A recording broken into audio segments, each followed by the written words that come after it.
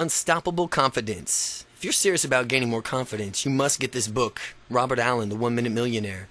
This wonderful book will give you the boost towards success that you can make all the difference. Brian Tracy. Imagine having the confidence and courage to go after your goals, successful career. Part 1. Getting into gear. Why confidence matters. Without self-confidence, we are babes in the cradle. Virginia Woolf. Confidence matters more than almost anything else determining our success. Therefore, it's necessary and to understand exactly how important it is. Why confidence is important? Confidence is vital because it's the difference that makes the difference. When people consistently take action to make the appropriate course corrections, they get massive results and achieve all their goals. However, if they lack the confidence to take action, they will stay stuck. It would be no different than if they had no dreams or no goals at all. And after all, what's the point of wishing for anything if you don't pursue it? Having confidence, especially when it comes to having the ability to communicate, is absolutely essential. Without it, people don't communicate effectively. The degree from which you are confident and communicate well with others is the degree from which you will succeed in life, no matter what context you're referring to. Business, family, friends, in which you'll experience in your career and so on. It is directly proportional to the degrees from which you will experience a rewarding and fulfilling life. We are naturally drawn to confident people. Imagine what it would be like to have people coming up just wanting to meet you simply because you're so confident that you automatically make an impression in their minds of being somebody different. Imagine how it feels to exude attractive energy, one that radiates out with and attracts people to you. Confident people appear to be more credible. Being confident will immediately turbocharge your success in the business and relationships because you will come across more credible. If people ask you a question, you look at him or her straight in the eye, you have confidence and physiology, answering with an authoritative tone. It took a few blown real estate deals for me to learn this lesson the hard way. After all, if you don't project that you believe in yourself, how are investors supposed to believe in you? Confidence can make your dreams come true. Right now, as I write this book, I'm actually dictating it into an audio cassette recorder on a beautiful Thursday afternoon in Oregon, and I hear geese quacking in the background. It's a beautiful blue sky reflecting off a lovely pond. It's a puffy cloud kind of day, and there you want to relax and enjoy yourself, but it is because of using these techniques I'm prescribing that I'm going to be able to do so. My journey to unstoppable confidence. Now, before you think I was always this confident, let me tell you my story. I share this miserable tale of shyness and let you know that no matter how shy or unconfident you are now, you can improve and become more confident. My shy self. I had always been a shy child, continuing to shy's into my shy young adult. I had a small, select group of close friends my entire life. I've never found enough confidence to introduce myself to strangers, and it led to a serious difficulties for me in dating and having relatings to women. And my friends and I excelled in school. It was our main focus, yet in the back of my mind I knew that I was missing out on something when all the other people in high school were going out on dates. I thought to myself, man, it must be different, or what's that something that must be wrong with me? Consequently, I found myself rationalizing that I could be a great Lothario if I chose to, but in the main area of concentration and excellence was school. However, deep down I secretly desired to trade places with some of the other kids just to experience what it was like to go out on a date and even be comfortable with someone of the opposite sex. And more I thought about it and how much fun they were having, hanging out and having normal teenage experiences, the worse I felt about myself.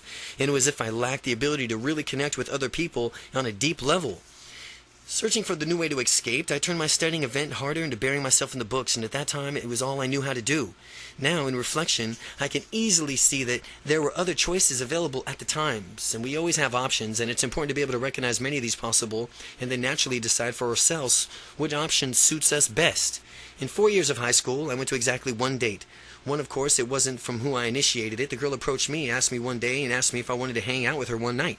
Smiling broadly and trying to contain my overwhelming enthusiasm as incredible, unprecedented event, I gladly accepted. Later in the week, she called me, and then we set the date, and following Friday, and the night came, she picked me up, and we went to a fast food restaurant nearby. All throughout the dinner, the conversation was strained as she tried her best to pry me loose from my shell, and everything that came out of the shell, I automatically retreated back into it, simply because my dreadful habit of shyness. She did her absolute best to talk with me and have a good time. Still, I couldn't tell she saw my shyness as an obstacle to getting to know each other. And my saving grace was that I smiled a lot and reciprocated every question she asked me. The conversation went better as long as she did the talking. After we finished dinner, she drove us up to the mountains. We had a lookout point with a beautiful view of the city, and I was clear in a clear night sky with the stars illuminating high. She asked me for suggestions on what I wanted to do, but I was too shy to suggest anything for the fear of rejection. I didn't really understand the meaning of this field trip. Only later did I learn from high school that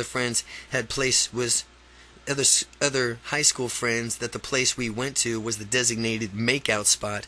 While I was able to maintain good eye contact with the young lady, sometimes there was pauses in the conversation that seemed like an eternity to me, and at these times my internal dialogue came alive as if it were an annoying young sibling whose life mission was to prevent me from enjoying myself. Does she want me to kiss her?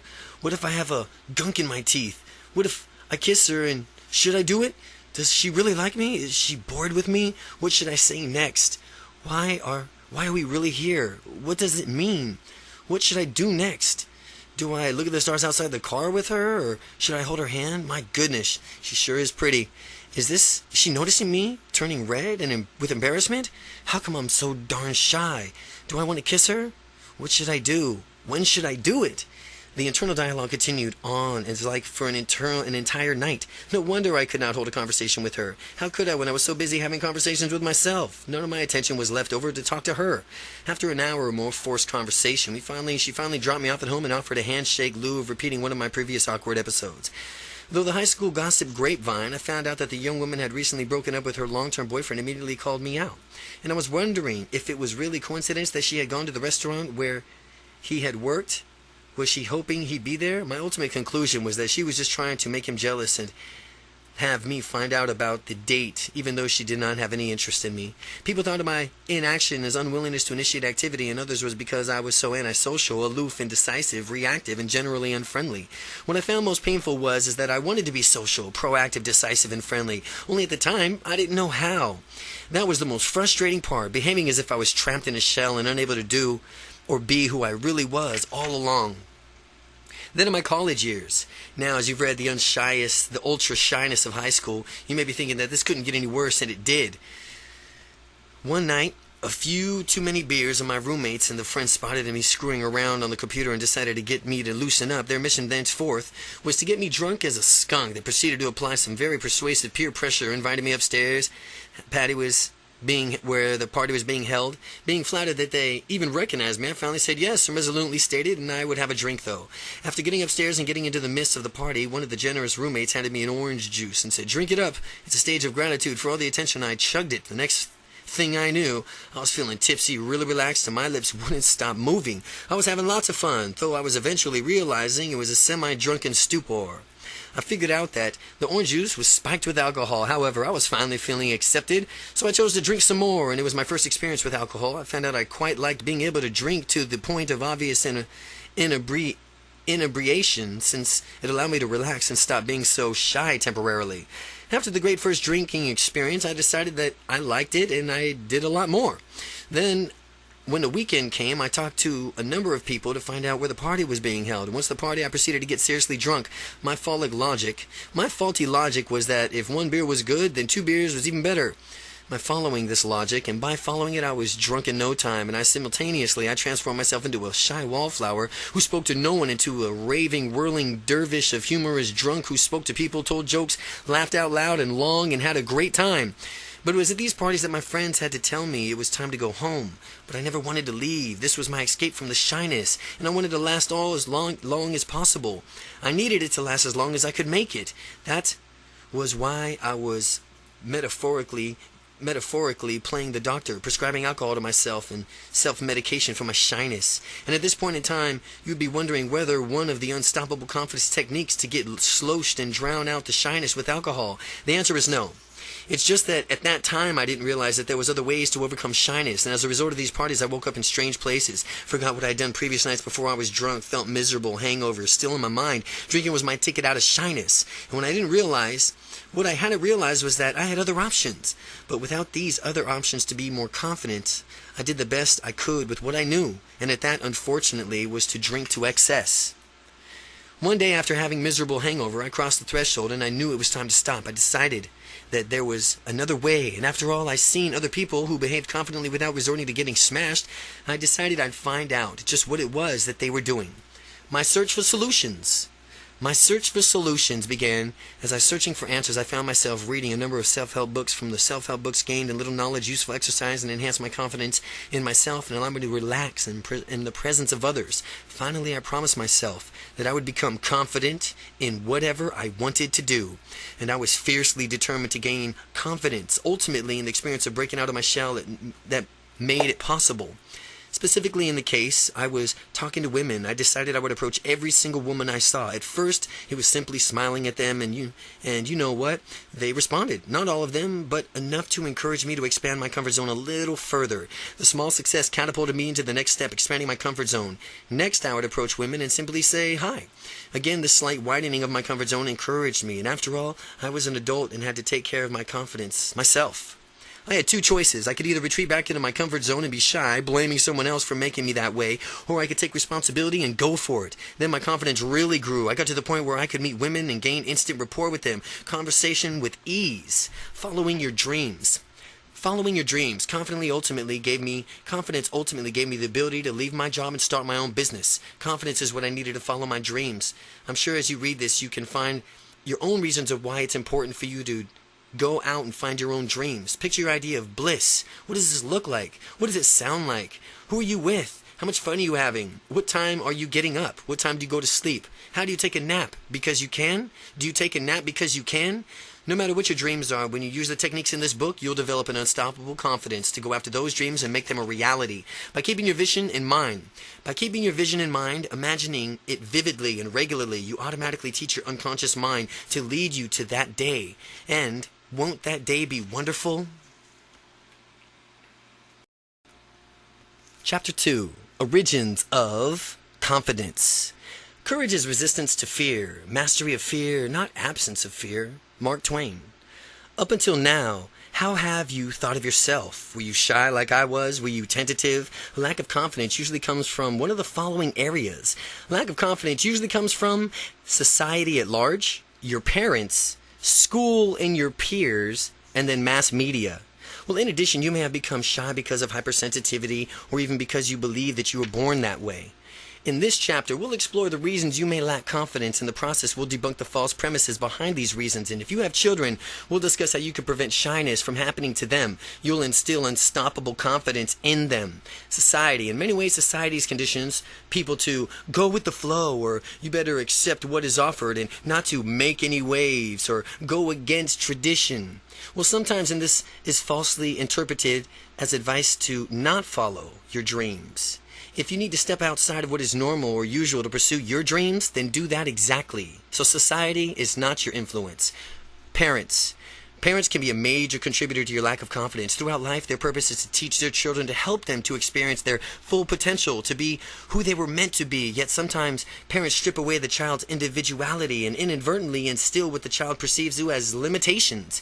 Parents often try to get the kids on conform to the view of what they think is correct. And how many times have you heard these following phrases? Act like a grown-up. Stop acting childish as if that were a bad thing. Be realistic. Or get your head out of the clouds. And you're such a dreamer. Or you can't do that. No one has ever done that before. Parents usually have positive intentions motivating their behavior, yet sometimes they don't communicate that. Take the phrase act like a grown-up. What does that mean? Well, to have all the limits most adults do. But not to play and experience pure joy like a child, to not learn, wonder, or explore. If that's acting like a grown-up, I'd rather pass. Or consider the phrase, stop acting childish. Well, the notion of exploring laughing a lot or learning a lot or really what life is all about. So it would seem like kids have the right idea after all. By this definition, acting childish or stop acting childish, it's a natural state of humans actually. What's about the notion of being realistic? What does that really mean? Realistic according to whom? Well, how specifically should I be realistic? The phrase is ludicrous, and calling people dreamers or telling them to get your head out of the clouds does not help them. It only instills limits in them and helps to bring them back into the blind of what is socially acceptable. School. School has a huge influence over children. They're mandated to go. Teachers are powerfully authoritative figures. The peer pressure is extremely high, with all taught to fit in. Everyone wants to fit in. So how does the school create a lack of confidence? One factor is peer pressure. Some kids make fun of anyone who does anything differently. School can also divide kids into different learning tracks, which is also unfortunate. Kids can be quite intelligent, much smarter than typically given them credit for. They understand the labels that go with different learning tracks, and they integrate these into their identities. The students labeled slow integrated this as a belief, I stink at math, and as they beliefs help shape their reality and their whole way of being. A research study shows in the 1960s showed that powerfully expectation influences and performances showed that powerfully expectation influences performance. One teacher was told her class students was exceptional, but in the reality is they were standard across-the-section students with exceptional class performed exceptional that year, and the teacher commented on how eager the students wanted to learn and how much they enjoyed teaching. How much she enjoyed teaching them. The next year, another normal cross-section students in her class, the time the experiments told that her students were poor and poor performers. An exception to the beliefs and create a reality, the poor students performed awfully. And the same teacher who had just had the exceptional students a prior year remarked how awful the students were, how much they hated learning, and how much hard it was for her to teach. Now, we could take this idea and project only positive expectations onto our children. Furthermore, we can expect excellence from all of these people we interact with. You can expect excellence from everybody, and it will surprise you to learn how often people will rise up to whatever standards that you set for them. Mass media. A lack of confidence also comes from the media, mainstream media funded in advertising. Ultimately, it's out to get people to consume. Network television programs free because advertisers give them networks large amounts of money in order to introduce their products to the captive audience. Terrestrial radio is free for the same reason. Individuality is dangerous to these advertisers because when you think of for yourself, you can decide for yourself whether the producer is right, the product is right for you or not. You won't be buying for the sake of conformity and keeping up with the Joneses. It is to the advertiser's benefit if you lack confidence.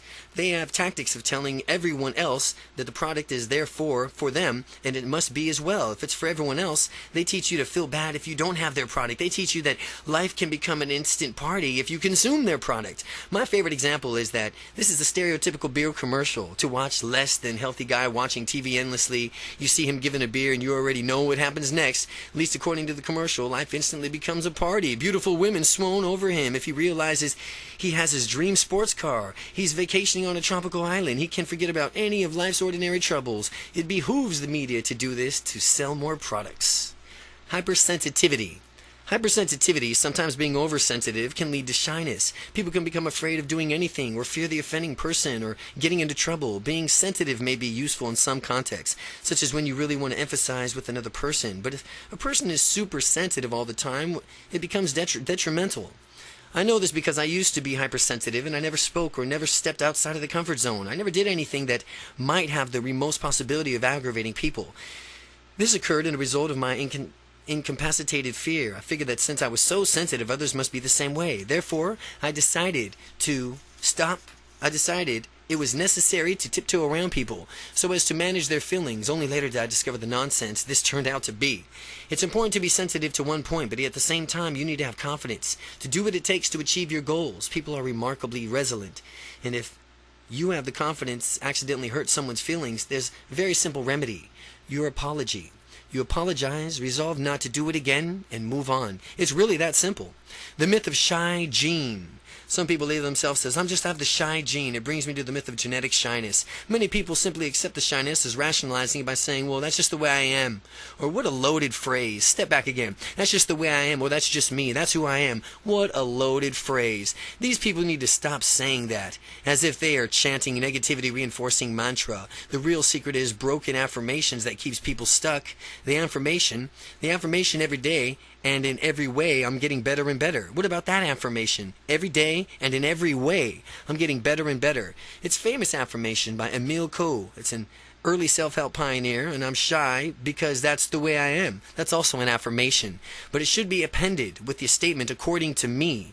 You can decide that you were born with shyness, sure, but you can also decide that you could break free from it. And the myth that person simply is or is not shy is one of the worst myths ever passed from a disempowered people to the other disempowered people. Believing that your parents were shy and that's what caused you to be shy is no excuse. The same goes for kids. People do not become shy automatically. They are born. There's no shyness gene. People become what they've learned to behave and act like in a certain way. When I was shy around people, it was because I was in the habit of looking at a person and thinking he or she won't like me. This was always left in my mind. I was feeling bad inside, picturing the person rejecting me and feeling immense and paralyzing fears. Well, that was simply the way I've learned to behave. I only knew one way of behaving, but fortunately, I found more choices. Your parents may or may not have influenced you to be shy, but that's different from the inflicting that you as some untreatable genetic disease, which is really what this means when people say, that's just the way I am. The truth about shyness is, let me tell you the truth in the myth of I'm shy. It's an excuse that enables people to stay stuck. It is not straight. Shy is not straight. It's the only way of acting. And if you cannot act one way, and if you can act one way, that means you can act another way too. Shy is a behavioral mode. It's not an adjective or it describes a person. It's actually a behavioral mode. And it's not a state of being. It's a way of acting. And if you can behave in a confident manner too, then you can behave in a confident manner too. You always have the choice. People locked into that I'm shy excuses, they don't realize that they have a choice. Consider this. If you could choose your identity, if you could choose the way you see yourself, would you deliberately label yourself as shy, as a person lacking confidence, as hesitant and anything less than glorious? Absolutely not. And yet that's unfortunately what so many people do when they say, I'm shy, or I'm just not confident, or anything else of that nature. Therefore, it's important to avoid the phrase I'm shy. Worse than saying I'm shy, though it's talking about shyness as if some sort of disease or disorder. Yeah, he has a case of shyness. He has a shyness disorder. Well, that's the most ridiculous thing ever. If you walk into a room and I walk into a room of shy people and bug that's flying around bites me, I do become shy too. No, that's a downright absurd. People don't go walking around one day and go, they crumple up to the ground and then get diagnosed with shyness. The fear and F-E-A-R, fear. Have you ever watched kids play? They really don't know to dig in and thoroughly enjoy themselves. They really know how to dig in and thoroughly enjoy themselves. When they're having a good time, kids totally embrace whatever they are doing in the moment with joyful abandon. Kids are true dreamers. Children, in essence, have not been trained yet to their own limitations the way adults have. In fact, children enter the world with only two natural fears, the fear of falling and the fear of loud noises. Aside from these, all other fears are learned. Human beings are magnificent at learning. Because they have learned from fear things, aside from the only two natural fears, you can naturally empower yourself to move past your fear by learning new ways of behaving. A study is conducted among adults to research their greatest fears, and the fear of public speaking rated highest other than any other fear or of death. This is irrational. Being more afraid of public speaking than of death is a direct result of learning to fear something that does not need to be feared. Fear can be characterized in an acronym. Fear, meaning false evidence appearing real. False evidence appearing real. Fear. When people realize that public speaking is simply a process, not a life or death event, the false evidence disappears with it and goes the fear. With the fear gone, people can be in their more natural, confident selves. Confidence is our natural state of being. It's a state of confidence. Should we be natural in a state of being? The fact is that we were born and simply not self-conscious. It's not like we popped out of the womb and say, oh, I'm naked. Could somebody please give me some clothes here? Oh, I'm shy now. Oh no, everybody, look at me, I'm naked. Children are already in their natural state of being, absolutely confident, full of wonder, ready to explore the world around them. What if we were to adopt that same childlike attitude for going after what we wanted to in the world? When you were first born, did you immediately stand up and start walking around, though it were not completely normal to you? Obviously you did not. Well, neither did I, and neither did anyone else. In learning how to walk, children take that attitude. Hey, I'm going to go do some walk. I'm going to do that walking thing. And I see others around me doing it, so I know I could do it too. I'm going to persevere. I'm going to persevere. It didn't matter how many times I fall down. It didn't matter how many times I got up. All that mattered is, it only mattered that I just kept getting up. And if you get the chances, watch kids as they begin to walk. They crawl around, stand up, wobble, wobble, fall down, then they do it again, over and over again. Kids continue doing this until they learn how to consistently walk. Nothing will stop them from learning how to walk. When you have the same attitude and going after your goals, nothing will stop you from achieving them. What if kids infected you with the same useless attitudes of some adults have? What if kids were infected with the same useless attitudes? attitudes. If we try something, it doesn't work, we just give up. We'd all have people who refuse to walk just because they didn't get up perfectly when they were kids. They tried it once and they didn't even work, or try it again, so they gave up and decided they weren't going to be walkers. Can you picture a little baby with his arms crossed, pouting, scowling intensely just because he took the lackadaisical adult attitude? If something didn't immediately work, then he just gave up? Can you imagine a little baby saying, in a snooter manner, "Walking isn't for me, I do other things. I tried it once and it really was not cut out for me. Walking isn't for me." Kids kept going on until they mastered their skills. That's what they do. We as adults need to learn from them and keep that same attitude that kids have towards learning and walking.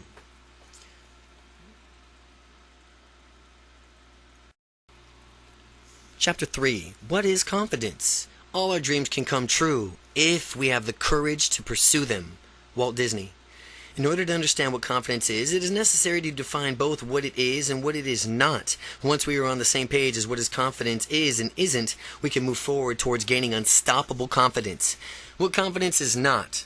Confidence means different things to so many different people. Similarly, confidence also evokes certain feelings and automatic reactions within people. Before you go any further in shedding light on what confidence is, we'll discover what it is absolutely not. Arrogance versus confidence. Arrogance versus confidence. Sometimes arrogance is mistaken for confidence. They're not the same things, folks. Arrogance is either a honed reaction or an infectation. Whatever it is, it's definitely not something completely different. It's something completely different from confidence. Arrogance leans towards elitism, being macho, showing off, and so on. Have you ever seen those really huge guys with bulging muscles, the ones who are overdeveloped to the point that they find it necessarily to thrust their chest out and swagger in the utmost cocky way? This is an example of arrogance, but not true confidence. It is from what they consider themselves better than everyone else solely because they're so large. True confidence comes from within, and when you realize you are confident, you do not feel the need to proclaim it to the world. Now contrast the example of arrogance with the following example of true confidence. Stop for a moment and consider the famous muscular movie star Arnold Schwarzenegger and Sylvester Stallone. These guys did not go around with puffed up chests thinking they're better than everyone else. Instead, they had a quiet but powerful confidence that comes from acute awareness of their abilities. This is a major difference, and we'll explore this further later in the book. But it is never necessary to shout out from the mountaintops in order to convey that you are a confident individual. These people who do so are hardly even confident. They're more like trying to appear. And I have met many people who are confident and many people who have lacked confidence. The truly confident people have the similar trait. It's that their confidence came from within and it did not have to be voiced. A nonchalant, matter-of-fact confidence is ideal. It's just a nonchalant, matter-of-fact confidence. Now, there's no need to brag about one's accomplishments. Those who brag are the only ones making their insecurities about themselves. Allow your results to speak for themselves. Action speaks louder than words. So, take your confidence and make it happen. If someone has to continually broadcast his or her confidence, it really makes me wonder. It seems that this person is not really confident at all. Instead, this person is often trying to convince himself or herself by proclaiming it to the others. In his or her own mind, this helps it more official. Makes it more official in their mind. But the person trying to gain confidence in an ineffective manner. Confidence comes from within. And when you believe in yourself, others will believe in it too. This is a universal law and a secret known to all leaders. It does not work another way around, no matter how much you would prefer it to. There are far easier and more effective ways to skyrocket your confidence than waiting for others to believe in you. You will learn them later on in this book as well. Now you have belligerence versus confidence. Now let's talk about the difference between belligerence and confidence. Using relationships as an example, sometimes women are apparently attracted to jerks. And I'm not sure many of us have seen the examples in our lives or perhaps what someone has currently done in this situation on the surface. The jerk exhibits some bad boy traits that some women may perceive as confidence. The jerk is probably convincing himself that he has it all going on. What masquerades as confidence to the jerk is belligerence. This presents oneself in a form of super aggressive attitude. You can and should always assert yourself whenever you deem it necessary. However, this does not mean bullying people, treating them badly, or trampling all over them. Belligerence is what makes a jerk just that. The jerk is abrasive and cares little for the relationship he forms with others. Instead, he chooses to bulldoze his way through life. True confidence, however, allows to go through life easily, effectively, getting results that you want, to make people feel good when they have dealt with you. Making people feel good even if it's for no reason other than just because you can. The true confidence comes from within. Now take a moment and think of an area of your life where you may be confident, and ask yourself this question. How do you know that you are proficient in that area? Name that area. Again, how do you know that you are proficient in songwriting, proficient in breakdancing, proficient in music? How do you know that you're proficient in dancing, period? And being completely honest with yourself, supply an answer. And if you absolutely know that you are proficient in the area you choose because your own thoughts are filling a belief system that you told so, congratulations. You are really confident in that area. Now, if you were not sure about the proficiency in your area, or that you had to rely on external confirmation from your peers, spouse, supervisor, you are not quite yet as confident as you can be. Well, by the end of this book, after doing the exercises, you'll be right there. When you have done all the exercises completed in this book, you will have the true confidence that comes from within. Confidence, or lack of thereof, is a reality across all demographics, across all races, all economic levels, all allegations. There's always some people who are confident and some people who are not. Even a rich and famous movie star who many people envy and consider to have it all gets nervous at times because he or she wants to perform well. Competence versus confidence. Are confident and competence the same thing? No, in fact. They are quite distinct, and understanding the difference is essential. Competence is defined as the ability to do something, and confidence defined as your belief about your competence. Each of us has an individuality, experience, beliefs, and values that make us perceive life in our own individual way. Everyone has his or her own perception of reality, a unique model of the world. This means that it's only in a perception, not in reality. The empowering part of this idea is that those beliefs can be changed and in turn change one's perception of life. This means that the exercises and strategies described in this book will change your beliefs and your perception of what is possible for yourself. Confidence without competence? Confidence without competence. Well, it is absolutely a recipe for disaster to lack competence yet possess a project unjustified confidence. Take, for example, someone who has never flown a plane before, has ridden on a plane, and thinks she or now is an ace pilot, since he has read a book on about a decade ago. Would you let that person fly you across the country? I would get off that plane as fast as people would think as I was a blur. You can easily see how there was numerous examples of confidence without competence, and why it's dangerous. Competence without confidence. Competence without confidence. People are competent and yet lacking the confidence are stuck in a quagmire. They might have been perfect understanding in some powerful concepts without even taking action. Someone who has the knowledge and the competence to do something and does nothing instead is no better off than someone who is clueless and incompetent. Again, someone who has the knowledge and the competence to do something and does nothing instead is no better off than someone who is clueless and incompetent. Now, when I was getting started in my own real estate investment, I was a classic example of competence without confidence. I studied and studied and studied real estate, and I read 10 books, took 3 home study courses, attended a seminar, signed up for 2 mentoring programs, and still I was stuck big time in this quagmire that I wasn't even aware of or could get caught in. I saw others being successful and knew exactly how they were doing it and knew how they were doing it, but when I asked them about it, they confirmed to me that they were just doing exactly what I was only thinking about. Now, what was holding me back? Was it my lack of confidence? My fear of the unknown? I wouldn't have known absolutely everything about all the real estate before taking any action at all. So I kept studying and studying, trying in vain to learn everything so I could actually get started. Meanwhile, the people around me had their businesses taking off because they were taking action. The 4 levels of competence. There are 4 levels of competence that people go through and develop to skills. Those 4 levels are unconscious incompetence, conscious incompetence, conscious competence, and unconscious competence. You will travel through these stages as you reach unstoppable confidence. The 4 levels of competence. Competence is knowing something. The 4 levels are unconscious incompetence, conscious incompetence. You have conscious competence and unconscious competence. Unconscious incompetence. Unconscious incompetence means you do not possess a skill, nor even the awareness of how to use that skill could be. Someone who is extremely shy and does not even recognize how beneficial learning how to be more confident would be for him or her could be considered unconsciously incompetent in that area of confidence. I spent the first 20 years of my life like this, being shy and knew no other way of being, nor I was cognizant of the fact that other people didn't have to live trapped in my shells. By reading this book, you have already passed through the stage of unconscious incompetence. Picking up this book means you are already looking for a better way to live, which means you're at least at the next stage of perhaps further on your unstoppable confidence journey. Unstoppable confidence, unstoppable confidence, conscious incompetence, conscious incompetence. When I was in college, I finally looked around and realized just how shy I was and other people were actually confident. I had moved to the second level of skill development, which is the conscious incompetence. And I became aware just how shy I was. And when we become aware of something lacking in our lives, it is a great opportunity because that means we can take a chance to improve our lives. When I became conscious of my incompetence, I began reading numerous self-help books and doing exercises, attended seminars, watched videos, basically tried anything to further my confidence.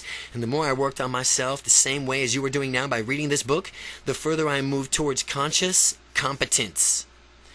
Conscious competence is a state of being in which you can apply a skill, yet you have to consciously think about applying the skill, and the skill is not yet a habit for you. The vast majority of you at this point in the book are probably consciously, unstoppably confident. Now, you know how to be confident, and that's a matter of developing this into a habit. Now, give yourself the gift of your own 21-day unstoppable confidence challenge. Deliberately practice your confidence for 21 days consecutively until you reach the skill level of unconsciously competence. Unconscious competence. Unconscious competence is the fourth level of skill development called unconscious competence. Unconscious competence. This is the ultimate stage of any skill. Unconscious competence is the state from which the skill has been ingrained as a habit. You no longer have to spend your time thinking about applying the skill. People who are masters of what they do in the function in the level of consciously competence, of unconscious competence, if someone were to inquire about how specifically they perform at such high levels, they may not be able to verbally describe what they do. The reason for this is that they are no longer conscious of what they do in order to perform at such great feats. Competence plus confidence equals success. Now, competence plus confidence equals success. Being unstoppable means you have both competence and confidence and going for it. This is what this book is all about, having competence and confidence. And when you have the competence to do what you want and the confidence to follow through and take action, you're going to be unstoppable. The 9 Factors of Unstoppable Confidence, Chapter 4. Courage is the first human quality because it's the quality which guarantees all others. Winston Churchill. Now that we've defined what confidence is and isn't, let's look at 9 factors that stand between you and unstoppable confidence. You must learn to memorize all of them if you wish to master this program and make your dreams come true. The 9 factors are as followed: experience, perception, decisiveness, empowerment, goals, action, motivation, momentum, and commitment. Factor 1, experience. There are certain beliefs that are more empowering than others when you are doing something for the first time. How you perform the first time you take on a new challenge will affect you on how you perform when faced with it again later. Believing the following affirmations will enable you to achieve greater results more quickly. There's a first time for everything, so when doing something for the first time, remember this. The first time I do this is the hardest. Each and every time I do this, it does get easier, and when I succeed, it will study my actions so I can improve even more. And if I don't get the right outcome, I'll learn from my mistakes and do things differently next time. And it does get easier. That's all you have to remember about doing anything for the first time. Keep these affirmations in mind as you overcome difficult tasks and tackle adversity in the forms of something that you have not done before. The Confidence Success Cycle. In this book, I've given you many generalizations about confidence, and it's important to define what confidence means to you specifically. Now, what do you expect to see, hear, feel when you experience confidence? The reason it's important to know is that so when you achieve the level of confidence you desire, you'll know when you've arrived. With ultimate confidence in yourself, and other people will believe in you too, also your belief in yourself will increase exponentially as others come to count on you. You will also have confidence to risk stepping outside of your comfort zone, and you will also find yourself achieving things that were previously impossible. This in turn will give you more confidence, and others will believe in you even further. This concept is the first basis for the confidence success cycle. Your confidence success increases cyclically as you continue to push the limits and achieve like you've never had before. Factor 2. Perception. In the course of this book, I've introduced a lot of concepts, some from which you'll probably accepted straight away, and others from which you have doubts and had to think about more. Well, I'll continue to give you new concepts and ideas that may challenge you the old ways of thinking. For instance, you may not believe this next concept as a key concept of neuro-linguistical programming. Neuro-linguistic programming, NLP, described as more detailed in the introduction at first, but as you think about it carefully, you'll realize how pervasively it applies to your life already. Are you ready? What does it mean? Meaning does not exist as a concrete reality. It is purely a subjective phenomenon of perception. What does it mean? How do you think about something is entirely up to you. You could put a positive or negative frame around whatever experience you have in life. Since you have always the choice to either laugh or cry based on the experience, do whichever you prefer, and I prefer laughing. So I find myself doing that more often.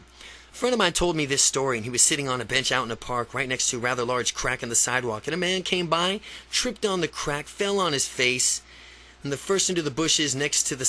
fell face first into the bushes next to the sidewalk. Dusting himself off, he quickly got up, glanced around to see if anyone was watching, and unfortunately for him, my friend was watching the entire episode. Noticing this, the man turned several shades and red before hurrying away as fast as he could. Later that same night, a woman came walking across the same path and in the same place in the sidewalk. She tripped, fell flat on her back, spontaneously reacted to let loose with a fully belly laugh. She laughed so hard she began crying. She acted as if the slip was the funniest experience she's ever had, and it seemed she could not stop herself from laughing. By the time her laughter had died down, my friend was staring at her nonchalantly. She picked herself up, smiled, and acknowledged my friend, and happily darted off into the night. The meaning of any experience, event, or interaction varies widely upon two people because their choices as to from which the ways of they make it. If someone offers you an insult, remember that it's only the person's opinion. By adopting that useful belief, you can move thoroughly and through the world more prepared to deal with anything that life throws at you. Contrast this with any way of some people take insults personally and waste your valuable time and energy being bothered by them. You are a meaning maker. You are a meaning maker. And if you have to perceive some comment to be derogatory, stop yourself and give it more positive spins. Do this because you can. Now remember, nobody else has the power to determine your own perception of events, only you. So, in my own life, I had a business project and it went sour, and for a while I spent some time being bitter and frustrated and stuck in my victim mentality. Finally, I started to ask myself a question like, well, what can I learn from this experience, and what does the outcome of this project really mean? And when I asked myself these questions, I immediately recognized that I could shift into a more useful mentality. And what had been a sore point for me became an opportunity to look at the adversity as a challenge. And it now is up to me to rise above and conquer and over the difficult situation in order to achieve the right outcome. It is exactly what happened. Had I latched onto the victim mentality and refused to let go, I would have never completed my own business project. And any time you choose, you could change your perception and create a new meaning for something. Factor 3. Decisiveness. It is easy to identify people who have unstoppable confidence just by watching the way they make a decision. The deciding factor. Confident people make decisions rapidly and with a sense of finality. Once a decision is made, they are committed to it, and they rarely change their minds. Confident people never waver because they know what they want. As we saw earlier in the book, it is imperative to know what you have wanted beforehand. That way, when either an opportunity or a problem presents itself, you can think hard and ask yourself, hey, is this congruent with what I want? Does this coincide with my personal policies and my integrity? Asking yourself these questions allow you to size up the decision that you are making so that you can come back with a decisive and confident answer. Steps of confidence decision making. Steps of confident decision making. Prior to undertaking anything, there are some things that you have known about yourself. This may sound simple enough, but it is sometimes very different to know what is in your heart. What is it that you want? What is your ultimate goal? What are your personal policies that influence your integrity? And who are you? What is it that you stand for? What are the acceptable and unacceptable outcomes for your goal? Asking yourself these questions with face of any kind of decision will help you make a confident decision. And will help you with your confident decision making. Before anything else, you need to take an inventory of yourself. Get to know yourself, who you are and what you stand for, where you are going with your life and how you are going to get there, and what you know about the answers. Everything else becomes very simple. Now, if a question of a problem of an opportunity arises, you need to size up your situation from all angles in order and be a confident decision maker. Look at it in front of your position. Look at it in front of the other side and look at how your position will affect you over time. If you were to say yes to this decision and move forward with it, how would it impact your life? Imagine yourself a few months down the road after having a yes in the decision. Imagine in 5 years, how is your life? Again, if you were to say yes to this decision and move forward with it, how would it impact your life? Imagine yourself a few months down the road after having said yes to this decision. Imagine 1 year, 5 years. Now how's your life? Think about how the future might be if you said no. What might your life be like then? What might it be like in a few weeks, months, few years? Once you have seen the picture clearly in your mind, decide that it's congruent with your goals or not, and let your goals be your roadmap always. Let your goals be your roadmap. Trust your internal voice. Another difference between people who are unstoppable with confidence and those who do not, who do not, is that people with unstoppable confidence trust in their internal voices. Although they listen to others too for feedback, they tend to really place more of their weight on their own internal voice than the voices of those around them. People who lack unstoppable confidence tends to listen to the voices around them far too much. This leads to propensity and conformist thinking, because people listening to the following of everyone else's will naturally become like everyone else. People who are unstoppable have to rely on their own internal voice. Otherwise, they would allow everything else to be stinking thinking. Else would be stinking thinking to convince them that whatever goals they are seeking to accomplish cannot be achieved. Listening to your internal voice means that you recognize what is valid. Useful feedback is what is negative, destructive criticism. People who listen to your internal voice are said to have internal frame of reference. People who follow your voices of others are said to have external frame of reference. Internal and external frames of reference. The way to discover your personal style is in this manner. If you haven't already, ask yourself the following questions. If nobody told you, would you know what to do? How would you do what you've done? How do you know you've done a great job? Does someone else need to give you answers? Who decides if you're getting the best use out of your time? As you answer each of these questions honestly, you might notice a pattern emerging. If you answer and based off the other's feedback, right now you have an external frame of reference. Now, if you answer based off your internal voice, then your gut feeling, you'll have an internal frame of reference. Factor 4, empowerment.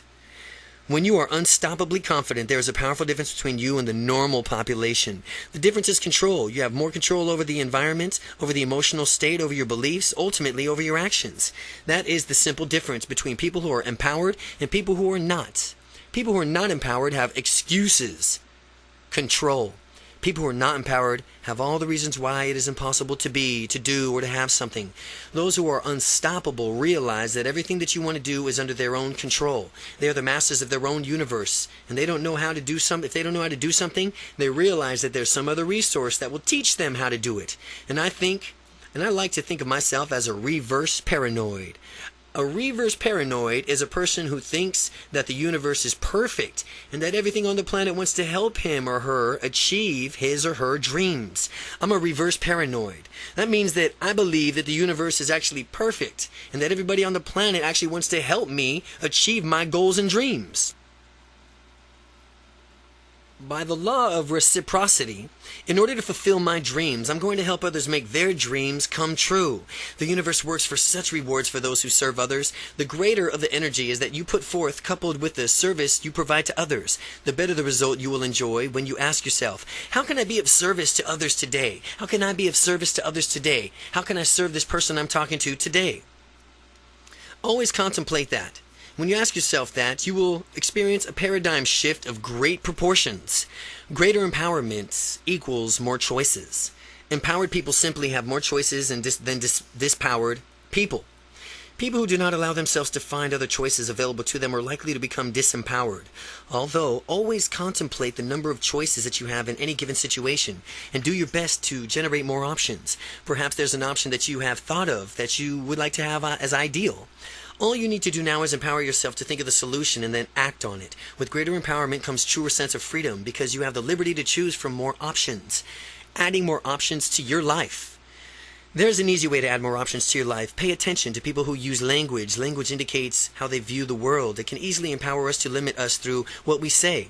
Some people use their language to try to force limitations on you. Anytime someone offers you two choices, beware. Ask yourself if there are any choices that have not been mentioned. Is there anything stopping you from choosing your options? The more options you make, the more empowered you are, which means you will have a greater chance of success. Salespeople are taught to intentionally use their language to limit our apparent choices. For example, let's suppose you found a certain model of automobile that you like, and the salesperson might say something like in the effect of, well, now that you've decided on this car, would you like to pay for this in cash, or do you want to finance it through us? The question automatically assumes that you're going to purchase the car, and with the only remaining detail being now specifically of what you want to, or how you want to pay for it. Even if you did want to purchase the car, there might be another payment option that the salesperson's limiting statement hasn't covered. What if there was a hybrid part cash, part financing option? That is not reflecting in the salesperson's statement, is it? Well, here's some questions to generate more options when you're presented with only a few options. Well, what's stopping us from doing both? Or all? Or is that all the options only? Or what other options haven't we examined yet? What other options haven't we examined yet? Are these our only options? Disempowered people simply find themselves to lacking choices, which thus compelled to enact upon their addictions, not only of choice, but of our sheer necessity. Even if we were to consider psychopathic criminals, they appear as if they are forced to perform these evil deeds. In interviews, they often reveal how they went to great lengths to cover them up, as they did because they internally understood that it was wrong. Inevitably, the question gets posed to them of why they perpetrated the violent acts. As if they could truly understand the acts were immoral and wrong, they acknowledged that while they knew it was wrong, they felt as if they had no other options and their criminal acts were their only choice. Again, this is simply their perception of reality. I'm not condoning or apologizing for criminal behavior, but rather pointing out the fact that these people need to make better choices for themselves and do not need to first need to become aware of those choices and realize their validity. The initial step to becoming more empowered is to eliminate the belief that you have few choices and replace the belief to the knowledge that you have many choices. You always have the freedom to choose, no matter what the situation, even in the times from which you apparently lack a choice. There really is a solution. There really is always a solution. When you keep this belief as you go through life, you will find that you have an enriched sense of control over your life, which escapes most people. Factor 5. Goals. A natural complement to unstoppable confidence is being goal-oriented. Goal orientation and confidence form a combination that will make all of your dreams come true. Goal orientation and some confidence. Some confidence with your goal orientation is the recipe for a combination that will make all your dreams come true. Some set goals. Have you the foresight to know what you want in your life, to set up some long-term goals, and when they're fully realized, you will find yourself living your dream with your long-term vision defined? Plan out your own medium-range goals. These are the goals from which, between your immediate time and short-term ones, your long-term vision. Now, when you accomplish your medium-term goals, you will find that you are right on track to achieving everything else that you want. Break down all your medium goals into a smaller immediate goal with your accompanying of a next year. By the next year, then continue breaking down the goals until you have monthly and then weekly ones. Finally, you will have specific actions to undertake each and every day in order to move ultimately towards your dreams of life. Set an outcome for everything you do in life with your purpose. You will be glad that you did. As a way a climber reaches the summit of a mountain is to continue putting on a foot after another foot towards the top. It is the same way from which one runs a marathon, one step at a time. What is essential is always keeping going. Never quit. Do it now. Keep it going. Never quit. Do it now. At Harvard studies on goal setting that took place in the 1950s, in a Harvard study, there was a following study in the 1950s, and it followed up in the 1980s. The study is that in the 1950s showed that 3% of the respondents had set goals at the time of their graduation. By the 1980s hit, this 3% was financially worth more than the remaining 97% combined. Again, by the 1980s, the 3% was financially worth more than the remaining 97% combined. Now, these people had focus and direction, and these were displayed by setting their goals. The gain of maximum benefits from this book, you've got to set goals. We will begin this journey when we're taking together by setting goals in your own personal growths. Now, outcomes versus goals. Outcomes and goals are similar in scope, but they have subtle differences. Goals typically have weightier stakes attached, whereas an outcome is a mini-goal. An outcome is a mini-goal from which you desire from a particular situation. A goal is a dream with a deadline. When you hang out with your friends and the outcome is simply to have a good time, you don't have a goal when you're hanging out with them, but most recent goal in life is to sell a certain number of copies of this book within the next year. The magnitude of this goal, of this outcome, differ. Though outcomes are much smaller in scope, they are still very useful. By identifying what you want out of any activity or interaction, you will much more likely be to obtain it. Now, if you didn't know what I wanted out of this interaction or activity, would you know how to proceed? I wouldn't. Well, after you decide on your outcome or goal, figure out what it's going to take to accomplish it. Now, what kind of person will you have to be in order to make these dreams come true? Again, when you got your goal in front of you, you have to figure out what it's going to take to accomplish this. And what kind of person do you need to be in order to make it come true? And once you know, commit to becoming that kind of person. Smart questions for making smart goals. Smart questions for making smart goals. Stop for a moment and answer these questions. Smart questions. S.M.A.R.T. S.M.A.R.T. Goals. What do you want to get out of this book? What's stopping you from getting this right now? What's important to you about achieving your goals? What will it be like for you to have accomplished the unstoppable confidence? What will having unstoppable confidence do for you? Are you ready to eliminate all your fear, uncertainty, and hesitation and doubt forever? How will you know when you have unstoppable confidence? Well, after answering these questions, you are now ready to set a SMART goal for yourself. The acronym SMART stand for SMART. Specific, measurable, achievable, realistic, timed. Specific, measurable, achievable, realistic, timed. SMART. Specific makes your outcome specific when you state when you will see, hear, feel, and experience it. This will help you provide points from you can check to verify if you have undoubtedly achieved your desired outcome. A general outcome may be, well, I want to get confidence out of this book. And that does not work as well as following up specific outcomes. I want to gain 2 specific strategies from eliminating my fear of changing jobs and gain confidence in knowing I will succeed at whatever I have a job. Succeed at whatever job that I have. Measurable. Measurable. Your outcome is measurable when you have a clear way and know whether you have met it or not. An immeasurable outcome is, I will become confident by the end of this book. I'm using the techniques described in its pages. While confidence is sometimes difficult to measure, you can get creative and find ways to do just that. A more measurable outcome is, I will make direct eye contact with people in my new job. I will maintain confident physiology, posture, and bearing. And I will be more outgoing by initiating conversations with my coworkers. Achievable. Achievable ensures that your outcome is achievable. What is physically viable for you to accomplish? Ensure that you have a good likelihood of success. Remember that while you are unstoppable, you can achieve anything you desire, but you must simultaneously plan a smooth progression, driving a movement from point A to point B that stretches your comfort zone as you march toward success. Avoid setting yourself up for frustration by setting out outcomes that is unattainable in a realistic time frame. Plan your progression, know the small steps, and along the way you will be led to your ultimate goals. Achieving goals. Achieve them and reset your goals even higher. And if you feel like the shyest person in the world right now, setting goals to instantly be the life of the party will only set you up for a rude awakening.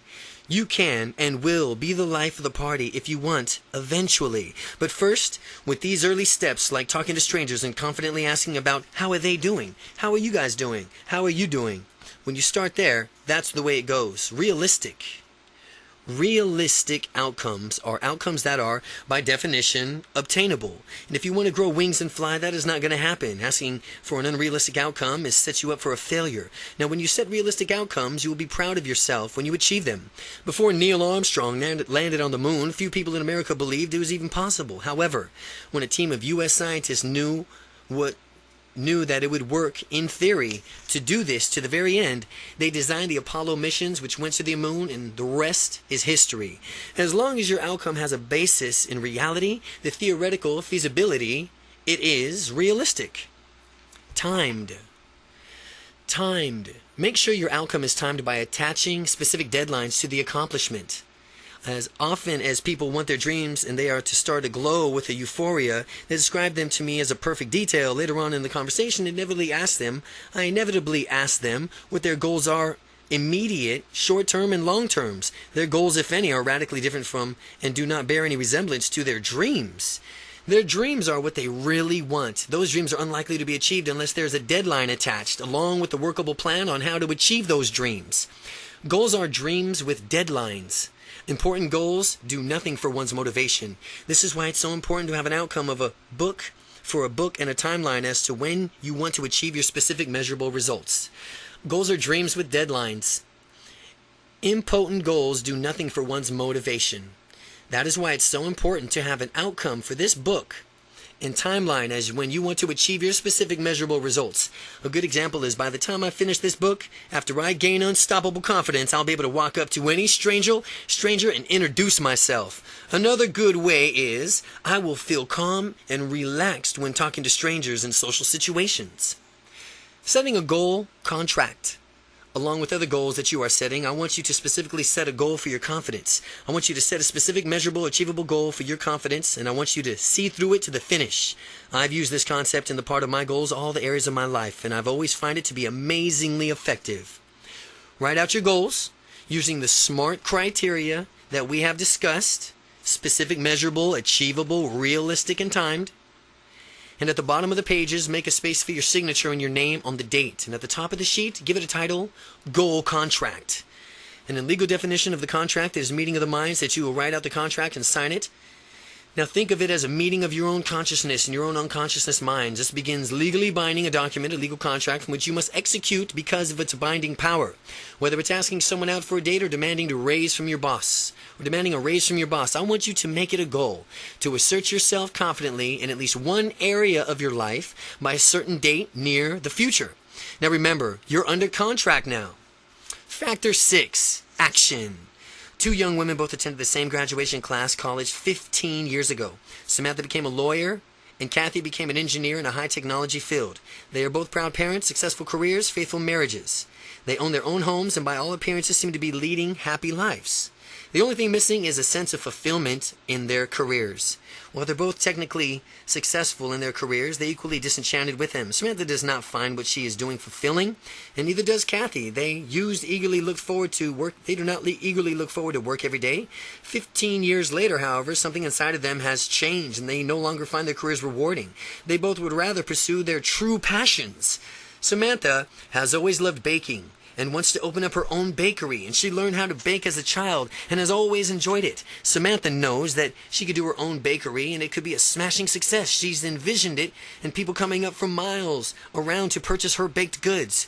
Kathy has always loved music. She grew up listening to music. Every spare moment she could, she was singing in her church choir. She currently sings in a woman's group, yet she visualizes what it would be like for her to be a pop singer with her own CD, performing for vast audiences across the country. Fast forward 5 years. Samantha, while still yearning for her bakery, she's taken no action to actually make her dreams come true. And during the days she passes, she feels like she's wasting time in her life, in her job, in someone else's dream. Instead of jumping out of the bed morning, she has to nag herself internally until she rolls out of bed and heads into work, and she yearns for Fridays, absolutely despises Mondays, spending the majority of her time waking hours doing something that she finds despicable. She finds as if she's wasting her life. Kathy has taken tremendous action in her past 5 years and consequently has an album out, tours the region, has the kind of fan response that creates sold-out shows. The ideal lifestyle that she dreamt of 5 years ago has manifested itself through her efforts. She cherished each and every moment of her life. Her time was been spent on stage singing the time she feels her most alive. She doesn't just exist. She knows she's living well. It seems as if her life is better and getting better every single day. Sure, she has her struggles launching her own new CD and getting her name out to be recognized. She has countless people to tell her so. In fact, of defeat, she persisted too. She never quit. She would have been easier to stay in her old job, and yet it would have been tremendously unfulfilling. Kathy paid the price through her commitment to live her dreams. She ultimately made her dream come true. Samantha and Kathy both had dreams and visions for their respective futures. Kathy took action and fulfilled her dreams. Samantha did not. The difference between the two is that Kathy had the confidence to put her plan into motion and take action. Samantha lacked the confidence, but the techniques Kathy practiced, combined with attitudes and beliefs she and other successful people hold while they pursue their dreams. These can be learned and put into use. Most successful people may not consciously be aware of these techniques, but it is subliminally applied techniques like these that can help you, and like them, achieve their intended results. Put it into action. Put it into action. Confidence comes by finding out what specifically you want and making a plan to get it and putting your plan into action. If you're doing well, ask yourself, how is it that you're doing so well? And consequently, you will know how to apply yourself and do it even better. And if you haven't been getting the results that you want, evaluate what you're doing wrong. Adjust your behavior accordingly and do things differently.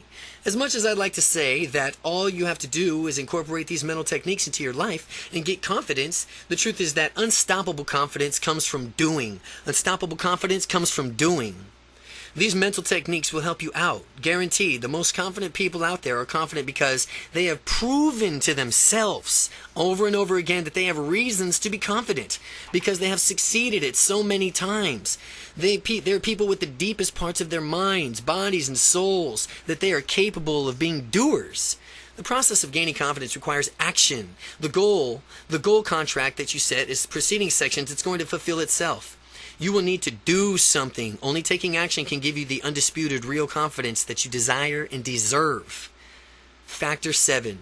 Motivation. Motivation, another key to being such a go-getter, and how you motivate yourself. Do you motivate yourself with pleasure or with pain? Do you think about all the excellence of your life? Think about all the excellence or all the trouble that you want to avoid. You motivate yourself in one of those ways, and the only way from which one you know. Now, only you know which one.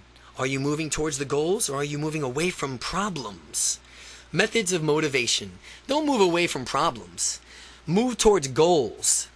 Methods of motivation. Both strategies can be effective in certain contexts. For example, trial lawyers often use pain avoidance strategies in order to construct strong cases for their clients. They seek to minimize damages from the opposing attorneys might do to inflict by creating a strong counter arguments. Again, for example, trial lawyers often use a pain avoidance strategy, which is in order to construct strong cases for their clients.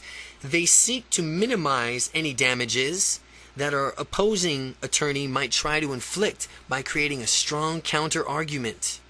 The strategy of being pleasure motivated can be equally effective. In fact, a majority of the most successful people who have close family relationships, massive financial success, and career satisfaction have motivational strategies drawing on their own pleasure principle.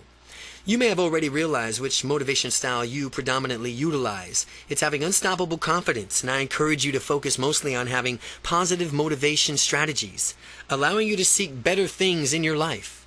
The most successful people have the positive motivation, and if we want the same results, then naturally we should follow suit. The value of negative motivation. While having strategy to move towards excellence can be beneficial in certain circumstances, there's times you can also benefit by having a strategy that moves you away from pain. Since we all have to move towards pleasure and away from pain, we are always motivated by some degree by one or the other, sometimes by both. Because I wanted to get this book done in a timely manner, not only did I commit myself to moving towards the pleasure of having the book published, but I also instituted monetary fines of myself of not meeting my writing goals. After I began using the pain avoidance motivation, my efforts skyrocketed, and I became tremendously more productive. As you can think about it, I've applied this. You can think to see all the ways from which you can utilize towards pleasure, moving towards pleasure, and away from pain, motivation methods in your life. Now, when you set up your away from pain strategy, make your negative incentives something more slightly annoying, but not a catastrophe. Just in case some unforeseeable event leaves you unable to achieve your outcome, your strategy ought to be proportionally to a magnitude of the goals that you have set. Here's an example. If you're on a diet and you have a piece of cake, you obviously wouldn't punish yourself for fasting for the next rest of the week. You would be ridiculous. You would want your pleasure rewards and pain punishments to be commensurate with your goal. Instead, you eat some chocolate cake while you're on a diet. You might figure out how many calories are ingested, and next time you work out, you'll just burn that many extra calories beyond your normal workout. Make it a habit to stay motivated. It's a habit. It's a habit to stay motivated. It's a habit to stay motivated. Remember, people are becoming addicted to various things all over the time. Gambling, drugs, alcohol, a few of the many destructive addictions people have. The secret to aim for our addiction is a positive direction. People who have an unstoppable confidence have it because confidence is a positive habit of theirs. Confidence is a positive habit that they got. What makes the difference in our lives is equally of the habits we form. Each of us have habits already. Let's empower ourselves to have only positive, life-affirming habits and addictions. Habits are tremendously powerful. Without them, there'd be so many decisions to make every single day, we'd easily go on with information overload, as if we weren't almost there already. Habits simplify our lives, making us so we don't always have to think about what we want to do, we just do it. And that's why it's critical to develop good habits. On your goal contract, make it one of your goals to develop a confidence habit. Make it another goal to pay attention as you become more and more confident and evaluate your progress. Keep a confidence journal. I strongly recommend that you keep a confidence journal so that you can see just how far you've come. By the time you fully are aware of it, you'll have unstoppable confidence. You'll review your journal, and naturally you'll be amazed to discover how differently you think and feel. By regularly reviewing your journal, you will also be able to immediately correct yourself so that you can have more confidence in the present and stay motivated towards your future goals. In your journal, feel free to jot down notes, specific techniques from things in this book that you will utilize in the next interaction to cause you to be even more confident. Factor 8. Momentum. Momentum is very valuable for increasing the confidence level. Momentum. One of the Newton's law of physics states that the object at rest tends to stay at rest unless it is acted upon by an outside force. Similarly, the object of motion tends to stay in motion. Applying the same law to confidence about if you are at rest, you may be a bit difficult to begin increasing your confidence. However, after overcoming the initial resistance, for the rate from which you gain confidence in yourself will soon accelerate. For people who have unstoppable confidence, it's easy to accelerate the rate from which you gain confidence. Stop for a moment and take a survey of how much momentum that you have in your life.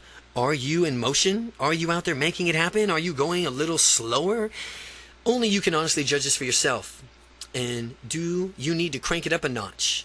No matter where you are, you can always increase your momentum. The best way to do this is by starting small. As you continue to take small steps each day, you draw closer and closer to your goals. The small things add up, and it's pretty soon you'll be leading your life in the way of your dreams. After you're at the top of your mountain, having fulfilled all your goals, you can look back and you can say, wow, what you've done, and marvel on how all those small actions you took led up to this massive success.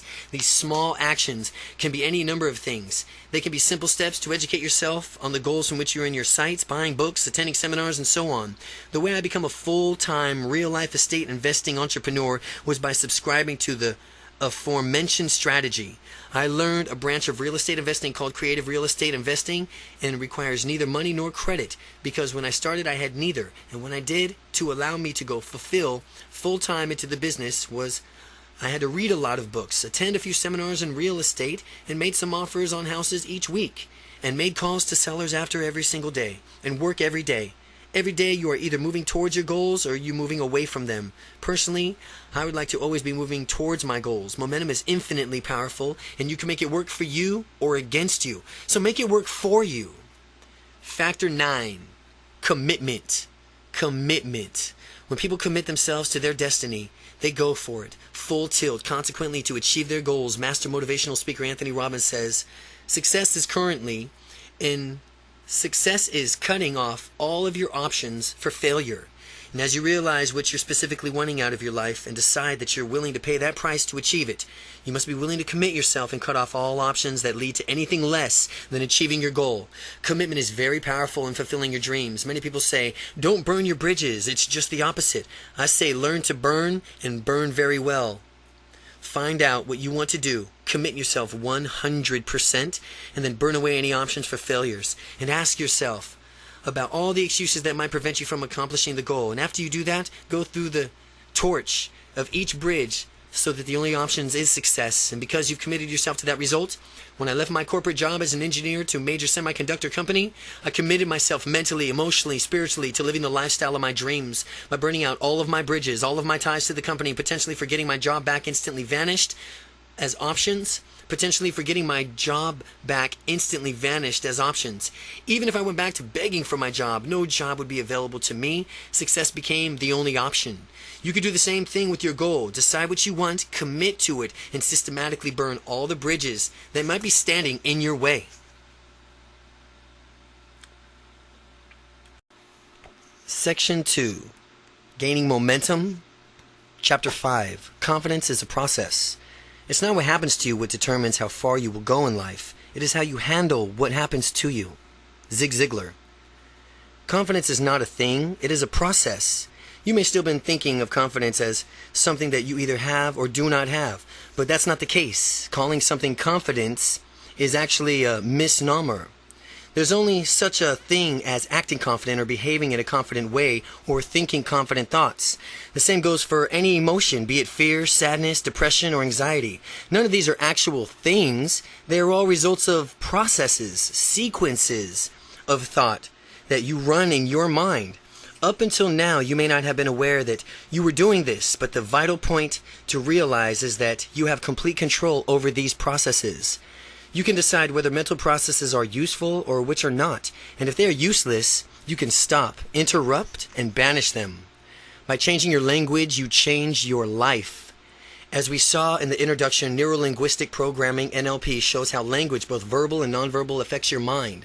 The language that you use to describe what you are feeling impacts your feelings tremendously. It is your knowledge and this awareness of these processes that gives you the power over them. When somebody says he or she is depressed, that person has done is built in the notion into his or her mind of that very being. People they can't be depressed all the time. If they were, they wouldn't call it depression. It'd just be their normal state of being. Instead, people who consider themselves depressed should be saying, I run a process through my mind that causes me to experience certain feelings that I have collectively labeled as depression. The same goes for anxiety. Releasing the past. Think about who you were in the past, and who cares if you were shy, if you weren't confident in the way that you wanted to be. The past is behind you. There's nothing that you can really do about it now, and the best thing you can do is learn from it and behave differently in the future. To the end. And to that end, I want you to forgive your former self, being shy of not being acting confident in the past. So often, people spend their valuable time and energy kicking themselves for the time and opportunities that they lost as a consequence of being shy. To stop now before you read any further. So stop now before you read any further. And if you were unconfident or shy in the past, forgive yourself now. Release all those feelings of negativity and frustration and anything bad you might have against your shy former self. Because that version of you is over. We're going to learn from the past and we're going to move on. Get rid of negative emotions. Getting rid of negative emotions. Let's begin to blow out all the negative emotions. A great place to interrupt and banish those useful thoughts processes is to consider the language that you use to describe them. Let's just say if you feared public speaking, you would have described this fear as if you say, I have a fear of public speaking. You are, in a sense, taking ownership of something that is just a mental process.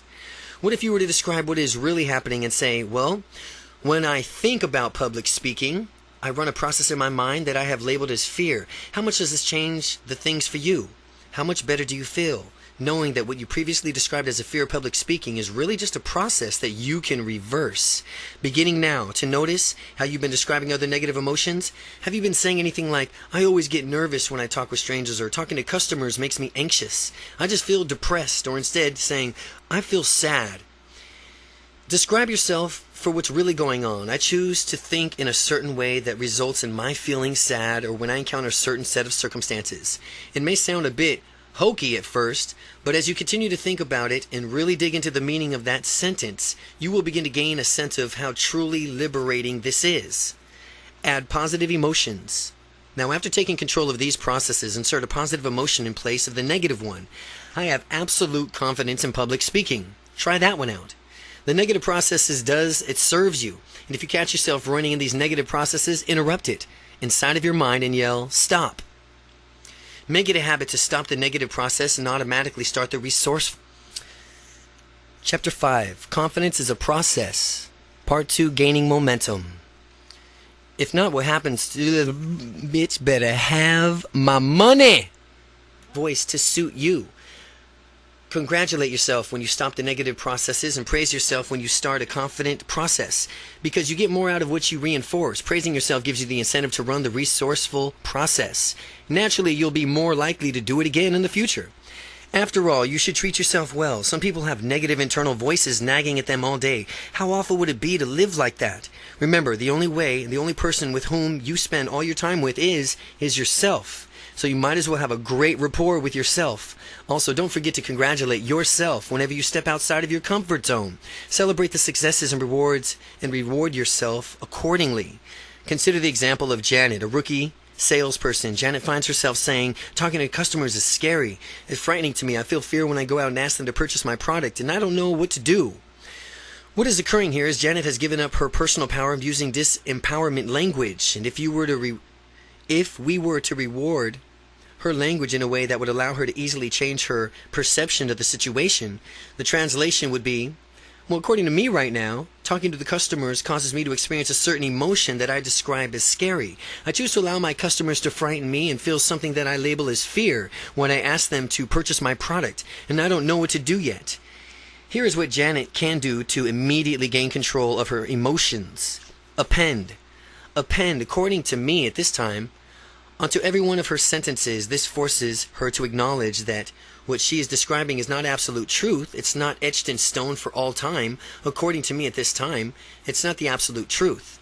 Whenever there is an unwanted emotion, like fear or guilt or anxiety, she must describe the emotion with the following phrase. Well, I choose to experience a certain emotion by doing something inside of my mind that causes me to experience a set of pictures, sounds, feelings that I collectively have labeled as an emotion. This requires Janet to take fixed emotion and turn back into a process. It is also demonstrates that she is one in control and of that process.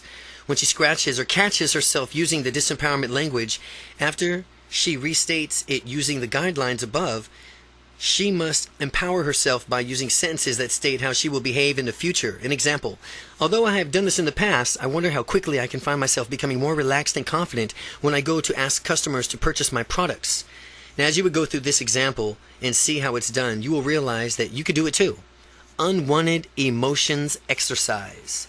The unwanted emotions exercise, it's time. It's now time for you to think of 5 unwanted emotions and context them with which you experience those emotions. While you do that, become cognizant of the language that you are using to describe what you really do to experience those unwanted emotions, and think of emotions that would best fit in their place after you rid yourself of the unwanted ones. Following that, do the exercise of changing your current language and adding in more empowering language. Remember, what you do to change your language is what you'll do to change your life. Throughout the rest of this book, you'll be learning many more effective, simple ways to use language and many more mental processes that will give you unstoppable confidence. Chapter 6. Your beliefs and how they affect you. If you develop an absolute sense of certainty that powerful beliefs provide, then you can get yourself to accomplish virtually anything, including those things that other people aren't even certain are possible. Anthony Robbins. The next step is to take a close, hard look at our beliefs and to find out what they really are and what we really want out of life. Your current beliefs realized. Pause for a moment and consider everything around you. Everything that you have, everything that you lack stems directly from beliefs of yours. Similarly, all of your experiences that you've had and all of those experiences yet to be had are because of your beliefs. Beliefs are pervasive throughout our areas of life. They influence what we do and how we do it in any extraordinary degree. Your quality of life depends upon the quality of your beliefs. The more useful and empowering the beliefs you hold, the more success you will attract. Understanding why we have beliefs, and more importantly, how can we consciously change them, is the most important of the key precepts of NLP. Beliefs are very influential in our lives. They have the ability to spur us into action and fulfill our dreams, or to keep us stuck in a mediocre situation. The difference that makes the difference is the quality of your beliefs. By observing a person's actions, you can deduce what beliefs he or she holds dear. If someone has successful and happy relationships, you can deduce that he or she believes strongly in commitment to his or her partner. If someone has well-adjusted children, you can deduce that parents believe in taking pride in being good parents. If someone is fit and muscular, you might as guess that this person has a firm belief in health and fitness. How beliefs are formed. As we go through our lives, each of us gains different sets of experiences, learns to derive meanings from them. These lessons go long ways towards forming our beliefs. We acquire beliefs not only through our own experiences, but through and also learning from authoritative figures in our lives. These people have a way of passing on our lives and beliefs to us. Usually, when we are young children, the authoritative figures are our parents or school teachers. During this period, we do not consciously filter out what we don't want to believe in or try to determine whether a belief is empowering to us. Since they are authority figures, we simply adopt their beliefs as if they were uncontestable facts. And this is useful since there's so much for children to learn, yet sometimes the same well-meaning authority figures passes on a less than beneficial belief. As adults, however, we should realize that this is a better way, which is to adopt beliefs based on their utility to us. Ask yourself whether a particular belief serves you. If so, keep it. If the belief keeps you stuck in a station of your life where you've already outgrown it, then get rid of that belief and replace it with a more empowering belief. You can learn something from each and every person that you encounter, whether it's something positive that you want to incorporate into your own life or something negative that you want to avoid. When you find what that someone has as far as empowering beliefs in a certain area, you can adopt those beliefs for your own. Similarly, if someone tries to pass a limited belief onto you, you could filter that one right out. Consistently remain aware of your beliefs and about certain things in different contexts. For example, you can wear a rubber band around your wrist and snap it every time you catch yourself uttering something less than empowering. This will cause your mind to associate that belief with pain. And since the mind wants to avoid pain at all costs, eventually you eliminate that belief. Make it a habit to eliminate the beliefs that you notice tend to be useless or that are holding you back. Make it a habit to believe even more strongly in the empowering ones. Sometimes people mislabel their feelings and create faulty beliefs. For example, if someone gets excited before making a sales pitch and mistakenly labels the feeding as fear, this person may create a belief that selling is always going to be scary. The next time he goes out to sell, he will be even harder for him to sell, to perform at his optimum level, since he believes he's about to get scared. That's a belief that should clearly be lost. Pay close attention to how you label your emotions, because that will determine whether you create useful beliefs or useless ones. The structure of beliefs. Beliefs are structured in one of two ways, meaning or causality. Meaning or causality. When you either meaning or causality language explained below, you'll know someone is sharing his or her beliefs with you. A person finds it useful to listen for signs of other people's beliefs in case they have a more empowering belief one than the one you currently hold. So listen to people's beliefs. If they do, I know that I can replace my beliefs with theirs. Using the same idea, if I notice that they hold beliefs that I find less than useful to myself, I simply respect their belief and avoid adopting them as my own. Meaning beliefs. The meaning beliefs reveal that someone's considering a definitive explanation of a given subject. Causality beliefs reveal what someone considers the definitive correlation between two subjects. Whenever you hear one of the following words, someone is imposing one of his or her beliefs. When someone says means, when someone says is, or causes, or because, means, is, causes, because. When you hear someone else's beliefs, it's important to realize that they are not necessarily true. Sometimes people forget the fact that it's accidentally take on one less than empowering beliefs as their own. This is especially true for people listening to authoritative figures. They may forget to question what purpose it serves by the beliefs the authority figure is trying to promote. The qualities of beliefs. Beliefs are certain qualities that allow them to be encoded as beliefs in your mind. Each belief, certain visual, auditory, emotional quality associated with it. See the appendix for a list of specific qualities. By altering any of these qualities, we alter the belief. By consciously directing our minds, we can deliberately manipulate these qualities in order to keep only the most empowering beliefs. Visual qualities of experiences.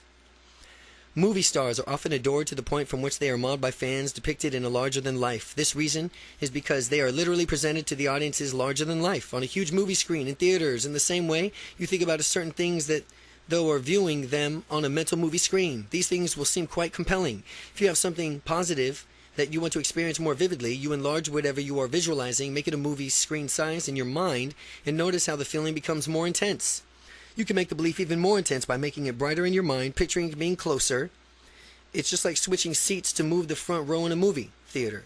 When you visualize a belief or a memory as a brighter and close, you will experience the feeling as much more intense.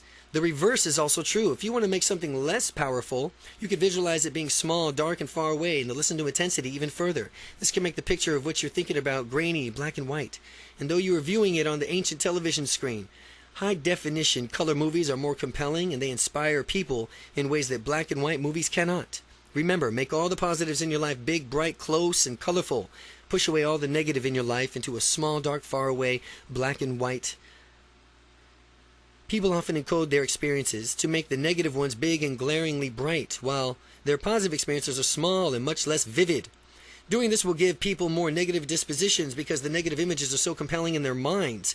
Deliberately taking charge of your own mind means encoding your experiences and beliefs in the most useful way. Auditory qualities of experiences. Just as visual qualities experience the beliefs affect their intensity, so do the auditory qualities. Going back to a movie theater analogy, people have more intense experience with the sound is loud. Engulfing them in stereo surround and crystal clear bass reverberates with their bodies. Contrast the idea with a movie theater that has a low volume monotone sound that constantly interrupted by a popping static. The latter kind of sound is much less compelling than the former. Consequently, there is much less feeling associated with it. Listening to a movie in a theater with a weak sound is a completely different experience than going to a theater that has a powerful sound. We can deliberately alter our experiences and power of our beliefs by altering the sound qualities associated with it. By turning the volume up and down, changing the location or pitch of the sound, we can experience feelings differently. Emotional qualities of experience. By altering the visual and auditory qualities of our beliefs and experiences, we change the feeling associated with them. If you want excellent feelings, you need to see and hear excellent sights and sounds. Now you need to understand how to deliberately change your memories, experiences, beliefs. You can practice making your positive memories even better. Your negative memories more neutral, and very powerfully lock in your most empowering beliefs. How to change your beliefs for good using the NLP. Now we're going to take you what we've learned about beliefs in order to change them, perhaps faster and more effectively than you've ever dreamed possible. Bust the shy gene. In earlier chapters, we saw that there are really no such thing as being shy or having a shy gene.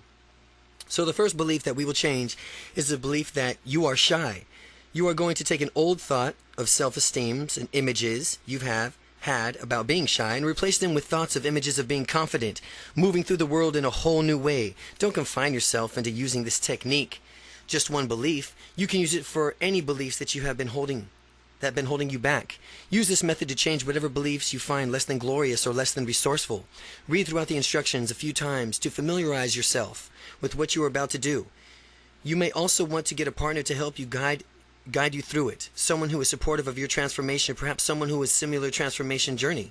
Your partner can read these instructions out to you, or you can simply take a note of these instructions and then close your eyes and then do it then. You have certain mental pictures, sounds, and feelings that are associated with beliefs. What we're going to do is change the structure of the belief and thereby change the belief itself. By altering the structure of the belief, we alter your mind and how your mind encodes it. The mind encodes powerfully. The mind encodes powerfully held beliefs differently from weakly held beliefs. First, we will find out how you doubt something, the way in which we encode doubting beliefs in your mind. Then we'll bring you back to the normal neutral state of being. Third, we'll discover from which way strong beliefs are encoded in the mind. We'll again bring you back to the normal neutral state of being. Finally, we will bring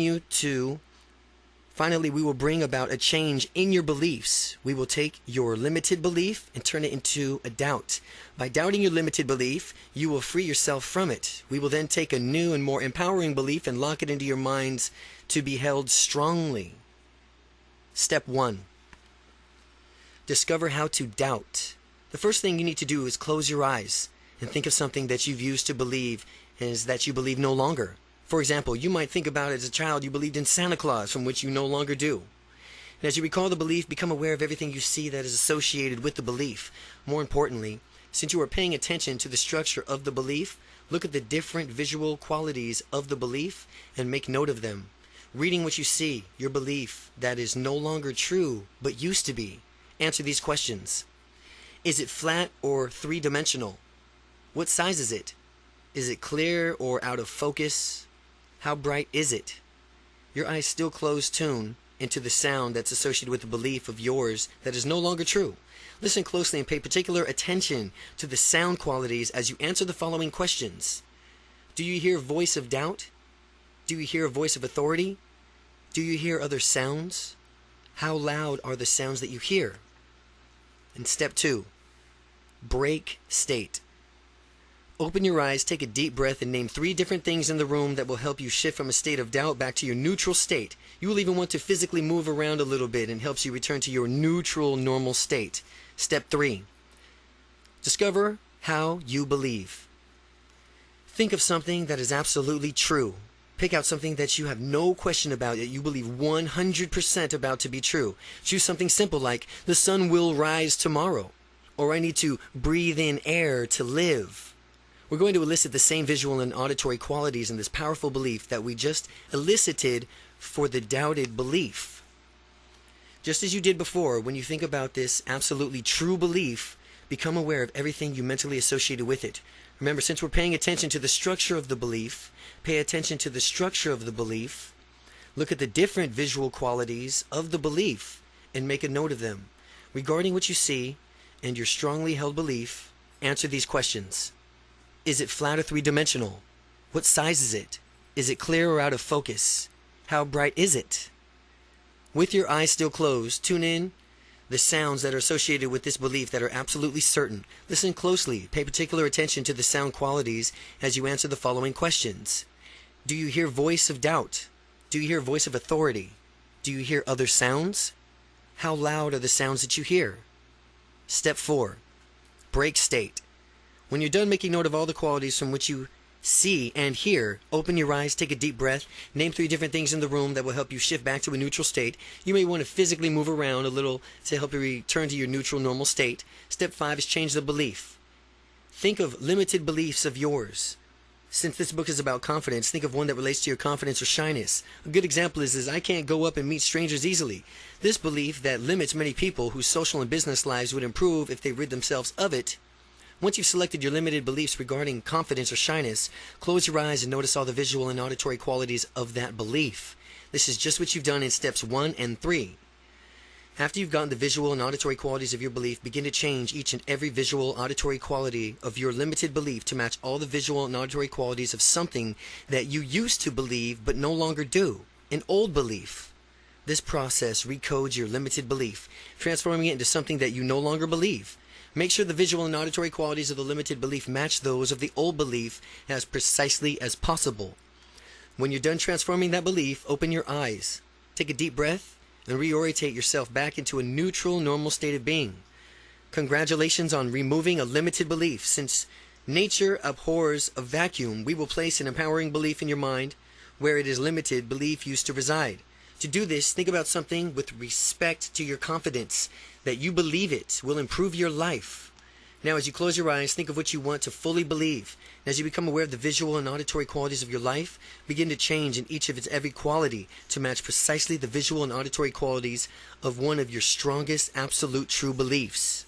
When you process it complete, you will think of this new empowering belief in the way that you thought of your absolute empowering belief in the same way that you thought of your other absolute true. Strongly held belief in step 3. Ensure the visual and auditory qualities of this new absolutely true belief and your previous true beliefs match up as much as possible.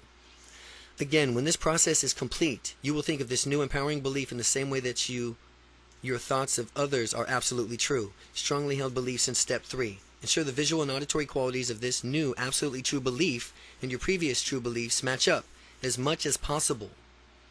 Belief changing patterns. Number 1, close your eyes. Number 2, think about something that you used to believe was true but no longer do.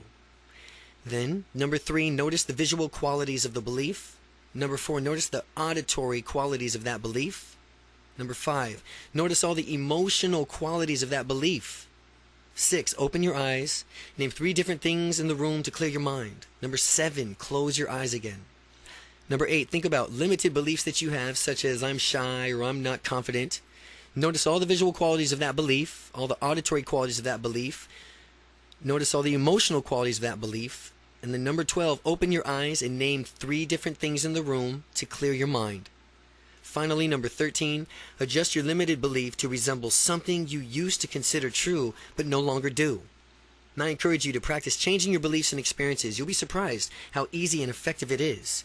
Use expectancy to your advantage. What you expect tends to be realized more often than you might think. Resourceful people have different beliefs from those who are not resourceful.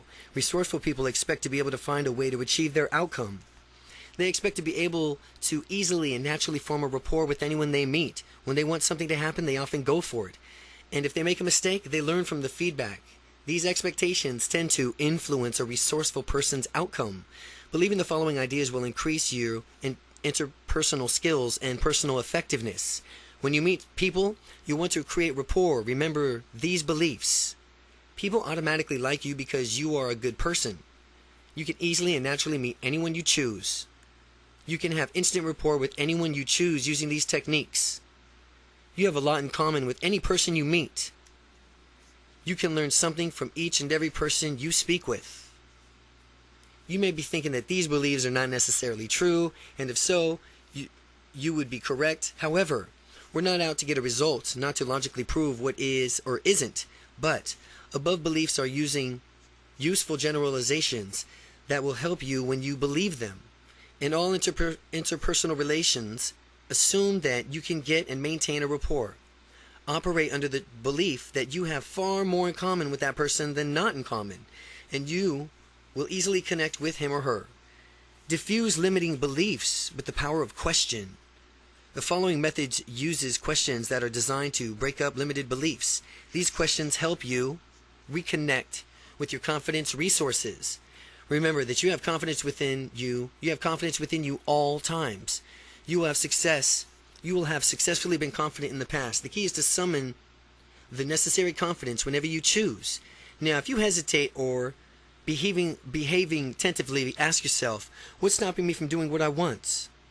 Once you have the answer to this question, you can transform the frame of mind, your internal dialogue, and your physiology into a state of confidence.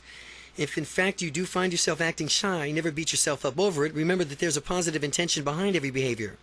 That means that the way you were acting served as a purpose to ultimately do some good in the past. Figure out what positive intention of your shy behavior is by asking yourself, what is the positive intention of this tentative feeling? Be silent, and allow the genuine answer to pop up in your mind.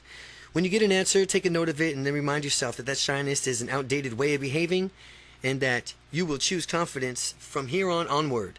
Be good to yourself at all times. Never ask yourself a question like, why am I shy? Asking questions like that will only keep you stuck because your unconscious mind will come back to you with the answers about why you are shy, thus reinforcing the shyness even further. That's the last thing you want. You want to ask questions that reconnect you to your resources of confidence. Ask yourself, what would it be like if I were feeling unstoppably confident right now? How would it feel? How would you feel? Would you feel different? How would you look at the world as a supremely confident person? By merely answering the empowering questions, you will be forced to access a state of confidence, thereby meeting your desired outcome. Chapter 7, Unstoppable Confidence in Personal Relationships. Do unto others as they would like to have done unto them. The Platinum Rule. Interpersonal skills are fundamental to gaining unstoppable confidence. Simply knowing these interpersonal skills will dramatically increase your confidence. Because you know how people function, you will naturally be able to relate to anyone and everyone easily by the time you finish this book. The universal characteristics of friendship.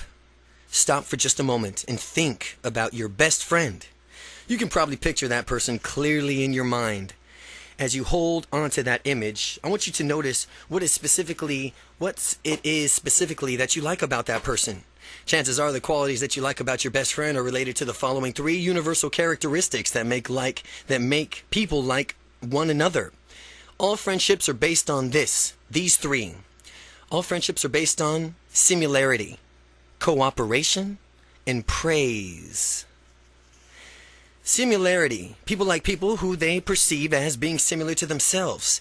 You and your best friend have things in common. These things may include attitudes, beliefs, hobbies, goals, dreams.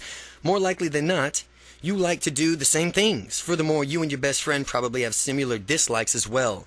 The similarity principle can be used to enhance your interpersonal relations and increase your own personal confidence. There's a distinction between true similarity and perceived similarity.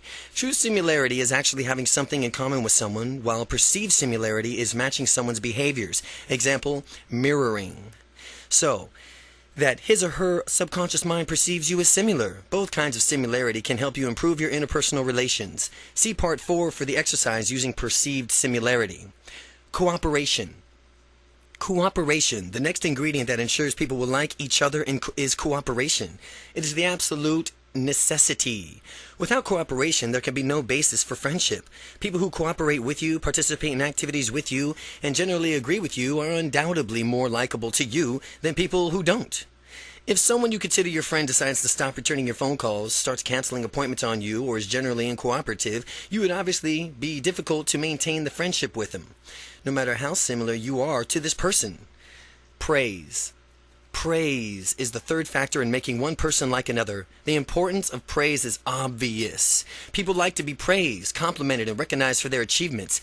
At work, employees often become disgruntled, not because they are uncompensated well monetarily, but instead because their hard work goes unrecognized. Just a praise unites people in harmony, puts down insults, and divides peoples.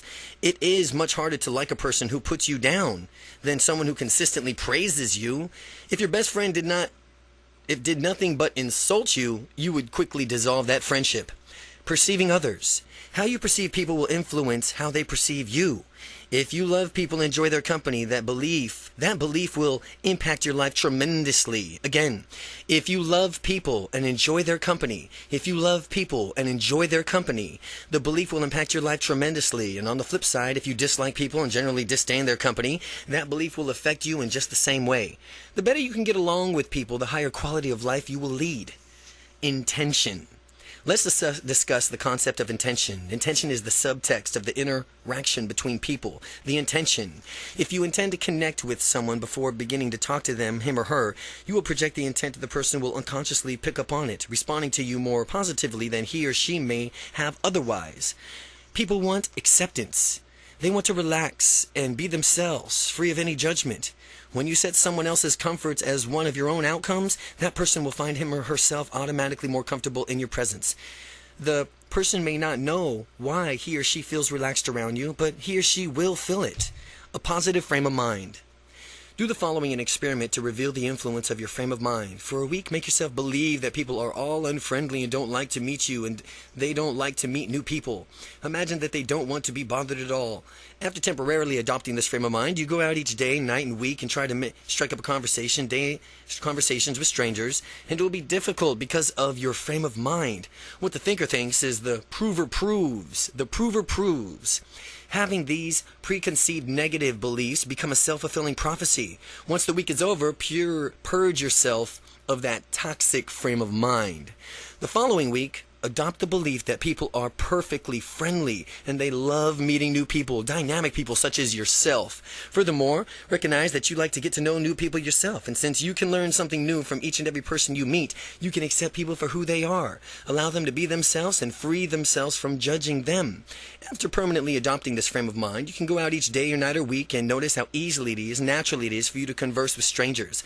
One of many beliefs is having a confidence is how other people are put in ease when you interact with them and the confidence with you. Again, one of many benefits of having confidence is how other people are put at ease when interacting with the confidence and the confident you. If someone is uptight and ill at ease, other people can sense it, and that may act correspondingly uptight. However, when someone is genuinely comfortable in being him or herself, others sense it as well, and consequently, it lets their guard down. While you do these experiments and see yourself on how influential positive frame of mind works and is, remember to have fun. Just go out and experiment, play and practice your new skills, adjust your behavior continually based on the feedback that you receive, and eventually you'll find yourself just where you want to be when you're meeting new people. Pitfalls to avoid. There are several pitfalls to avoid as you develop unstoppable, confident interpersonal relationships. As you develop your unstoppably confident interpersonal relationships, overcome intimidation. One thing that you may encounter on your journey to connect and click with other people is feeling intimidated and intimidation. Many of these things can cause a person to feel intimidated, including beauty, fame, fortune, social status, others. People possessing these qualities can seem intimidated. It is important to remember, though, that feeling intimidated, like shyness, fear, anxiety, and other emotions, is a result of mental process. Remember, who's in control? You are. If you ever find yourself feeling intimidated while dealing with someone, recognize the feeling as soon as you feel it, and by becoming aware of it and identifying it, you could do something about it. Take a few steps back and look into the picture. You are two people talking to and interacting. Take a few steps back and look at the big picture. You are two people talking or interacting in some fashion. It's really not such a big deal. The other person is simply a person the same way you're a simple person. When you strip away everything else, whoever it is that intimidates you puts their pants on the same way that you do. Remember, this will eliminate intimidation and help you build the unstoppable confidence within you. In terms of dating, some people always think that the object of their affection is way out of their league. In terms of dating, some people always think that the object of their affection is way out of their league. That is utter and complete nonsense. People are people. No one is below or above anyone else. Beautiful people who might intimidate others are simply human beings with beliefs, desires, values, hopes, dreams, fears, and goals like anyone else. When you think about it in that way, doesn't it make it much easier for you to interact with people? That everyone, and even beautiful people, they might be intimidated as well. They're simple human beings with beliefs and desires and values and hopes and dreams, fears, and goals like anyone else. Now, as you apply these ideas in your life, I think you'll find that it does. If I ever feel intimidated by someone, it's because I'm focused on the wrong attribute. All of us have extraordinary gifts. If others focus solely on our gifts, they might become overwhelmed and thus intimidated. We're all human beings and we all have much, much more in common than we have in differences. If I feel intimidated, it's because I'm not only dwelling on someone's extraordinary gift, but I'm also blowing that person way out of proportion. I'm totally exaggerating and making that person seem larger than life. A useful belief in dealing with someone who has a potential of intimidating you is to realize that you have at least something in common with every person that you meet. People have more in common than others think or even realize. Most people want to be happy, prosperous, take care of their families, enjoy their lives, and have freedom to pursue whatever they want. And when you keep these beliefs in your mind and when you talk to a person, you will discover the connection between you and the two are deeply as a result of your projecting that similarity to the other person. Beware of mind reading. The second pitfall in mind reading occurs when you pretend to understand someone's internal state without actually communicating with that person. People mind read often. It is almost always in their detriment. It is almost always to their detriment. Sometimes people will mind read about what others think of them. I know I've done it from time to time. You may have to. What someone thinks in his or her mind could be completely different from what you might think to be from reading off of that person. If a friend fails to call you back as a customer does not get back to you immediately. If a friend fails to call you back or a customer does not get back to you immediately, he or she may not be interested in you, or you project, or he or she may have just accidentally forgotten. There are many different potentials causing for everything, and the only way to verifiably know is to ask someone. For the next week, practice becoming aware of whether you're mind reading. If you're automatically presuming to know someone else's private thoughts, stop and ask yourself. Stop trying to presume someone else's private thoughts. Ask yourself, how do I know? Have I asked this person? Or has this person communicated this to me? Are there other possibilities from the way this person is doing a certain behavior? And when you are aware of this, and you are of that in the mind reading, stop at once. Fortunately, we can mind read in a positive way too. I know that I just told you that the mind reading is something less than useful, and it does not lead to good communications, with everyone running around you pretending to read other people's thoughts. However, when you mind read positively, it can actually be very useful. When I was overwhelming and overcoming my shyness, I had difficulty meeting strangers, and in a particular woman. I used to mind read and say, oh, she won't like me, she wants to be left alone, and this led me to be shy. Fear of rejection, became incapacitated in my own shyness, and then I decided I'd had enough of mind reading negatively. I will never mind read someone negatively again, ever, for the rest of my life. Never, ever read somebody negatively, mind read negatively ever again. And then I decided I had enough. From the mind reading, and from this point on, I would avoid mind reading. Or, if I was going to mind read, I would do it positively. Only positively. I figure if you're going to mind read, you might as well do it positively. And when I began to do this, my confidence immediately swelled up. I would mind read people from whom I wanted to meet, telling myself that these are their thoughts. Well, I hope that he, as in me, comes over and talks to me. I sure would like to meet a nice, friendly, easygoing guy right about now. How nice would it be for him to come over? When I thought of this, I was more often than not helped and to approach people and meet them. If you're going to use mind reading at all, use it to your benefit. Respond resourcefully to criticism.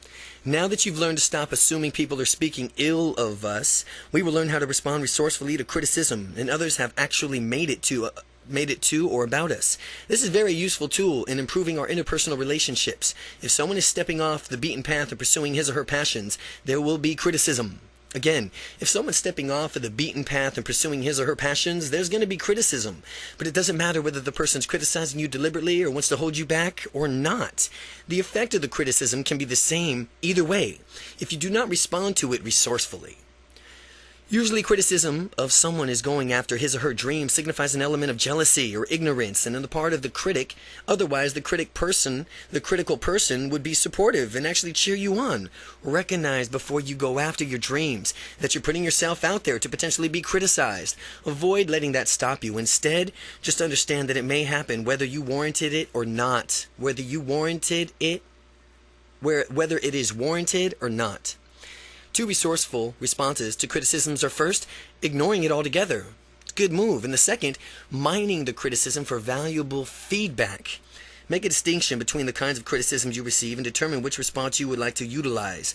The first kind of criticism will be from the person who you are trying to tear you down in order to feel better about themselves. The other kind of criticism comes from people who mean well and do, but in fact they have good intentions of wanting you to improve. But remember, the people who treat you how you've taught them to treat you. Remember that people treat you how you've taught them to treat you. For people giving you destructive criticism, inform them that they need to correct their behavior. For people giving you destructive criticism, inform them that they need to correct their behavior. In order to respond resourcefully to criticism, there must be some sort of distance between you and the criticism so that you have time to digest it. As you listen to the criticism, imagine that you were surrounded by a thick glass barrier and absorbs any negativity or negative emotions from the criticism so that only the useful positive content of the message seeps through. Other people may see and hear things differently from you and therefore have good suggestions for you on how to improve, which is why you need to be able to receive positive, constructive criticism. Teach people how to give you good feedback. Good feedback comes from the form of a sandwich. The structure is praise for something done well, suggestions for improvement, and then some more praise for other things done well. When people use this sandwich, it helps actually. People use this feedback sandwich. The person receiving the feedback feels good while still getting useful ideas on how to improve. When giving constructive criticism, remember that the more specific the suggestions for improvement is, the more useful the suggestion will be. Again, when giving constructive criticism, remember that more specific the suggestion for improvement is, the more useful the suggestion will be. You got to be specific what you're trying to have suggestions of the improvement is on. The constructive criticism should center on how you improve next time. The constructive criticism should center on how you can improve next time instead of dwelling on it of what you did not do so well as far as this time around. Give others feedback in this way and expect the same from them. You'll be far more effective than you can even imagine. Again, the constructive criticism should center on how you can improve next time, Whatever you say as far as constructive criticism, never dwell on it ever. It's just how you can improve next time. And instead of dwelling on it, of what you did not do so well this time around. Give others feedback in this way and expect the same from them. You'll be far more effective than you can imagine. Show confidence in interactions. The following ideas will get you started in demonstrating unstoppable confidence. In these interactions with others, more techniques for creating better personal relationships are found in Part 4. The Platinum Rule. In dealing with people, many have heard the Golden Rule. Everyone heard of the Golden Rule. But how about the Platinum Rule? The Golden Rule is do unto others as you would have them do unto you. No, the Platinum Rule is do unto others as they would like to have done unto them. When you think about it, the platinum rule obviously makes more sense. If someone feels down and recognize it, you can proactively make that person feel wonderful. The magic of touch. People who are well-liked and confident put others at ease in their presence. One method they use is to put others at ease is to convey a warm feeling and the power of touch. People crave connection with other people. Touching and being touched by others, if applied correctly, can be a powerful way to make a connection. Whether it's a handshake or congratulatory pat on the back or a warm hug, people often respond to touch. As an example that demonstrates the power of touch, it is a study that was conducted with the waitresses. The researchers set out to determine how to touch would influence the tips the other waitresses earned. The first group of waitresses touched each customer while he or she ordered items off of the menu. The second group acted just as friendly, only they didn't touch the customers at all. The researchers found that the waitresses who touched the customers earned tips that were 50% higher than those of the waitresses who did not. What this shows is that the customers perceive the waitresses who touched them as more likable and open. Finally, a word of warning. You should apply touch judiciously and appropriately. Again, only judiciously and appropriately, never in a way that could be misconstrued as sexual or inappropriate. As with all things, use some common sense. Chapter 8. Overcoming obstacles in the path to success. In every adversity, there is a seed of equal or greater benefit. Napoleon Hill. All the happiest, most fulfilled, most successful people realize that success is a process. It's a journey of who we become, not simply the end result that makes us all worthwhile. The achievement of the goal is sweet, but, as with any goal worth achieving, there will likely be setbacks along the way. Viewing those setbacks in the right light can make the difference in your ultimate success. No such thing as failure. No such thing as failure. Thomas Edison did more than 10,000 experiments before he perfected the incandescent light bulb. Colonel Sanders, the founder of the chicken franchise KFC, got 1,009 rejections before someone bought his chicken recipe. When Sylvester Stallone of Rambo fame showed up in Hollywood, he went through more than 100 auditions before someone cast him in a small role. What all these people had in common was that they did realize that there is no such thing as failure. There's only results, and after you've been knocked down, the only thing that matters is that you get back up. As Thomas Edison was developing the light bulb, newspaper reporter came to interview him about his experiments that had failed. And the newspaper reporter inquired as to when the inventor would give up after failing so many times, to which Edison retorted, "Never." The pressing newspaper reporter insisted, "But you've kept failing over and over." And Edison swiftly responded, "No, what you don't understand is that I have not failed. I've just found over 10,000 ways not to invent the light bulb." This is very true, and since he's learned from each previous experiment and made corrections based on his findings, masters become masters because they make more mistakes. The more mistakes you make, the better distinctions, small pieces of information you learn by doing, you'll get. The more distinctions you have, the more easily you will reach for your outcome. Think about that as it applies to your confidence and going after your dreams. Masters are excellent at fundamentals. They go back and ensure that they have gotten the basics down. If you at first are not successful, be thankful. Some of at least successful people are out there. They've had early successes and decided that there was no room for improvement. Therefore, they became complicated and stagnated. Compare this to people who fail royally the first times. These late bloomers have to develop skills to adjust their behaviors based on feedback. They tend to develop habits that lead them towards continual improvement, and as they develop these habits and begin to succeed, they eventually surpass the early bloomers in productivity. The 4 major causes of blunted progress. People stop short of achieving success for many different reasons, and being aware of what stops other people can help you prevent yourself from being sputtered out. Now let's continue on the road towards living your dreams. A lot of the reasons that people prevent people from living their dreams are actually excuses.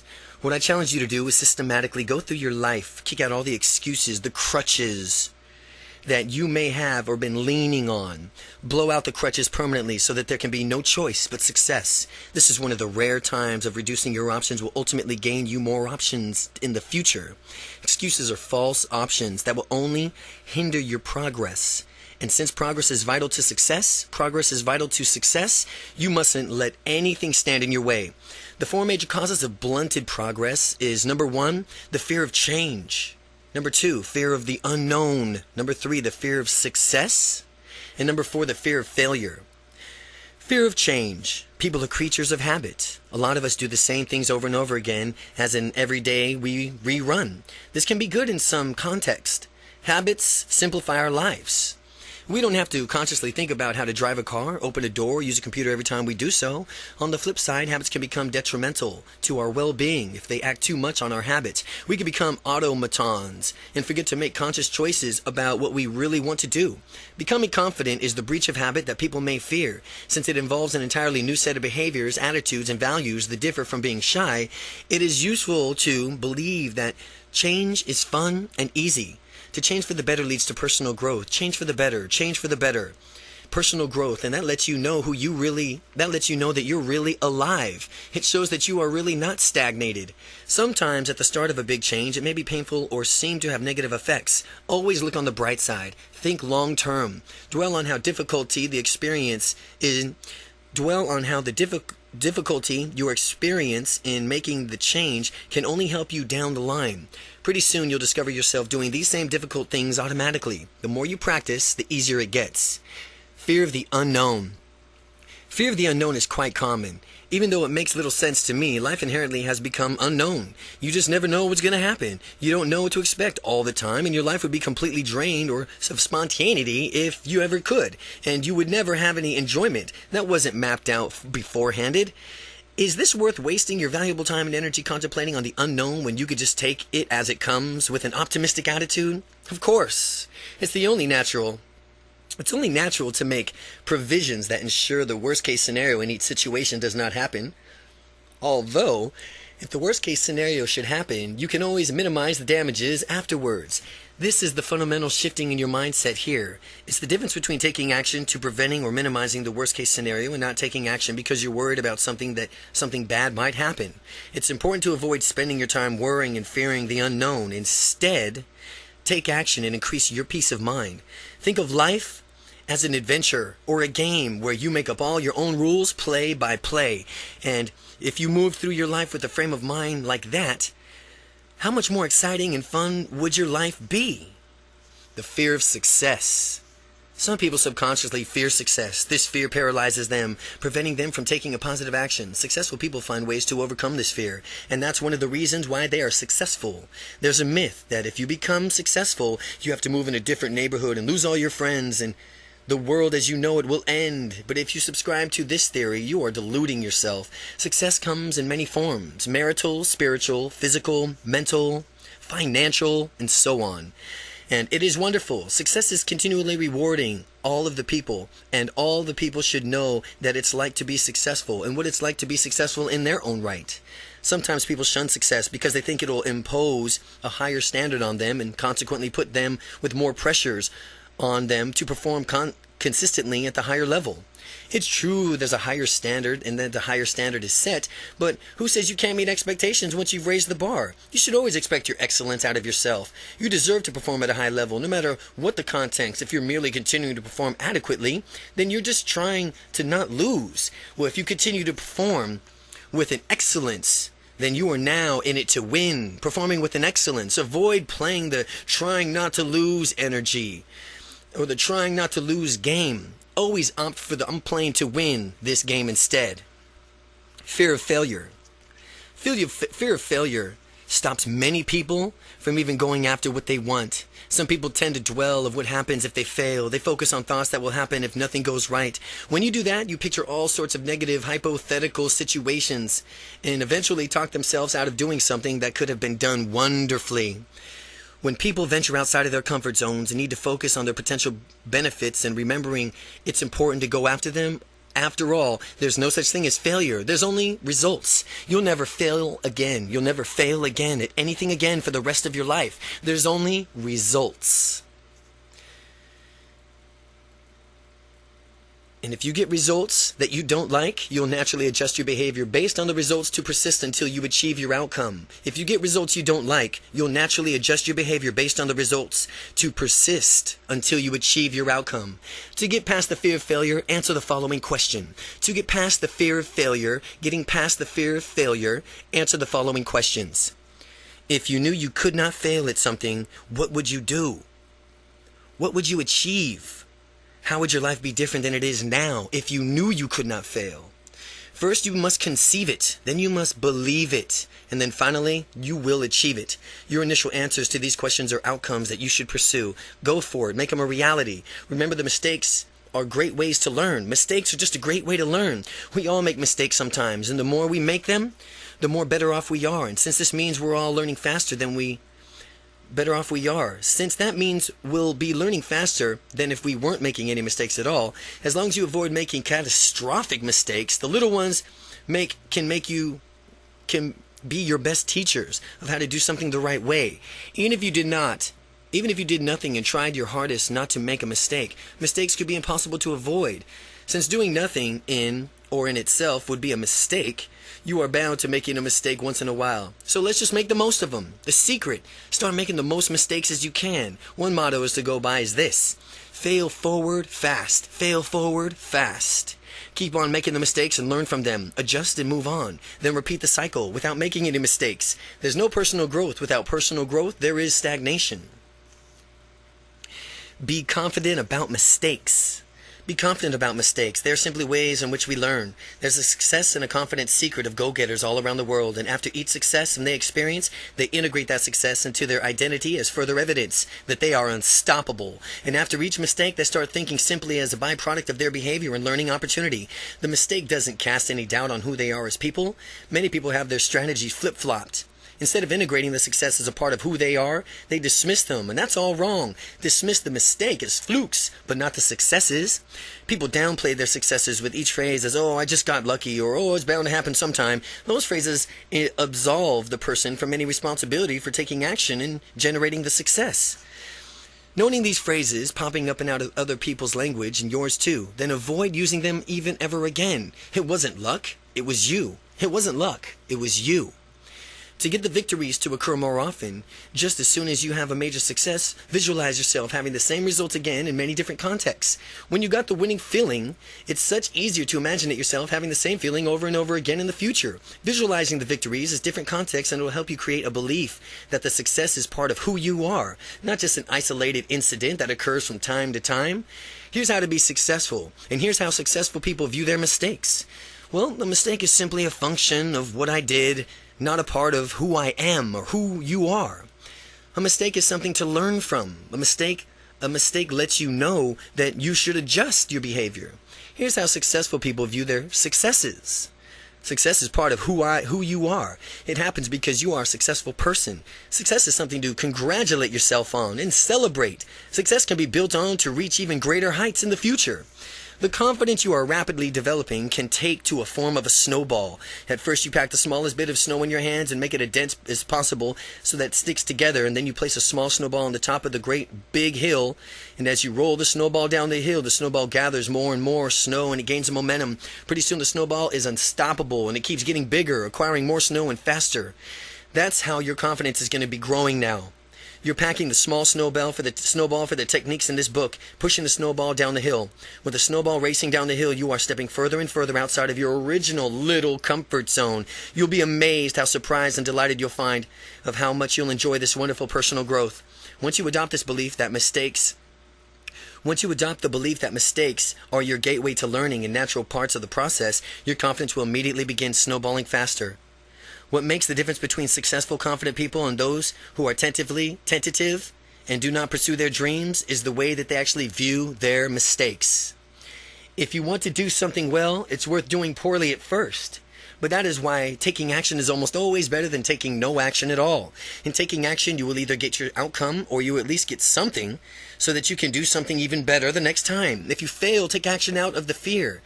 If you fail, take action out of fear. You will never learn nothing and stay stuck in the same place as you were. The confident man and the confident mindset allows you to make as many mistakes as you need to as fast as you possibly can. The key here is to correct what you're doing based on the feedback that you get regarding the mistake. Be constantly correcting. Eventually, you will get your desired outcome. And after you've succeeded, you will learn to integrate the success into your identity as well as being a person of unstoppable confidence. The tentative mind sets and holds the mistakes they tend to think that they're bad and they should be avoided. But as you become more confident in yourself, you'll naturally find how effective the tentative mindset is in terms of going after your dreams, how ineffective the tentative mind is. Mistakes are really only a measure of one specific instance of your behavior. They are not personal evaluations, and a mistake is just a moment that you had a mistake as far as a tentative or a temporary behavior. They are not a personal evaluation of your worth or you as an individual. Avoid taking mistakes personally. Don't take mistakes personally. Instead, learn from them and move on. Failure from an unstoppable confident perspective. Failure from an unstoppably confident perspective. Confident people are confident because they know that they can achieve anything they want. How do they do this?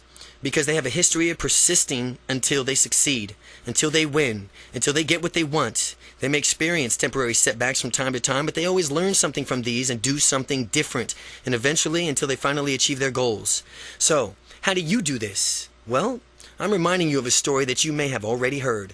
A group of frogs on a farm came across a bucket of milk, and the farmer had accidentally left behind, and they dared each other to jump over the bucket, and they did, and over until the frog kept misjudging his jump and fell into the milk. He tried to scramble out of the bucket, but the sides were too slick and he fell back in. He could hear the other frogs laughing at him outside. Not only was he in danger of drowning, but the other frogs that he thought were his friends were laughing about it.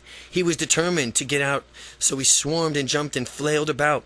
And the more he tried, the more they laughed at him. So he kept it up, and as he kept it up, all of his motions ended up churning the milk until it became butter. And when the butter was thick enough, the frog had enough leverage to jump up and out and escape. And what does this teach us? If you want something badly enough, you will achieve it, no matter how it happens, or no matter what happens, no matter what anyone says. Even if those whom you thought were your friends tell you otherwise, always know that you can. Refrain from asking yourself a question like, is it possible? Or can I do this? You already know that you can do it. Presuppose it is as a given. Presuppose it as given.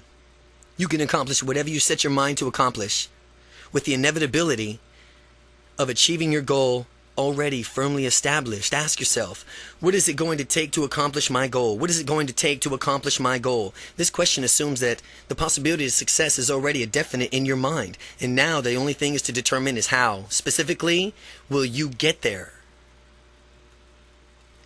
Chapter 9. Act as if.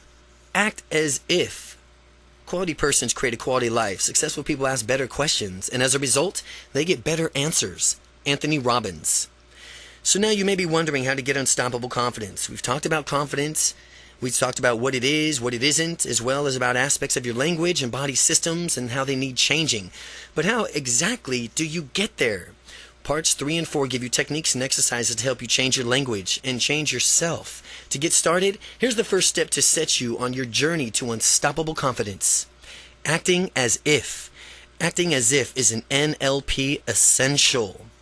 If you act as if something is real for long enough, you will eventually forget that you are only pretending. And however you are acting will become your habit. And this is one of the keys to neuro-linguistic programming. People who used to be shy have used this as-if frame of mind to develop their confidence. The difference between people who are confident and those who are shy are their habits. Habits can either be good or bad. The secret is to have a wealth of good habits. The more empowering habits you have, the better life will be. Developing these habits of behaving confidently can be enjoyable too. It's exciting to witness your personal transformation as you gain more confidence in yourself. The pretend it, have it technique. The pretend it, have it technique. The mind and body are part of a cybernetic system. This means that the body influences the mind and the mind influences the body. You can pretend to have a confidence, reliving confident experiences in your mind, which will get your body to adopt confident physiology. Or, if you choose to adopt confident physiology, your mind will adjust from what you are seeing, hearing, and feeling internally to experience confidence. You can use this to our advantage, and we should use this to our advantage. Getting confident is no different from pretending to have confidence. Keep doing it for long enough, and pretty soon you'll forget that you're pretending. And by the time you've done that, the confidence will become a habit.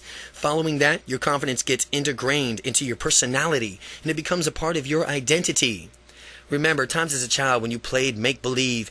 Children have excellent imaginations. They're very good at playing and consequently learning. People play make-believe now and pretend that you have the confidence before you really do have it. Here's some questions about confidence.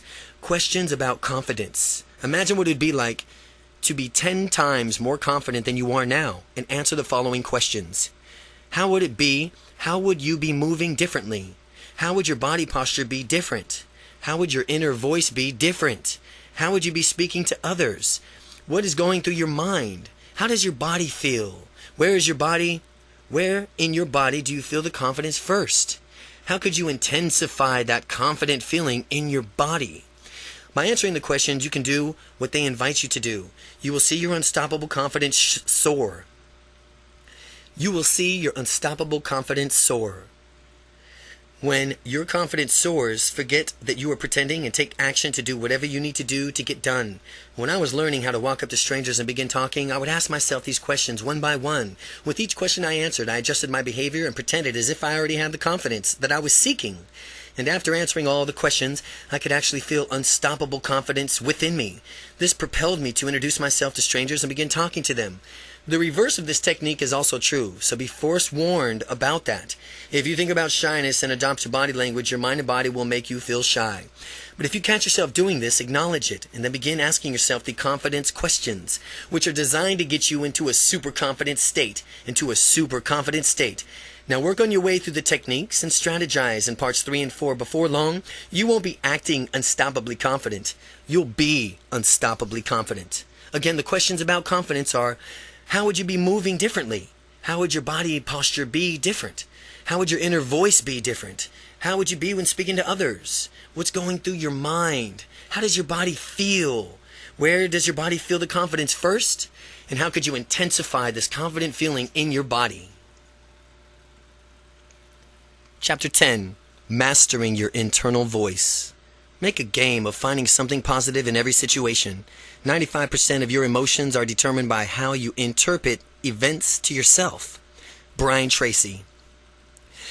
Imagine a private radio station in your mind that broadcasts just for you. If the DJ put on a record that played a whining, droning voice constantly cataloging your failures and griping of how hard life is, you'd feel pretty bad, wouldn't you? Wouldn't you want to turn it down or fire the DJ? Conversely, what if you could listen to rich, warm voice reminding you of all the great accomplishments of your life, the things that make you happy and thankful, the goals and your dreams that you have? Wouldn't that feel just great? Wouldn't you want to listen to that a lot? With the volume high enough for you to feel it vibrating throughout your body? Well, that's exactly what we are going to do in this chapter by mastering some basic NLP techniques, neuro-linguistic programming, or self-talk. You are going to learn to be useful with your internal voice to positively change your state of mind and direct your thoughts in resourceful ways. No matter how you have been using your voice your whole life, using your voice ever in the past, you will master your internal voice so that your state of mind becomes and stays absolutely fabulous, squashing negative internal dialogue. Many people have a negative internal voice that is constantly eating away at them. This negative internal dialogue often dwells on bad things in life and is quick to put down in some other nasty comment. Consequently, it's difficult for people who moved ahead if they don't first conquer their negative internal voice. This kind of internal monologue can use and cause a negative self-fulfilling prophecy. If you let it rule your mind, it'll also rule your world. What occurs far too frequently is that negative internal dialogue discourages someone from doing something bold and constructive. Then this person attempts to take the initiative and fails, and internal voice rubs it in. This further drives home in the false belief that a person cannot do whatever he or she has set up to do. This negative internal voice that becomes more powerful because it was right before, and it incapacitates the person again next time he or she dares to try to step outside the comfort zone. This cycle must be stopped. Considering all of this, how would you like to silence this negative internal voice once and for all? First, identify the qualities of your negative internal monologue by answering the questions listed here.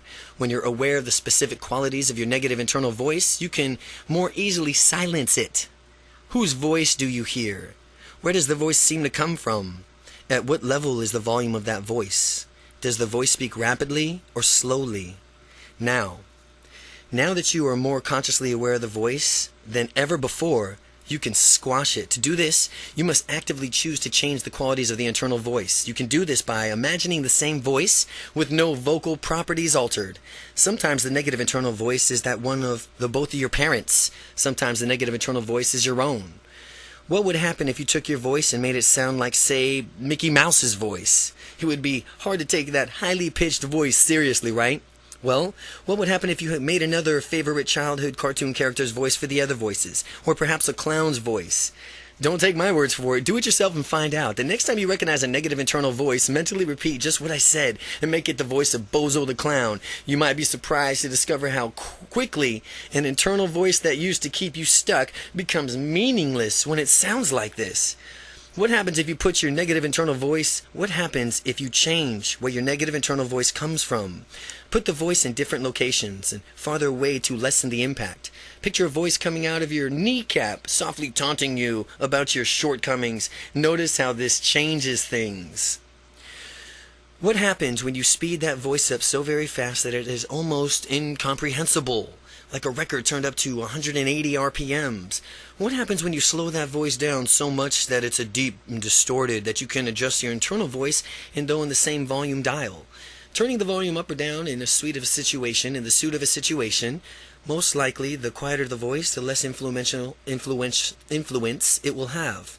Find that works best for you. Find out what does and use it to thwart the impact of that pesky negative internal voice. The underlying foundation of this technique is the idea that you can consciously direct your mind instead of just allowing it to function on impulse. You can consciously direct your mind.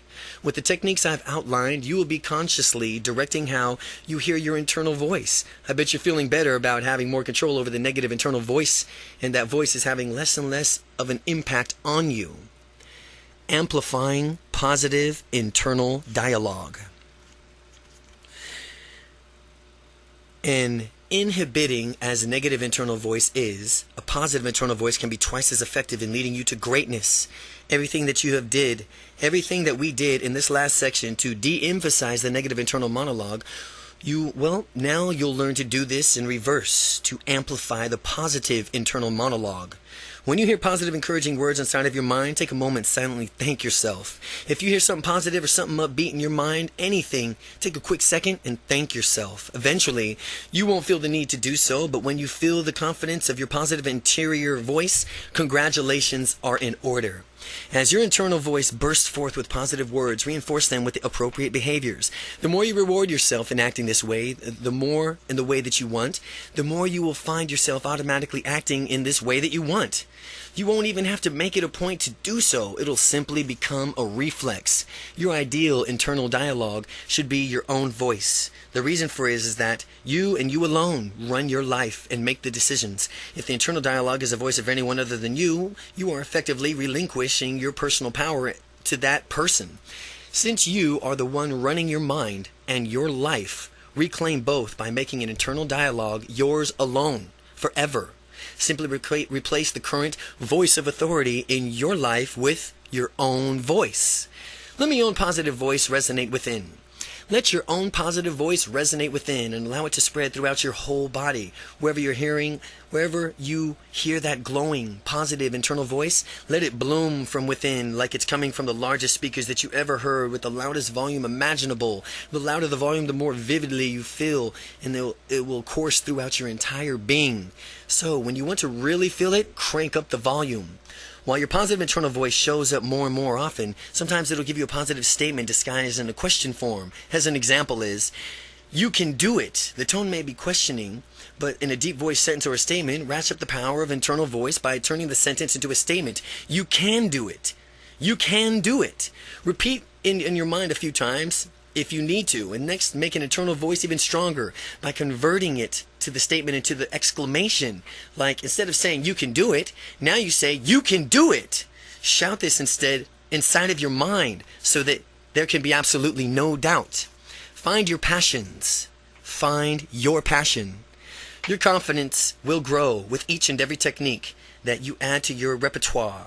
The more your confidence grows, the more you will discover how much you want to reconnect with your passions and go after them. In doing this, ask yourself, if money were no object to you and you knew you could not fail, what would you do in your life? The immediate answer is the question in your passions. What should you do with your life? Using the technique you're learning in this book, stamp out the negative internal voice that might try to wane or crop up. Find your passion. Find your passion. Set your goals. and then take immediate, repeated, massive action that will virtually guarantee your success. Commit to yourself that you will never quit. Remind yourself that you have quit quitting. You have officially quit quitting and move ahead into the life that you want to deserve and you should have now. Chapter 11. Speaking the languages of confidence. Dedicate yourself to the good you deserve and desire for yourself. Give yourself peace of mind. You deserve to be happy. You deserve delight. Mark Victor Hansen. Now that you've mastered our internal voices, it's time to turn our attention to our externals, how we project our internal dialogues to the outside world. The vocabulary of confidence. If you listen to other people talking, you will notice that those are confident use of certain vocabulary, and those lacking in confidence seems to draw their words and phrases from an entirely different dictionary.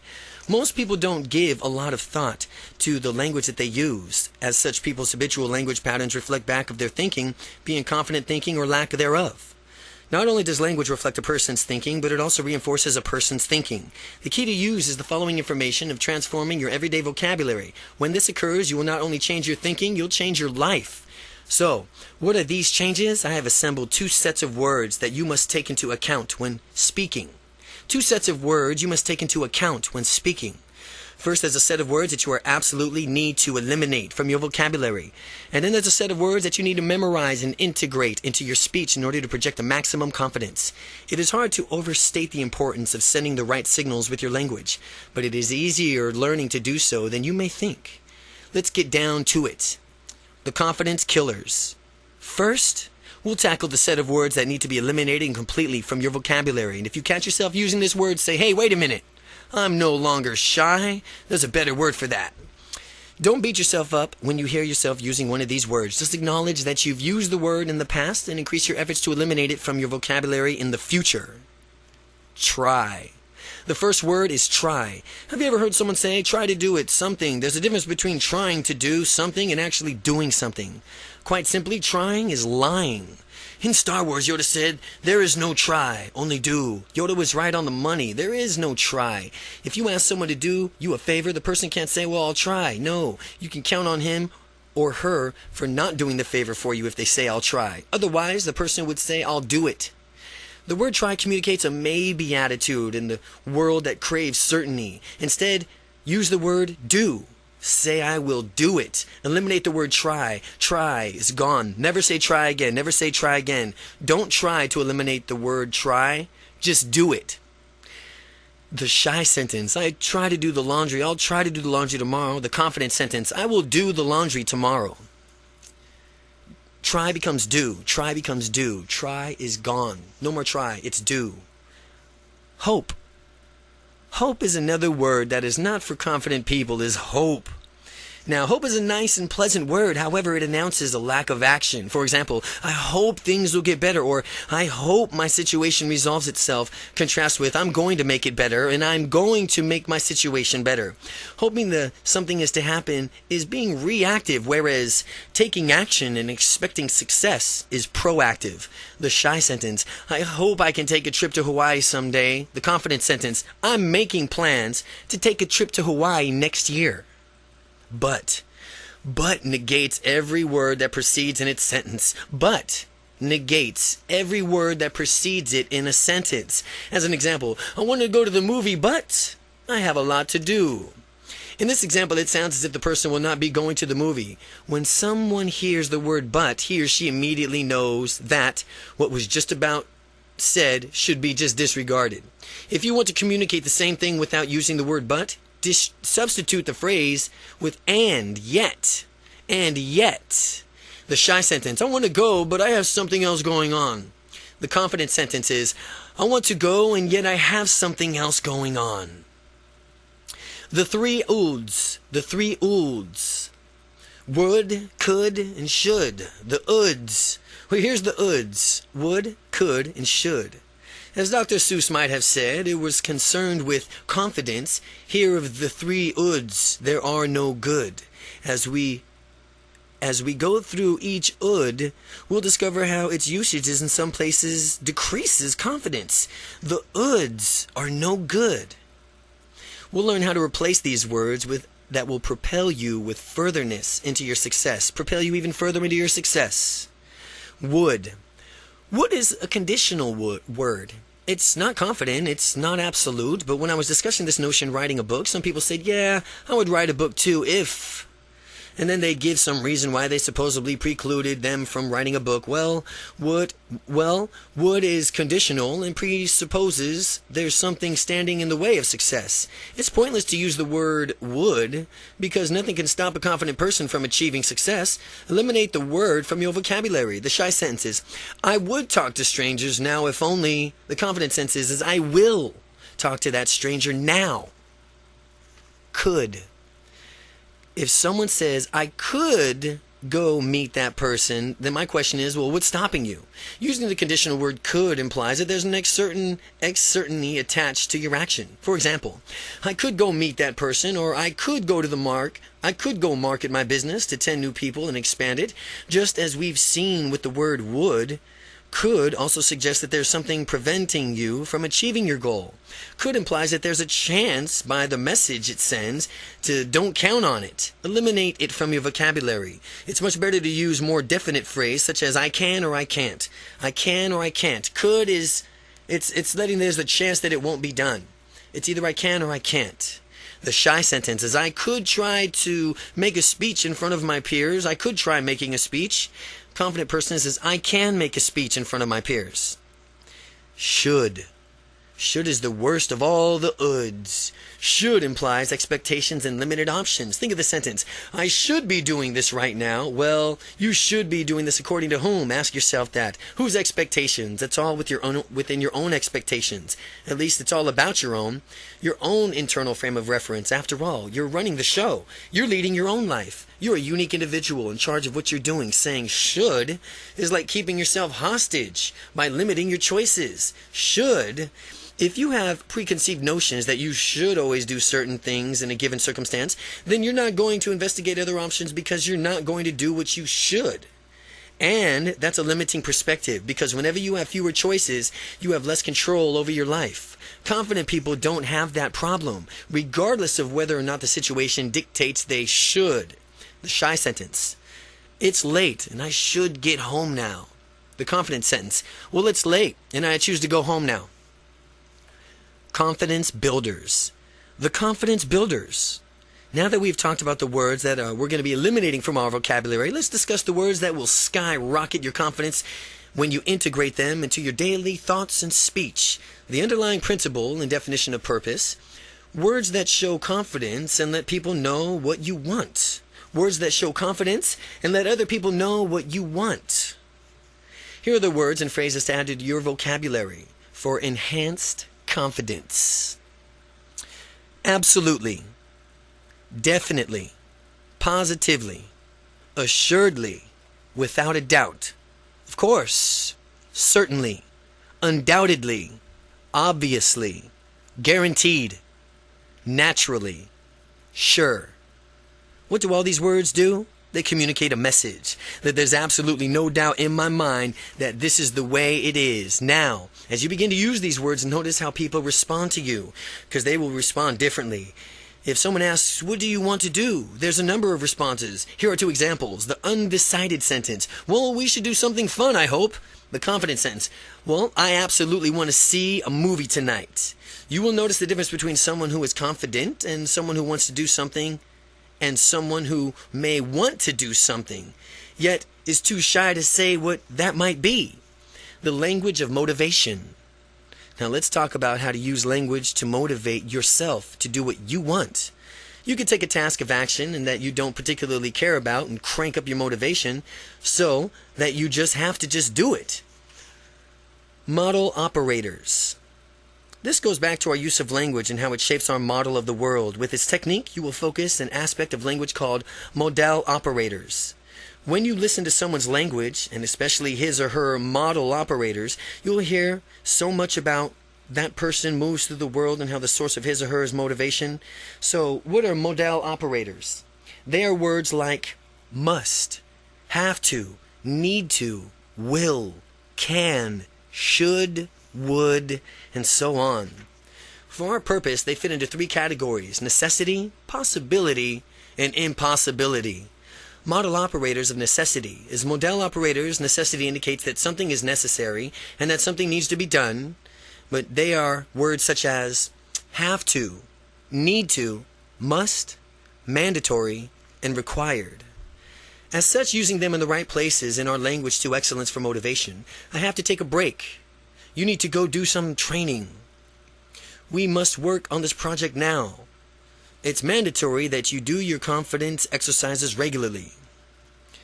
Modal operators are possibilities. Modal operators of possibilities are words such as can, could, might, possibly, maybe. These words are possibilities to us. When we use them correctly in our language, modal operators, not only one is the dreaded uds, they imply choice. We have so many options we can pursue. I could make it at 9:30 p.m. sharp. Easy. I can make it 9:30 p.m. sharp. Easy. Perhaps we might consider the new developments. Modal operators of impossibility. When you have a modal operators of impossibility, these words are to imply that we simply cannot do something. Cannot is just one of those words. Cannot, will not, must not. Notice most modal operators of impossibility close off options that may have been available to us. I'll never go back to the old way of being. You must not neglect the following these instructions carefully. I can't go a day without doing my unstoppable confidence exercises. How to easily motivate yourself. So how do we use this knowledge of the modal operators to crank up our motivation? How do we simply start chaining them together? I want you to follow along in this example. We will begin by saying a set of phrases. Each of them will differ in just a few subtle but powerful ways. Now, the purpose of this exercise is for you to fully experience the impact of this technique. I want you to say each of these phrases out loud, confidently, powerfully, and take on the confident physiology and sit up straight and say these phrases with an authoritative tone of voice. We will begin by thinking of a moment that's taking tomorrow off from work, or if it's a weekend as you read this, taking off an upcoming Monday. Notice that it's like motivation. Your beliefs from whether or not you can do this will be influenced by how you say the words in the exercise to yourself. I want you to say to yourself, I can't take tomorrow off. And notice how you feel about taking the day off tomorrow. Can't is a modal operator of impossibility in the present tense. Now say, I couldn't take tomorrow off. Notice how using modal operator of impossibility closes off that option. Then say the following sentence, I can't take tomorrow off. As if you fully assume the confident physiology, say aloud, I couldn't take tomorrow off. While you do this, notice how it feels to you internally each time we exchange one of these modal operators for the other. The feeling will change. Next, say aloud, I could take tomorrow off. Using the could will alter the experience as if you find a saying it produces a different feeling. It might be compared to a contrast of the difference feeling between all the sentences that you think about, how one word can so drastically alter the meaning and feeling of the sentence. Could shifts your thinking from that the impossibility into thinking that something is possible, albeit with conditions attached.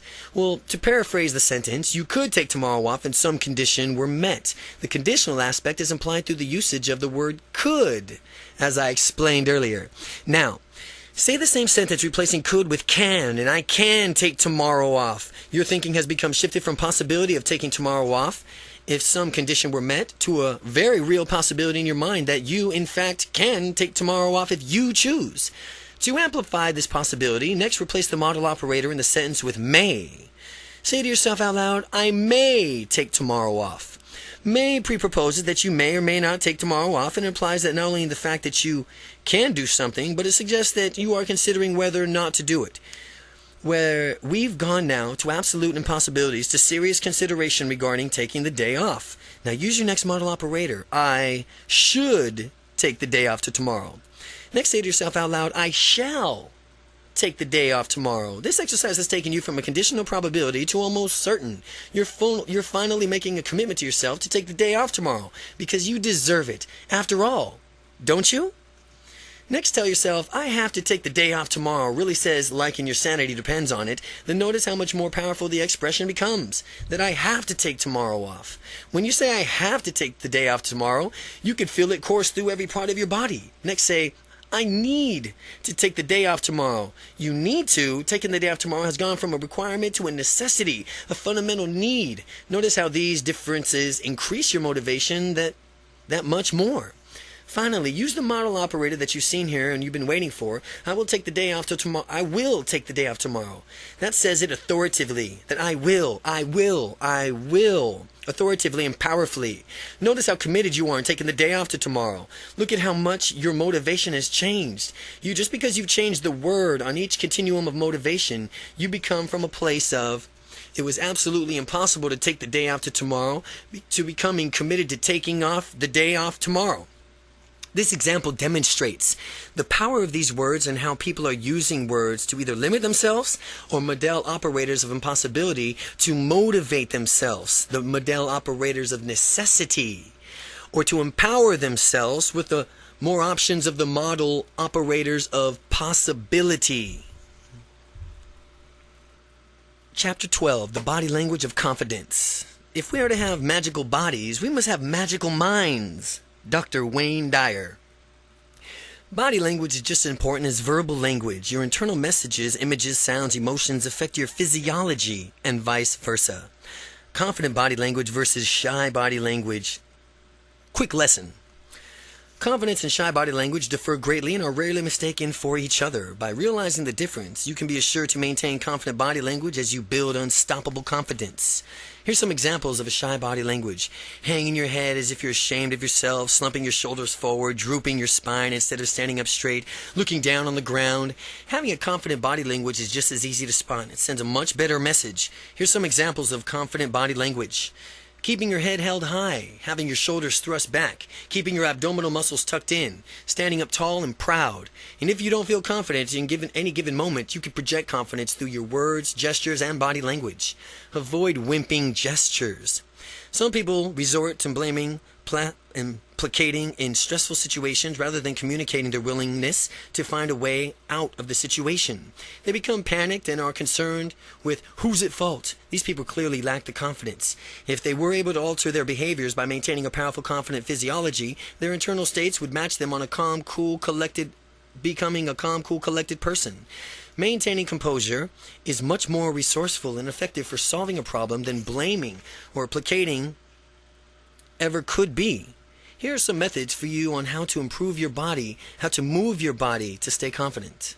Never use placating gestures. Confident people never make placating gestures. These gestures convey that you are inferior, submitting to others person. A classic placating gesture is when someone shrugs his shoulders with palms facing upward, as if you're pleading, I didn't do it, or this conveys a need to absolute oneself of responsibility of the situation.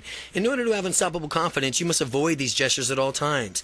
Another placating gesture is the shrug, which means someone doesn't really know what's happening, and perhaps even don't care. It does not make any sense to convey that you don't care about any situation ever. So if you don't know about something, simply admit as much as the matter-of-fact way. People lack confidence often to give an exaggerated response, announcing in an annoyed tone that they have no clue. A lot of times you can find an answer to a problem if you just stop for a moment and think about potential situations. Instead of giving up so easily and pleading ignorance, Henry Ford said, "Thinking is the hardest activity there is to do. That is why so many people engage in it." People who are confident may not necessarily have the answers, but yet they do know that they have all the resources to find the answer. When I ask someone a question and the immediate response is "I don't know," it indicates to me that this person is not even willing to make an educated guess to the initiative to finding out an answer. The better response when you genuinely do not know is to say, "Well, I'm not sure yet." Well, this indicates the truth about your uncertainty and proposes that you will probably be sure to sometime in the future indicated by that word "yet." So never say "I don't know" again. Just say "I don't know yet." Never use blaming gestures. The opposite of placating is blaming. Unstoppable confidence people will never do this. Blaming takes place when you're accusing someone else in your stead. This blaming frame of mind is a very negative frame, and it does not empower you at all. The classic gesture associated with blaming other people is pointing fingers, or for some people to learn when they're young, when your finger pointer is aimed at someone else, that there are 3 other fingers actually pointing right back at you. Too many people blame, and it is not useful. Confident people come from a place of wanting to find solutions. They come from options and how to solve problems and create solutions. They move through the world calm, cool, unperturbed by outside events. They manage their emotions rather than letting their emotions manage them. You manage your emotions. Avoiding both blaming and placating gestures will help you and who you are, an unstoppably confident person who solves problems and gets the job at hand done efficiently. Who and what caused the situation is irrelevant. The main idea is to solve it. You don't care who or what caused the situation. Your main idea is just to solve it and prevent it from occurring again in the future. Practice unstoppable body language. And if you want to feel like the most charismatic person around, project good thoughts outward. They will manifest themselves in your body language as well. Walk confidently. Confident people have a certain walk. When they enter a room, it seems as though they belong there, even as if they own the place. As you practice walking in confidently, remember that the situation is whatever you make it. Keep your head held high, your shoulders back, your tummy tucked in, and move through the world in deliberate steps. Feel free to walk at your own pace instead of adopting the speed everyone else is using. Avoid shuffling your feet, looking down at the ground. You'll notice a difference as you practice your confident body language and pay attention to the way you walk. Steeple your hands for confidence. Steepling is a gesture that conveys confidence by pressing your fingertips together while keeping your palms separate, touching each of the fingertips to the opposite hand. Many unstoppable confident people steeple their hands to exude confidence. In fact, so many confident people do this gesture that it's now associated with confidence. Get in the habit of steepling your hands when you want to convey confidence to others. The wonder of smiling. The wonder of smiling. If you want to have more confidence, all you have to do is smile. Practice smiling with anyone you see. Anywhere you go. Do it when you're at work, home, or in the store. No matter where you are, give someone the gift of a smile. As you make it a habit, smile. Practicing making a smile with small talk. You'll soon discover that your conversations will be flowing with greater ease than ever before. Ask how they are doing. Ask about their weekends. Find out what they want in life. People love to talk about themselves, and it feels good to really listen attentively to someone else. Even for me, in the depths of my shyness, smiling was a very effective technique. Bringing a natural, happy guy smiled often just because he was in a mood and the mood struck me. But what I discovered is that when I smiled at people, they would naturally smile back. And in fact, I'd make a game out of it. How many people could I get to smile? Sometimes when someone didn't respond to my smile, I kept broadening my smile until the person finally broke out of his or her stonic facial expression and smiled back. Smiling is disarming. It puts other people at ease. Since giving a smile is absolutely free and it always feels good to either give or receive, you should smile as often as possible.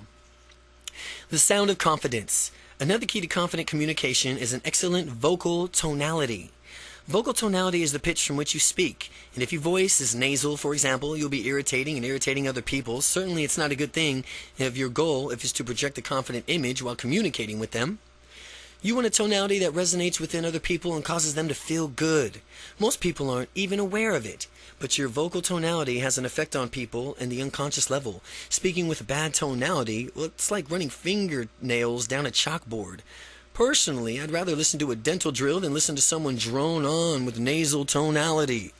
Tonality exercises. The good news is that people can improve their tonality through repeated practice. To exercise, you will need to place your hands on a certain body part and place your attention while speaking. As a result, you will notice a shift in tonality, and by the end of the exercise, you'll have a deep, resonant tonality. Place your hands on your nose and say, "This is my nose." The tonality should be nasal now and probably very irritating. Move your hands down to the mouth and now say, "This is my mouth." And as you do this, listen for the difference in your tonality already. Next, place your hands on your throat and say, "This is my throat." And here, change in the tonality yet. Place your hands in your upper chest and declare, "This is my chest," and notice the tonality becoming more resonant. Finally, place your hands on your abdomen and say, "This is my abdomen," and when I talk like this, I get a deep, rich tonality that people enjoy. When your attention goes and the energy flows, this is the reasons why your tonality gets better when you concentrate on your abdominal area. If you want to listen and model the tonality after someone, turn on the radio and really concentrate on how the disc jockeys use their voices. You'll never find a disc jockey with a nasal voice for reasons mentioned before.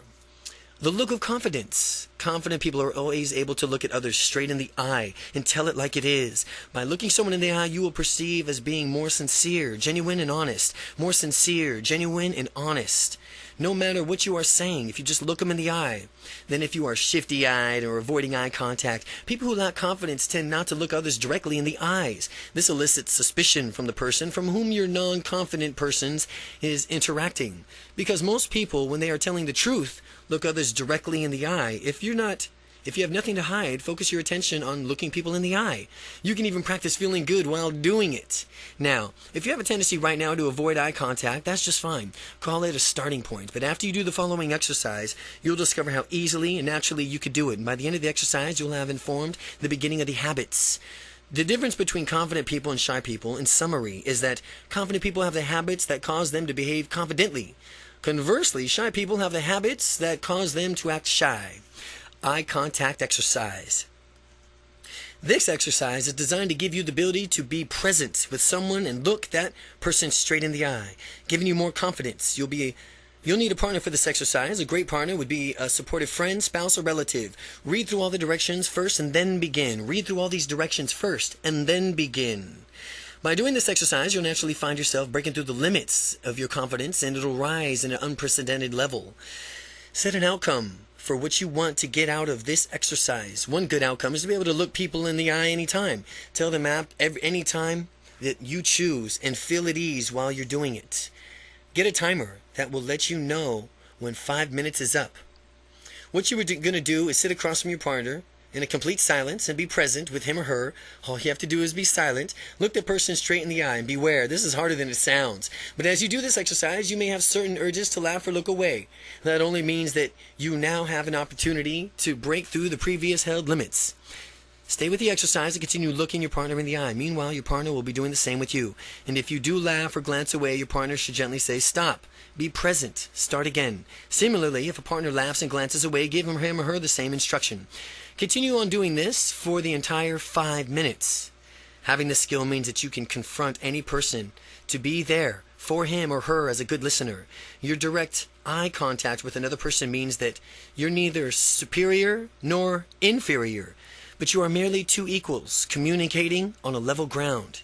Do this exercise with your partner as many times as you can, and you'll need it in order to be able to look someone in the eye. And pretty soon, you'll discover that it is really, really easy to do so, with no longer to being intimidated to direct eye contact. The real world is a true test of gauge. Now, how you've come from, of how far you've come. After doing the exercise, practice in the real world and notice how easy it is that you do it. How surprised will you be when you find others doing it automatically? Others will react positively to your new confidence, and this eye contact that you've learned is not designed to intimidate, but foster better communication through honesty and openness. It will also let other people know that you have the look of confidence. Part 4. Becoming Unstoppable. Chapter 13. 21 explosive techniques to supercharge your confidence. First comes thought, then organization of the thought into ideas and plans, then is transformation of those plans into reality. The beginning, as you will observe, is in your imagination. Napoleon Hill. The techniques, exercises, and strategies in this chapter will speed you on your way to unstoppable confidence. Practice them regularly and watch your confidence soar. Technique 1. The instant shift. One of the major steps in gaining more confidence is being aware when you're lacking confidence. The reason for this is that you have to be aware of something before you can change it. When you're aware that you're not being as confident, you can change it. It will no longer be a given that you're shy or tentative or whatever they label you previously used to describe yourself. As you become consciously of what your mental process is with respect to confidence, pay particularly attention to your internal voice. If you have a limiting negative voice nagging at you, I'm sure you naturally realize that you can stop you dead in your tracks when you really want to go for it. Well, while you're paying attention to your internal voice, notice the sorts of images that are inside of your mind. When you hear and see internal impacts on how you feel, and the way you feel either frees you to take actions or hold you back. Now, when I was locked into my dungeon of shyness, anytime I wanted to go out and meet a woman, I would project a big picture of a woman rejecting me and laughing at me before I even said hello. With these images in my head, I was completely paralyzed with the fear and took no action. Instead, I watched an opportunity pass me by, and I regretted it every time. If you want excellent feelings, you have to see and hear excellent things, which is easy because you're in control of your own mental processes. Whenever you're acting shy, you must simply stop and realize that this is a process and that you can change it. And if you find yourself acting in a tentative way or shy way, here are some NLP techniques that you could try. Interrupt the process. Imagine a police officer springing up inside of your mind, holding a red stop sign. Imagine that he shouts out with an authoritative tone and loud as he can and says, "Stop." When you hold these images in your mind, you'll find yourself immediately stopping the processes of feeling that lack of confidence. Shift your state, and once you stop the process, you can change your directions and go in any direction you want. For purposes that you should immediately shift your physical state to one that exudes confidence. Employ excellent physiology and posture, head up, shoulder back, stomach tucked in. Put your smile on your face. Feel good just like that. And if your body is in this state of confidence, it's easy for your mentality and for you to mentally follow suit. The instant shift. Number 1, recognize your shy or unconfident action. And number 2, interrupt the process. Number 3, shift your physical state to a confident posture. And then 4, let your mind follow suit. Technique 2, rehearse confidence. Once you interrupt a negative mental process, you could then consciously choose your emotional state you want to experience. You won't be merely acting out the habit. You'll be acting out a conscious choice that is very powerful. And with this technique, you can program yourself to have unstoppable confidence whenever you need it. The key is that when you rehearse what you get, the key is that what you rehearse is what you get. A friend of mine who was into martial arts always reminded me that train the way you fight because you will fight the way you train. This holds true for being confident as well, and by rehearsing confidence in your mind, you will have it when you need it. For you to have unstoppable confidence, you need to mentally rehearse it in your presence. This means that you're going to have to visualize what you desire. Confidence. We will watch ourselves walking, talking, moving confidently. We will see ourselves doing things that never before have been done, not even and realize that were possible. If it's difficult to do this at first, don't worry. Visualizing is a skill like any other, and you will need to get better at it with practice. If you think that you have difficulty visualizing, pretend that it's easy for you. You have a way of dealing with anything. One way to dealing with anything to fake it until you make it. Pretend that you can visualize. As you do that, you will develop such a skill in visualizing that pretty soon you'll forget that you were just pretending, and you'll soon be a great visualizer. Now that you're visualizing, focus on the image of yourself behaving confidently. As projected on your mental movie screen, notice how you exude confidence in every fiber of your being. Now others can sense it coming from you. As you can see yourself behaving confidently, listen to what you hear as you fulfill your experience, that ultimate state of confidence within. To amplify your confident state, make the picture bigger, brighter, closer. Crank that sound way up in your state of mind so that you can feel that confidence coursing through your entire being. Let the past resonate all throughout your body. Let the bass resonate. When you make these adjustments to your experience, notice how much powerful and confident you become. Do this exercise as many times as it takes to thoroughly feel the confidence inside of you.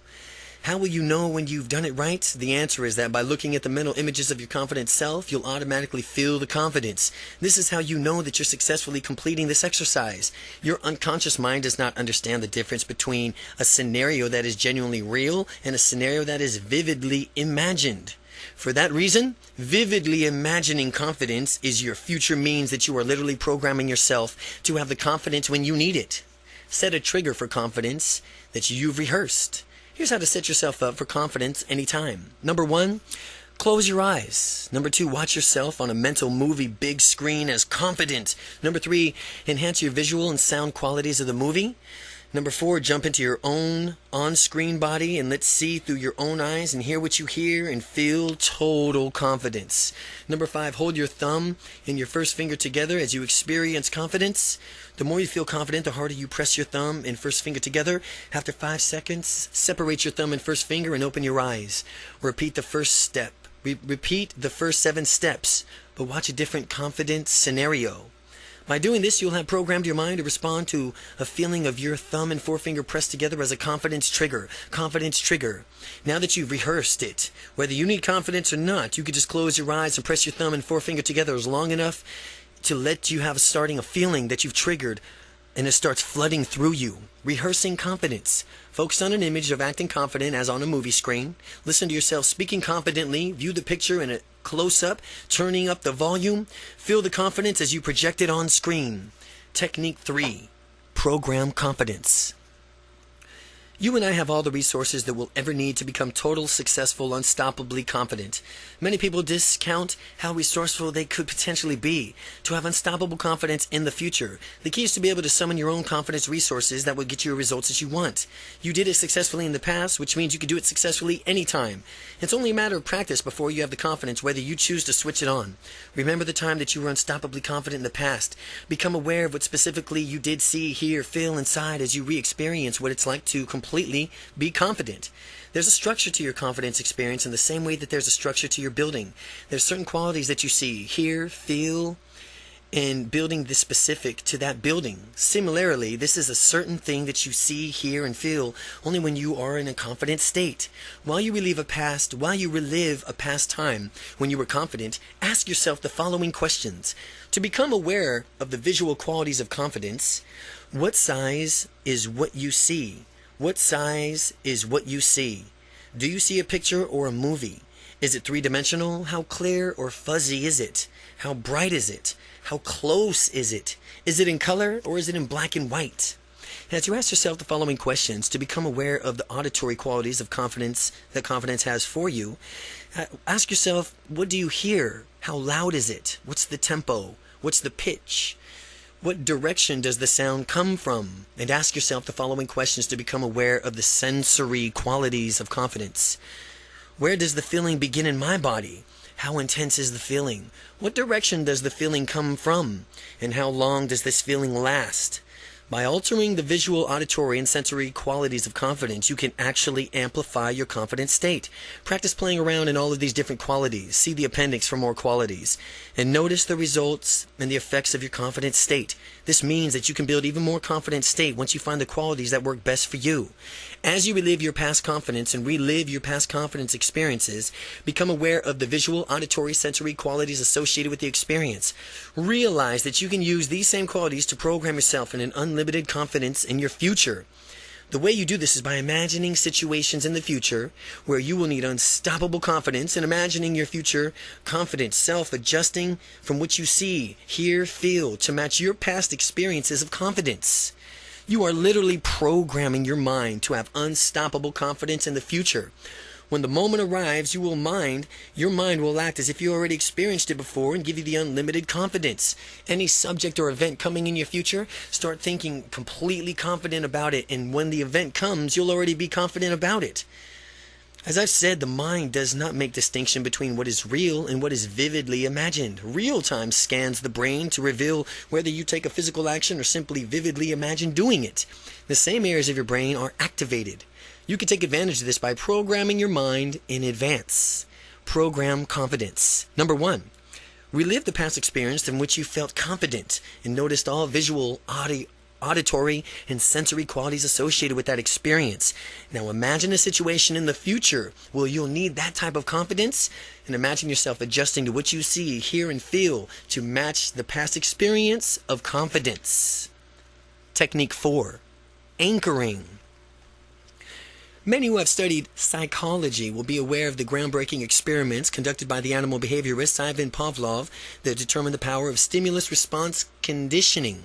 After noticing that a dog salivates when they eat, he paled a unique stimulus, the shining of a light, with the presentation of the dog's meal. Pavlov would turn on the light immediately before giving the dog food. After several rounds of this, the dog would salivate even when the light was just turned on, but no food was present. Prior to this pairing, shining the light had no effect on the dog's salivation, but after the stimulus, the light, had been paired with the response, salivation, the dog would reliably salivate when the light was shone.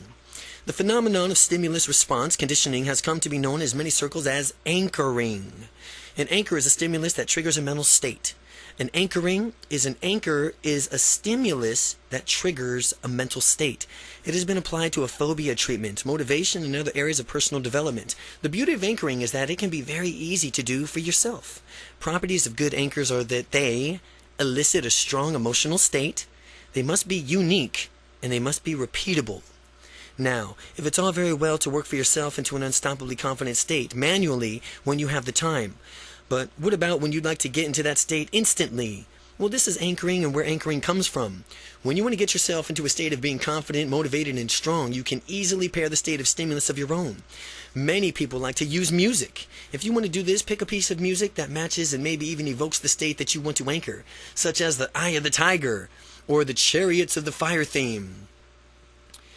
Pick one of your favorite confidence techniques and do it along with the music. Do this over and over again, and you'll find that listening to the music immediately plunges you into that state. You can even anchor states with internal stimuli. Any image that automatically puts you into a certain state already in an anchor. For some people, just thinking about the smiling face of their spouse puts them in a romantic state. Just thinking about a happy baby is enough to make many people melt with the tenderness. All of these mental techniques is designed for tapping into a natural power to activate an emotional circuitry of your brain and body to produce a confident state. Once you have that state, you can pair it with an outside stimuli like music or pictures, or you can associate it with internal stimuli like remembering images, sounds, or feelings. The following is a great internal anchor of mine, and I want to pass it on. After you imagine a few times, you'll naturally associate what you see and hear inside of your mind with a powerfully confident state. Picture a jet black puma at the top of a glorious canyon spans miles across. Puma radiates intensity with its black is arched in its poised pounce and its unsuspectedly prey below. The prey does not even realize what will transpire as the puma knowingly licks up its sharp teeth. But as you watch the scene, if you will, step into the puma's body and become the puma. See with the puma's eyes. Hear what the puma hears. Feel the unstoppable confident state that the puma has as you become completely aware of just how easily you are going to devour your prey, accomplish your goal. Or devour your prey or accomplish your goal. To even more fully experience this confident state, let loose with a growl that will rival any puma alive. Doing this will help you associate this powerful state with the sound of a growl. After doing this exercise, you'll be able to simply growl internally and immediately go back to this state of unstoppable confidence. All you'll ever need to do to get this, again, is to stop for a moment, close your eyes, and growl inside of your mind and become the puma. Anchoring. Practice a favorite confident generating exercise. While doing so, listen to the piece of music that makes you feel confident or an image. Imagine an image that makes you feel good about yourself. Well, when you want to recreate a confident feeling internally, hear the music or see that image. Technique 5. Circle of Confidence. The next technique is advanced from the anchoring called the circle of confidence. Circle of confidence. Instead of anchoring something on location to your body or internal stimuli, this technique anchors confidence to a spot on the ground. Into doing so, you will physically step into an unstoppable confidence whenever you need it. There have been times in your past when you were confident in the future. When you were confident. In the future, you will be confident again. The key is to be able to summon that feeling at will. This technique allows you to evoke a state of confidence wherever and whenever you want. To form your circle of confidence, imagine a circular location on the floor. Before you step into that circle, notice its exact dimensions. Picture it either with colors or transparent, and as if you will. When you physically step into that circle, you will move back in time to a moment in which you had complete confidence. Pick an experience of an ultimate confidence. While you're standing in your circle, fully relive the instance in confidence. See what you saw at that time. Hear what you hear. Allow yourself to feel unstoppably confident of that experience. Inside the circle, feeling confident, adjust your body language. Match your confident state. Keep the confident state as you walk around outside the circle. Now, if you have enough confidence to meet your outcome, you are done with this exercise. If you need more, go back into that circle and relive the difference. Equally powerful, confident experience. Continue stacking up this confidence until you have all that you need, regardless of wherever you are. You can use a circle of confidence as just a confidence technique or a confidence builder to instantly gain more confidence, exaggerating your strongness, your powerful physiology as you train your body how to stand and move. And pretty soon, you'll find yourself naturally standing confident as a habit. Circle of confidence. Imagine a circle on the ground, remembering the situation in which you felt confident. Relive the experience as you step into the circle. Relive that experience of confidence as you step into that circle and adopt that confident posture. Step outside the circle and continue to walk and act confidently. Technique 6. Mirror affirmations. Typically, when people do affirmations, they repeat them endlessly in hopes that they will not work. doing so and somewhat effective, but it can be made such more effective when someone simply has a modification to it.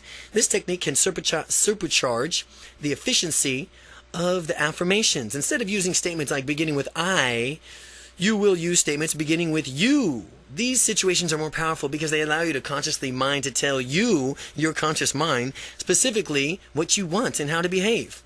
Get in front of a mirror and stand in front of the mirror with a confident physiology and project your intention for these affirmations to change your life. The larger the mirror, the bigger it is, the better, because you can see more of yourself. With your shoulders back, your head held high, and your stomach tucked in, look yourself squarely in the eye and say, with the following affirmations, you are completely powerful. You are unstoppably confident. You will become more and more confident each and every day, and nothing can stop you. You can go for what you want and get it. Repeat these affirmations to yourself in the mirror until you totally feel them in your body. Perhaps you could see yourself a bit differently when you do it, as you have already noticed behaving differently and more confident. Or maybe you'll hear the inner voice speaking forcefully with absolute confidence from within. Do this daily as part of your confidence building regimen, and I can guarantee you that you'll have an unstoppable confidence in a little bit of time. Mirror affirmations. As you stand in front of the mirror, adopt a confident physiology, shoulders back, head up, stomach tucked in. Deliver affirmations to yourself in the mirror using you instead of I. You. Technique 7. Future success now. I have future success now, and if you were to taste the future success, how would it feel? What would it look like to achieve your goals now? Wouldn't it feel tremendously more motivating to go for it right now? This future success now technique does exactly that. It brings all the future feelings of success into your heart, mind, and soul right now. You can experience such an overwhelming sense of success, and you'll surrender to your passion and go for it. Any fear that might have had still in the present, but you desire for success, dominating all other emotions, you'll feel the need to take action and fulfill your goals. In this exercise, the outcome you will want is to set to increase your confidence. This means saying, either aloud or in your mind, I'm doing this exercise to increase my confidence and feel more passion, which will naturally cause me to go after my goals and make my dreams more reality. Are you ready to feel your future success? Close your eyes. Picture your mental movie screen. See yourself at the point from which you're about to reach that pinnacle of your success while you're watching yourself. Make sure that you see yourself in color, big, bright, close up in a picture in HD, crisp and clear right in front of your face. Fill your mind with stereo surrounded sounds. Turn up the volume all the way. Just before you reach your pivotal point from where all your success yours, stop the movie you're watching and ask yourself some questions to clarify exactly what you're going after for this success. Find out and clarify why exactly you're going after this success. What's important into getting this pleasure? What's important about that? Ultimately, what does having this success do for you? Now restart the movie and witness yourself achieving your goal and getting all the massive success and pleasure that you deserve that comes with it. Right as you see yourself on the mental screening fulfilling your goals and experiencing the wonderful feeling of victory, jump into your on-screen body. Now, through your own eyes, as if you could see there, through your own eyes, as if you are there now, because your mind, you are. Hear the sounds of success. Feel the success like in every fiber of your being. As the moment comes to a climax, I want you to take all these wonderful feelings and wrap them up. Take those unlimited feelings that you have and jump out of that mental screen back into your physical body, allowing all those magnificent feelings to ebb and flow. You've just smelt the sweet scent of your future success. You've tasted the victory. You've realized the glory of yours for the taking. It's up to you to take action now and claim what's rightfully yours. As you complete this exercise, write down 5 immediate actions that you will take to bring you one step closer to achieving that success that you deserve. A future success now. Number 1. Only your mental screen, play a movie. On your mental screen, play a movie of you succeeding massively. Just at the point you are about to get the peak of your success in the movie, temporarily hit pause. Ask yourself, what's important about the success? And what will having the success do? Jump into the movie as you begin playing it again and soak up the unlimited massive success that you deserve. When the movie is done, take all these wonderful feelings back with you as you open your eyes. Write down 5 immediate actions that you will take that you will begin to get you one step closer to achieving your goals. Technique 8. Put your life in perspective right now. Consider whatever appears overwhelming to you now. By the end of this exercise, you'll think about it completely different and with much more confidence about what you're going to do. Picture a line representing your lifetime. The past is off to the left and the present is in the center and your future is off to the right. Now, place whatever is bothering you on this timeline and visualize it as a small dot in your mind. Take a step back so you can see a larger portion of your entire timeline instead of just the present. Notice how this puts you in a minor nuance into a different perspective. Now mentally step back even further and notice all of your past and all of your future at once. And recognize just how small and insignificant this dot represents your current problem. When you keep things in perspective, it's really difficult to waste valuable time and energy on trivial things. The trouble begins when people do not keep their big picture in sight and magnify some issues to be larger than it really is. So put your life in perspective by, number 1, visualize your life as a timeline. Picture whatever is overwhelming you as a point on that timeline, and then mentally step back to see that dot in perspective as something tiny and small. Chapter 9. Avoid the future that you don't want. Well, as we saw earlier, people are motivated either by moving towards pleasure or by moving away from pain. Well, if you were bunny rabbits, it would be equivalent as us as moving towards carrots or away from people's boots. The next technique will work best for people who run away from the boots, so to speak, because it amplifies the pain of not going after your dreams to the point from where it'll seem easier just to do it. To do this exercise, visualize a timeline from Technique 8. Close your eyes and imagine floating above the timeline, drifting forward far into the future. Continue floating forward until you get to the point from where you were older and most of your opportunities have passed you by. And as you get the point, you'll see yourself in a mental movie screen walking around feeling miserable. Doing this, you might realize that you are looking at a person who has lived a life unfulfilled. Turn into the sounds coming in the older person who had so much potential, yet somehow failed to take action and live his or her dreams. Just the feeling as it disappoints rises to an extreme where your future self appears to realize that his or her life has not been invested wisely. Jump right into that older person's body and see the experience and what it's like.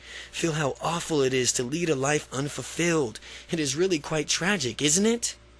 When you fully experience that feeling of deep regret, all the pain, disappointment, frustration that you will if you don't go after your dreams, immediately take action. Jump back into your physical body, and if you don't take action now, then go after your dreams, then that's how you will feel. If you don't take action now to go after your dreams, then that's how you will feel when you get older. Now, since you've experienced the pain that will happen if you don't go after your dreams right now, you are aware of how much you are motivated, and you are to avoid the feeling that you cannot live your dreams. Now, if you hesitate in your future, call that a horrible feeling from the experience that allows you to propel you to take action. To break out of this negative state of mind induced by the exercises, use one of the previous visualization techniques to see a wonderful future that you will have when you use your confidence resources to get the future that you want. So again, avoid the future you don't want. Visualize a timeline with Technique 8. See yourself further down the timeline with most of your opportunities passed over. Imagine your response physically, audibly, emotionally as an unfulfilled life. Come back to your present self. Summon those feelings of disappointment and rage when you need to get motivated and get busy. Technique 10. Build an enriched past.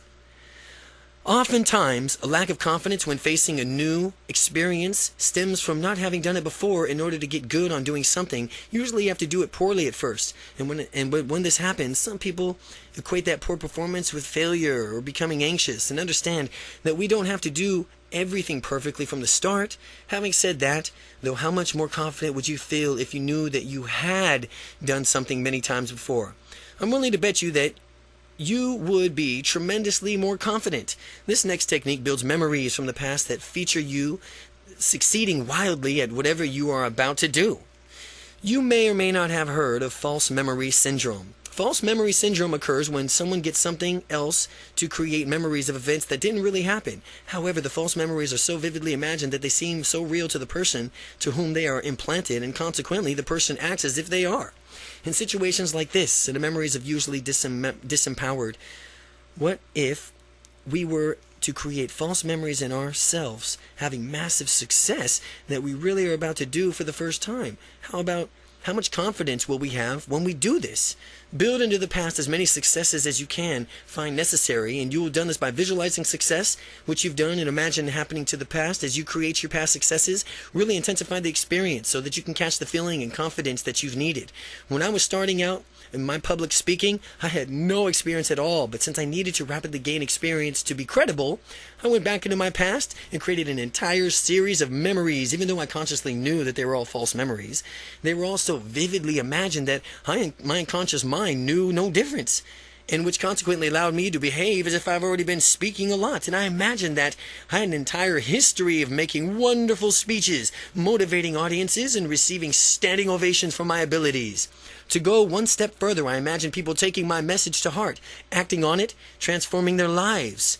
By creating all these memories, by the time I got up to actually speak for the first time, I was delightfully simple. I radiated confidence from the beginning, and anyone can use these techniques to better himself or herself.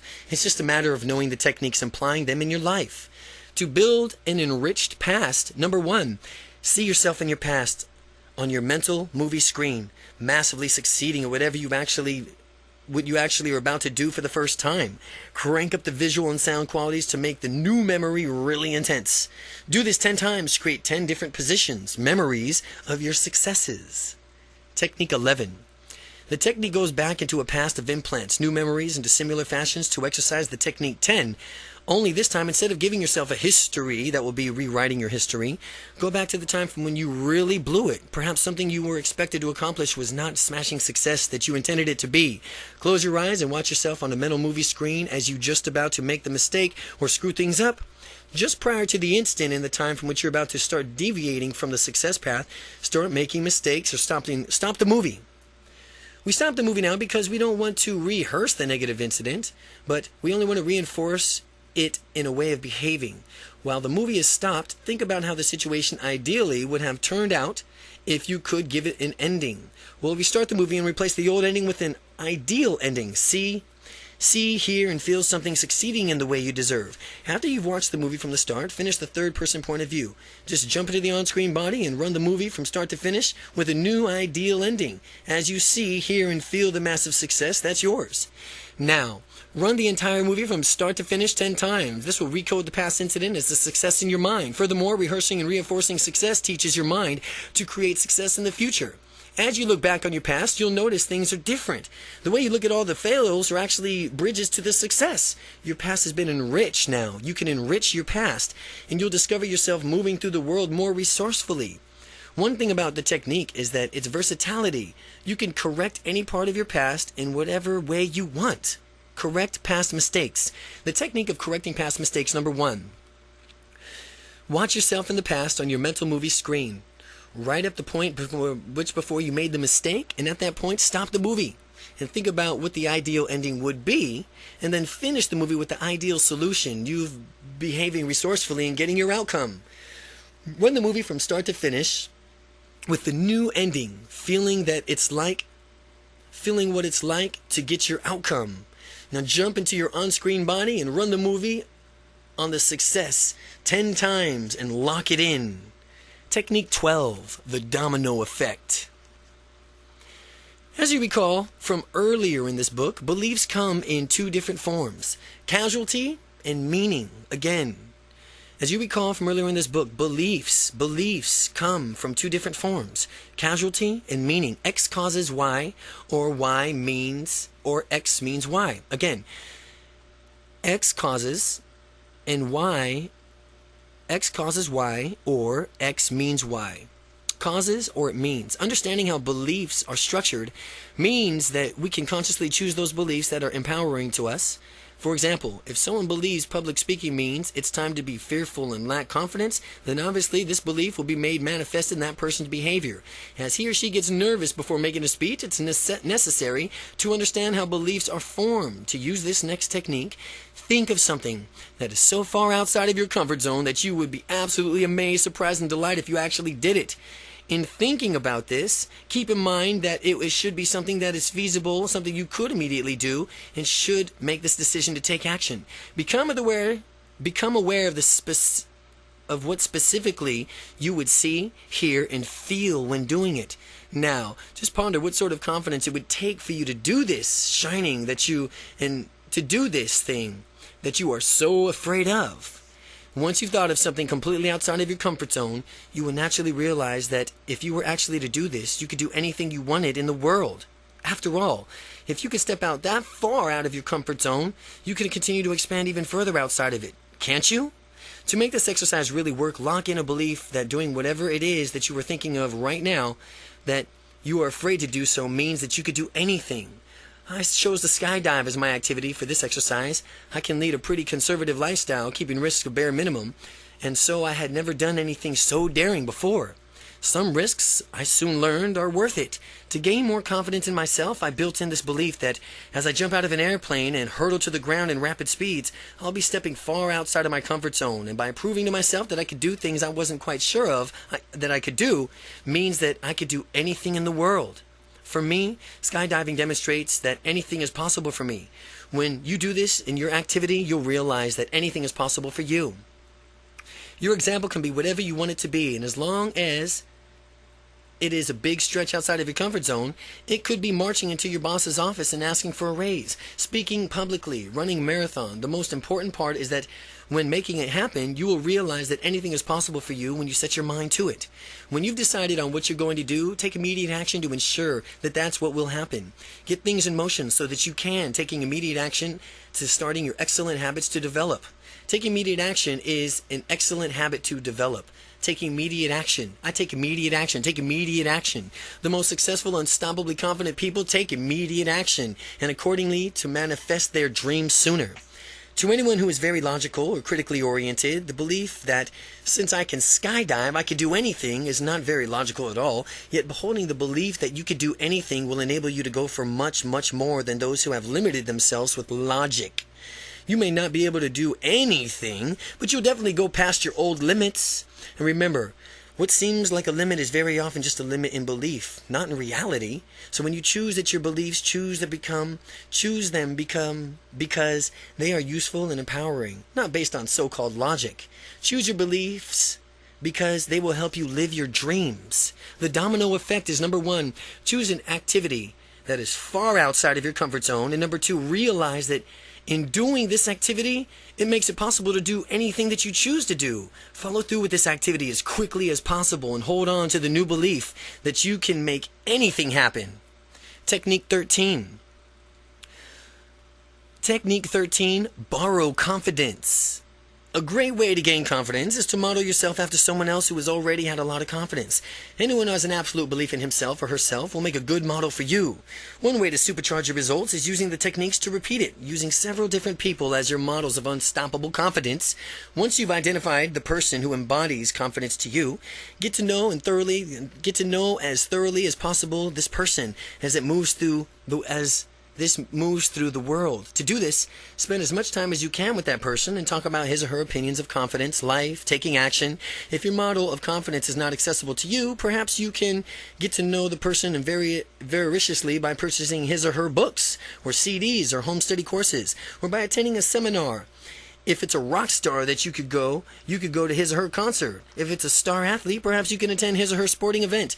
The idea here is to expose your mind to this person so much as possible that you get a better grasp on how to model your beliefs, attitudes, and values. The more effectively you can model his or her the better you can model his or her confidence. Set a strong outcome for this exercise, such as, I want a confidence like, and then name the model of the confidence. For these reasons, and then list the reasons. By the time you reach the point, you have already familiarized yourself with the model of confidence, and you have a good grasp on his or her perceptions of the world, the self, and what he or she does. Close your eyes and envision your model of confidence behaving in an unstoppably confident way in a movie, in your mental screen. Pay attention to how the person speaks, moves, gestures, and walks. Become aware of how this person interacts with others. Imagine his or hers internal self-talk. and notice anything else that you can about this person. Make the movie big, bright, and close, HD, digital, crisp. Turn the sound up all the way that you can and resonate it inside of you. Next, step into the movie. As you are stepping into the confidence model's body, take on this person's entire being as though you're seeing through their eyes and your confidence models through their eyes. Hear his or her ears and feel what it's like to completely immerse yourself and be unstoppably confident as this person. Now, as you are inside this confident model's shoes, physically do all you can to be like this person. Gestute, speaking, move, use the facial expressions your model does. Continue doing this until you fully understand what it feels like to make your models unstoppably confident. To make your models unstoppable, to have your model as unstoppable and confident. If it helps, imagine yourself as this person in different contexts. When you fully have that feeling down, you'll see yourself stepping out of your own person's body and back into yours. And as you float back into your own body, take with you that unstoppably confident feeling that you just created. Integrate that feeling into your body, your mind, and your identity. By having your model's confidence once, you can have it anytime anytime you want, simply by just doing the exercise. Remember to borrow confidence. Number 1. Find someone who's confident that you'd like to have for yourself. Who's confident you'd like to have for yourself. Expose yourself to that model of confidence as much as possible. Watch your role model behaving confidently as your mental movie screen. Notice how this person moves through the world, how he or she speaks and gestures. Make the imagine really compelling by turning into a visual, auditory, sensory quality. Step into the movie and become that model. Gesture, speak, and move through the world as this person does with their unstoppable confidence. Then step into a model in 5 different contexts. When you feel that you have to handle this person's confidence, a handle of their confidence, step back into the model's, step outside of the model's body and take his or her confidence back with you. Technique 14. Schedule your dreams. Successful people plan their work and then they work their plan. This technique will help you decide on what you want and focus your energy towards pursuing it. Goals are dreams with deadlines. For that reason, this technique gives you some specific deadlines for achieving your dreams. What I want you to do is imagine yourself 5 years in the future, living your ideal lifestyle with what sort of job would you have? What have you accomplished? Where do you live? What is your lifestyle like? Focus on the answers to these questions, and once you have the answers, build what you call an expanded resume. A typical resume charts for what you have accomplished and the skills that you possess now. An expanded resume encompasses your entire life, your family life, your career, your social circle, your spirituality, your finances, and so on.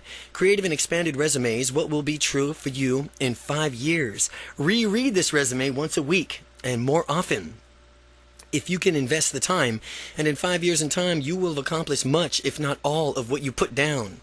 A similar technique for channeling your energy into a direction is to construct a future magazine cover with yourself on it. The magazine could either be real or fictitious, but it should show us succeeding in whatever area of your life that you choose. When I did this, I used a computer presentation software to import my photograph and design into a magazine cover and inserted catchy headlines and prescribed what I would achieve. When this cover was finished, I printed it out and proudly displayed it on my desk. From time to time, I would glance over at it and find it there, and I automatically became more motivated to take action and move towards my goals.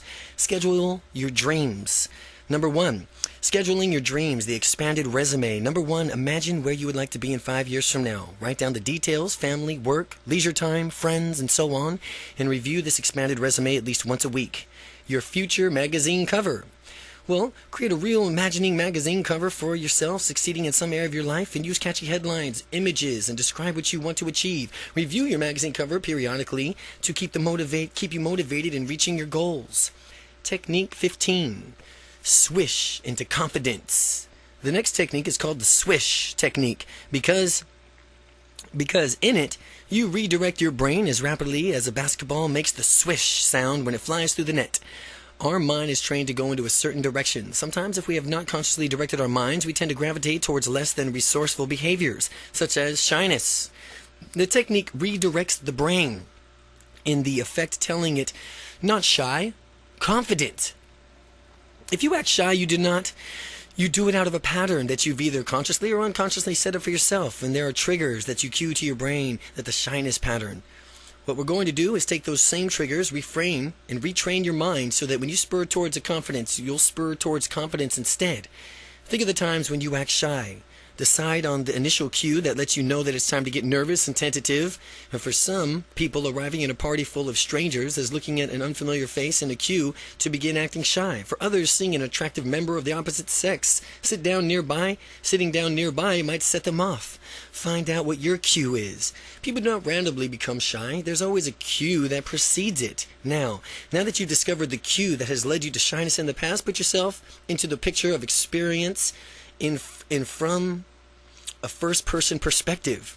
Practice making the picture of what you see smaller, darker, and farther away. Take the normal picture of the cue image and make it small, dark, and really so far away in a way that in the time it takes for you to say out loud, swish. Do this unless you feel that you can take the picture of your shyness cue and make it disappear in an instant. Any issues, make it smaller, farther away. Do it before you could say the word swish. Following that picture, an image of your ideal self, don't jump into the image yet. Picture yourself on how you would want to behave instead of how you currently do. See those strong, confident gestures, facial expressions, and postures, and make sure that when you think about your ideal self, you feel really motivated to be that way. If you don't feel a strong sense of motivation, then adjust your image of your ideal self until you do. Make this picture small, dark, and far away at first, and then practice making this picture really big, bright, close up, rapidly as you can, as fast as you can say swish. Practice the exercise until you can do it easily. Now, what we're going to do is redirect the mind so that whatever it's experiencing, the cue image it will automatically flash to your ideal self and therefore draw you into being that person. When you've done this successfully, you will see the trigger that used to make you shy and immediately experience an unconscious shift in confidence. Close your eyes and see what cue image in the forefront of your mind. See it big, bright, close up, HD, crystal clear. Just like you would if you were experiencing it for real. In the lower right corner of your vision, see your ideal self-image smaller, darker, farther away. Make the swish sound and simultaneously flip the two pictures so that you cue the image becomes small, dark, far away. An ideal self-image becomes really big, bright, and close. Remember to make the swish sound as you do this exercise because it will help you unconsciously move the pictures around. Swish. Pause for a moment, open your eyes, and then reset your picture so that you see the cue image big and close in your confident self in lower right corner. Then you can make the swish sound and it toggles the screens. So you transpose them in the same way you did previously. To continue to repeat this pursuing, resetting, and swishing of pictures until simply looking at the cue image automatically triggers your brain to gravitate towards the ideal self-image. That's how you know that you've been successful in retraining your mind. Swish into confidence. Number 1, identify the cue that's triggering your shyness. Number 2, practice making the image of that cue smaller, darker, farther away until you can do it in the time it takes for you to say swish. Now picture the idealized self smaller, darker, and smaller away. Now picture your idolized self smaller, darker, and farther away. Practice making that idolized self bright and close up again in the time it takes you to say swish. Finally, practice transposing the two pictures as if they sound of the word swish in your brain. Makes the shyness trigger from small and far away while bringing your idolized self to the forefront. Now however you're feeling, screen it, swish. Now you're in the other image. Technique 16. Disassociate, add resources, act differently. Sometimes people feel overwhelmed by situations because they're too deeply invested in them. If someone's too close to a situation, they may be difficult for him or her to reason logically about it. For example, if you have to make a major decision and there's an overriding emotional component, that emotional component may skew your judgment. This technique helps you stand back and survey the bigger picture, then in order to make the best decision for yourself. What is the smartest decision that you can make in any given second, moment, nanosecond? The smartest decision you can ever make. What will it do? What you will do in this technique is to observe yourself in a third-person point of view. You will step outside of your body and look over at yourself, making a decision. Picture yourself on the mental movie screen, but don't jump into it yet. Just look at your on-body screen. You are a detached observer. Pretend that you are the narrator, and you refer to yourself into this as third person by repeatedly using your name. Well, as Randy currently walks over here, and then Randy went this way, and think through the decisions-making processes out loud and detach the frame of mind. As you narrate your thinking process regarding to the decision, you should be sure you have confident physiology and tonality. This will help you make a firm commitment to the decision from which you are ultimately going to arrive at. As a result, your decisions will be more rational, emotionally, literally giving yourself some distance from the situation. Another way to perform this technique is with the confidence resource triangle, described next. The confidence resource triangle. It's a confidence resource triangle. The main difference is that the triangle uses physical locations to represent the different states. The confidence resource triangle has 3 legs. Stuck state, location, a disassociated observer location, and a resource location. Again, they have 3 legs: a stuck state location, a disassociated observer location, and a resource location. The stuck state is the state where a person will experience indecision and need a resource. The disassociated location is where a person can stand back and objectively look at the situation from a third-person point of view. The resource location represents a resource that will get a person unstuck from his or her indecisive state. Find 3 different spots on the floor and label one S for stuck, one D for disassociated, and one R for resource. First step onto the S location. Close your eyes if it helps you. See, hear, and feel the element of the context where you need more confidence. Just when you're getting a taste of it, step outside of the location. Name 3 different things in the room to break your state, thus get you out of that state of stuck. Second, step onto the D location. And look at the same situation as you did in S location, but do it with a third-person perspective. Now, how different is it that you can perceive things more objectively? Think of confident resources that will help you conquer this stuck state. Third, step onto the R location, and as you do this physical step, you will mentally step into a resource by completely reliving a past time when you were confident. See when you saw, heard, and hear, and felt what it's like. Remember what it's like and crank it up. Crank up that confidence level. Now, with overwhelming confidence at your disposal, step back into what used to be the stuck state. How easily and naturally you do not get unstuck now. With all this confidence oozing from every fiber of your being, if for some reason your stuck state did not change for you as much as you would like, do this exercise again, continuing stacking up confident resources and bringing them to the stuck state until things change. Do it again, the exercise over and over until you continue stacking up confident resources and bringing them to the stuck state until things change. Disassociate, add resources, and act differently. Number 1, envision yourself in a stuck location. Number 2, step out of the stuck location and name 3 things in the room to balance yourself. Number 3, step into the disassociated location and watch how you can resolve the situation in a confident manner by looking at it third party, away from yourself. Number 4, step into the resource location and think back to a time in your life when you were exuding confidence. Technique 17, matching and mirroring. When 2 people have rapport with each other, an interesting thing occurs. Their body language becomes similar. They begin to match each other. How can we use this to our benefit? We can consciously match someone else's body language in order to increase our perceived similarity to the person. You can use matching to increase intimacy or almost in any human interaction. This technique is called matching and mirroring because your goal is to become a mirror and image the partner in a conversation. When I first learned this technique, I was confused with it as mimicking. Mimicking is something that younger children do to annoy each other's parents, or monkeys do to play with visitors at the zoo. We are not mimicking anything else. Instead, we are increasing our similarity to another person by mirroring that person's body language, which will help engender a greater understanding of his or her points of view. The way you match and mirror someone is to adopt the same body posture that person has. When the person moves, you must move and hit with him or her. Be sure to allow a certain lag time so that matching does not creep into the person's consciousness awareness. And the idea is to gain rapport at an unconscious level without attracting or notice that you're doing it. The intended effect is that the other person will feel that you are similar to him or her without even being quite sure of why. That the rapport deepnesses, as the rapport deepens, you can trim the lag time and until pretty soon you're moving exactly with the person. Rapport is like a dance. One person leads, the other one follows. Up until this point, you've been involved in the dance and only been following. After sufficient rapport has been established, you have the opportunity to lead the dance of rapport. Begin by moving your body into a new position and seeing if the other person follows you. Now, when the person does follow you, you will know that you are now the one in charge. And if you move and the person does not allow you to go back to the matching, mirroring, and build up the rapport further. When you lead non-verbally, you can match and mirror people in other ways. In addition to matching body language, you can match a person's breathing too. This person will serve the unconscious synchronize.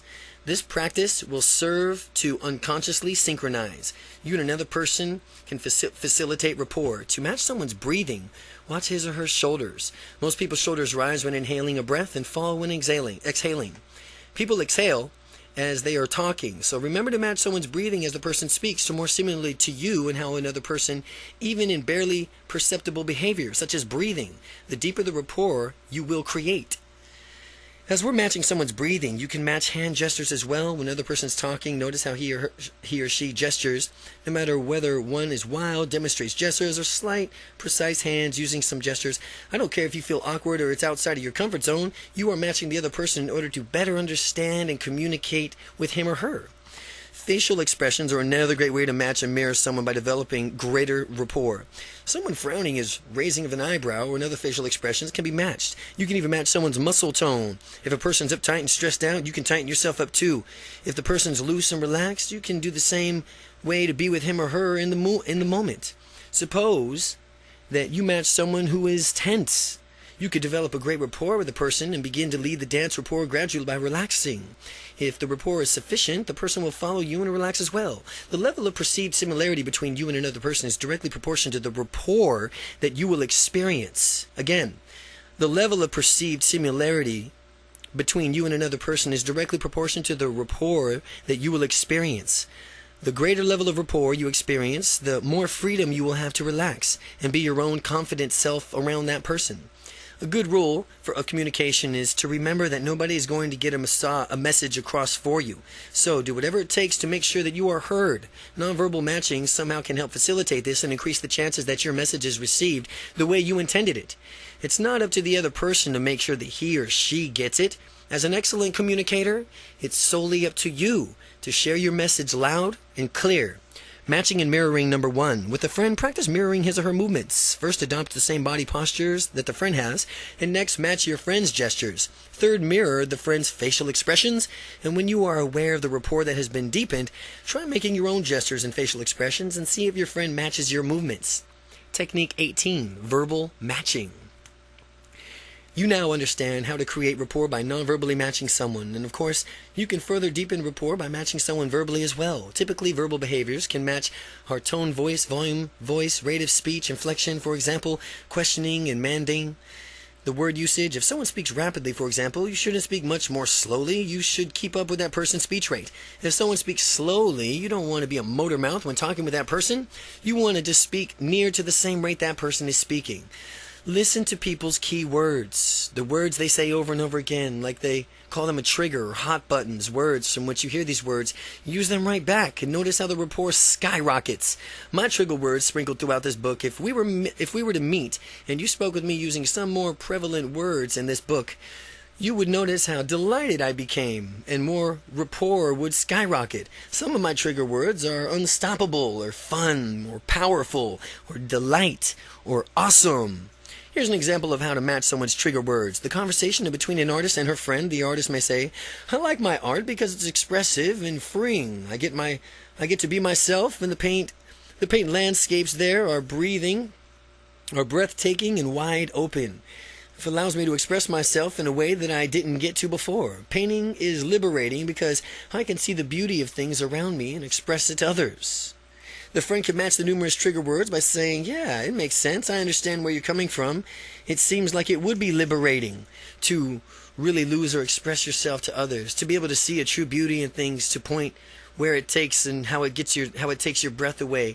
That would be really awesome. I can see why you like painting so much."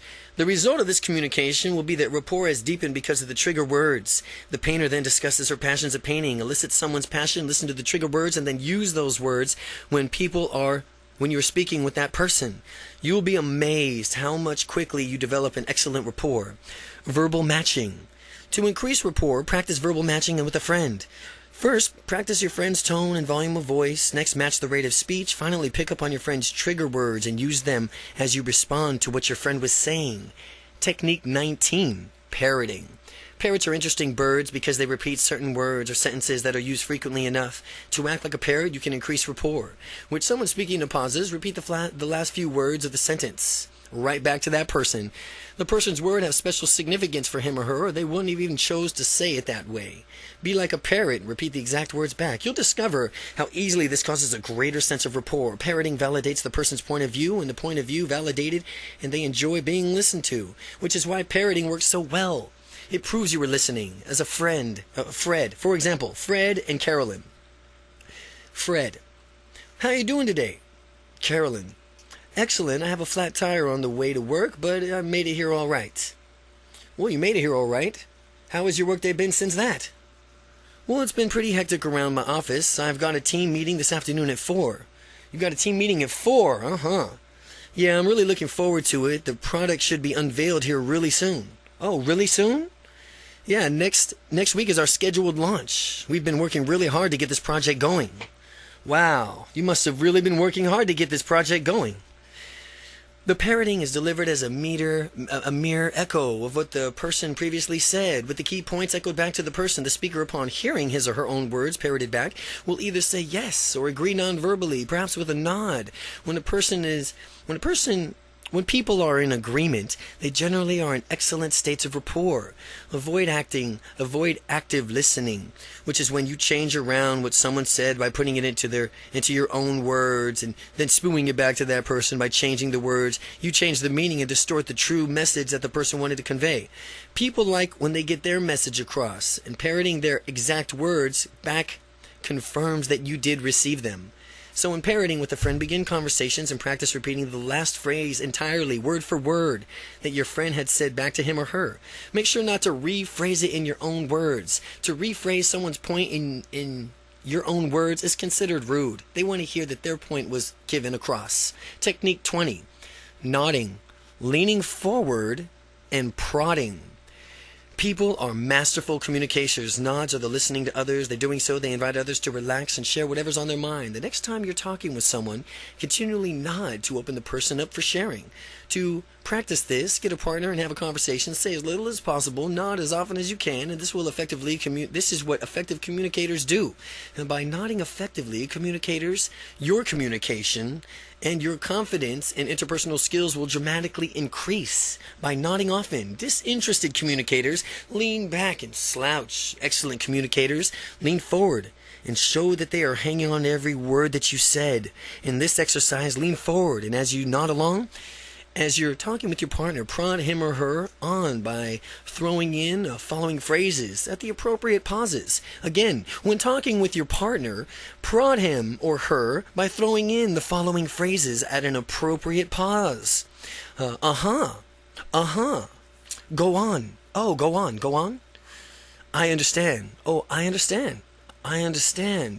What makes sense? Oh, that makes sense. Oh, that makes sense. Tell me more. Oh, well, tell me more. I see what you're saying. Oh, I see what you're saying. Oh, I hear you. Yeah, I hear you. Well, that feels right to me. Well, that feels right to me. You'll soon discover how effectively this keeps people talking.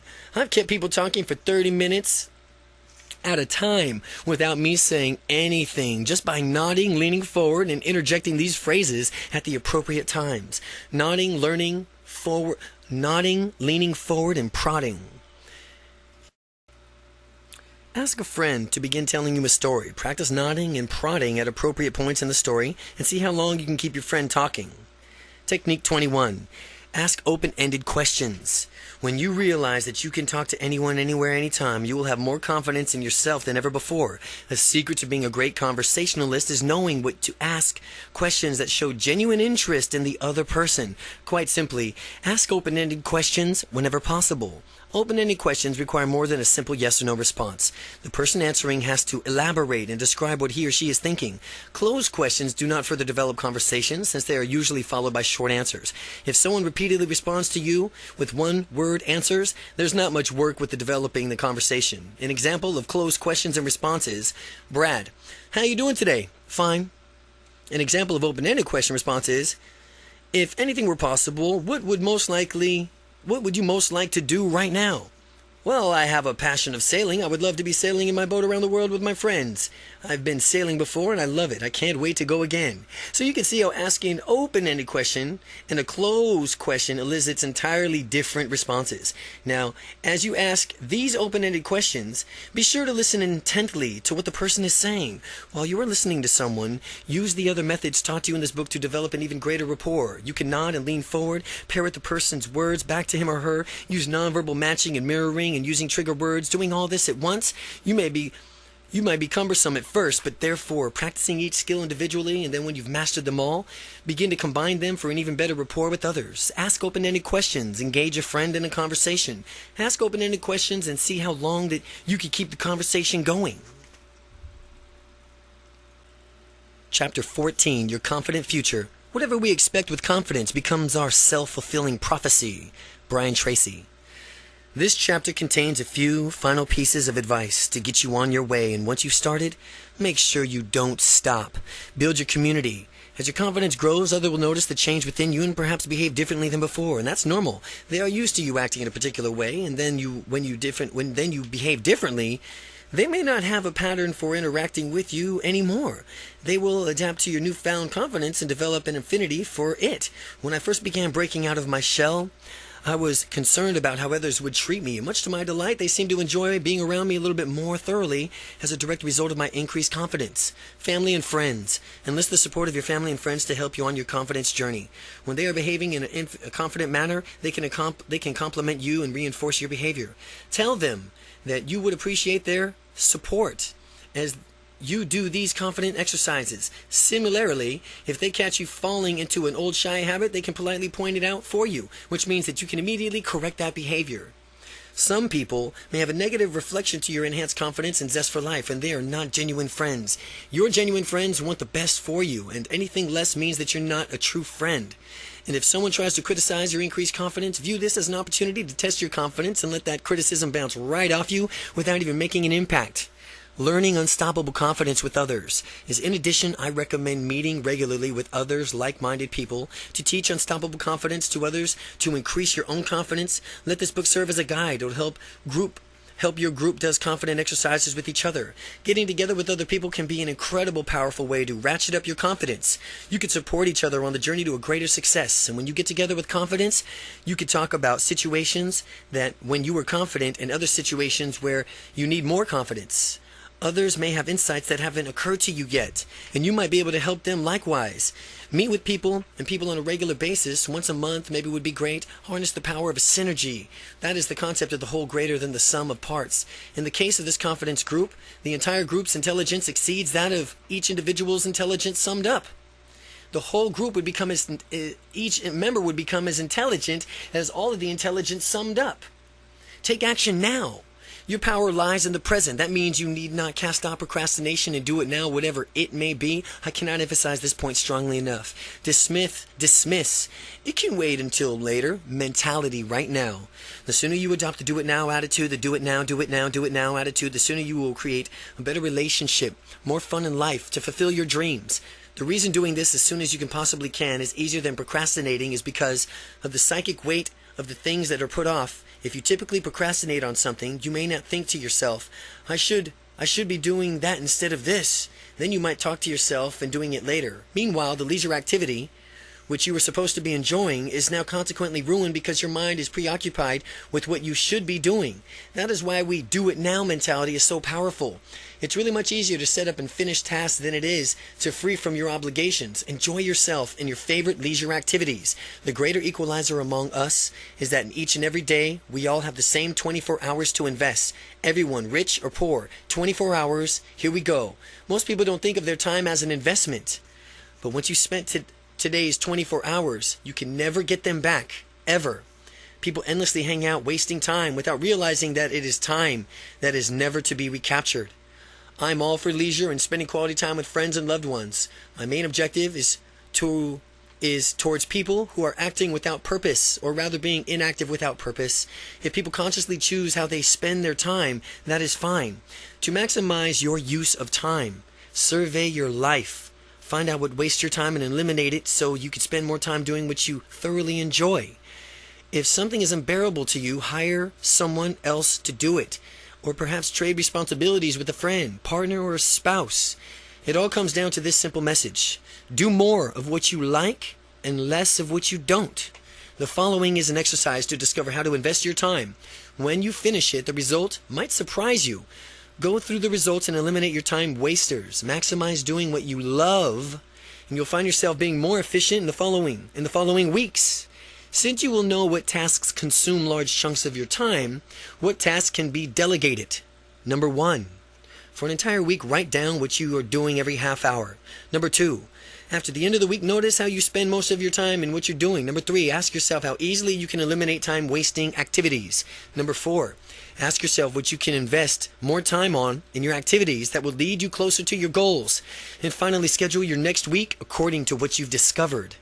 And as you continue to use your time ever more wisely and productively, notice that this increases your confidence. The more actions you take, the more dreams come true, the more motivated you'll feel and do and achieve even more. The proper fruit of knowledge is action. Action. Take action. Reap the full benefits of your knowledge. Stay on track with your confidence and practice a calendar. One method to stay on track as you develop your ability to be confident is a confident practicing calendar. You can take an extraordinary calendar and schedule which confident exercises you will do on a particular day. You can also set up milestones that you expect to achieve that journey towards unstoppable confidence and compare your progress against them. One day you could practice speaking confidently. The next day, an exercise, you'll be walking confidently. The following day, exercise gesturing confidently. Going through this book, pick out your favorite exercise and put them down on the calendar. Create your calendar and match your personality. You'll know what will work best for you. Positive reinforcement is a great motivator. There I recommend you that you praise yourself when you find that you're behaving confidently. Although you may not think it's a bit corny, I know I did at first, but I found that following reinforcement method really worked. And when I found myself behaving in a way I wanted and I gave myself small applause, I pat myself on the back or a self-hug, many people deny themselves their due credit, even when they perform extraordinarily. Give yourself credit by consciously reinforcing your positive behavior. After all, who's the only person you are guaranteed to be with 24 hours a day for the rest of your life? You are, of course. Treat yourself well. Discover how your unconscious mind responds. As you treat yourself better, you'll discover how you're able to access parts of your memory that you hadn't before. You're able to visualize better. Your negative internal dialogue will disappear. Many people do not treat themselves very well. They have a nagging internal dialogue making their lives miserable. They think that people are out to get them. People are causes in their lives, not effects. Disempowered people let things happen to them. Empowered people make things. When people take complete responsibility for their own lives, they become empowered. They realize that they always have a choice. They can act out consciously decisions instead of blaming others and playing a victim role. They can realize that they always will have a choice.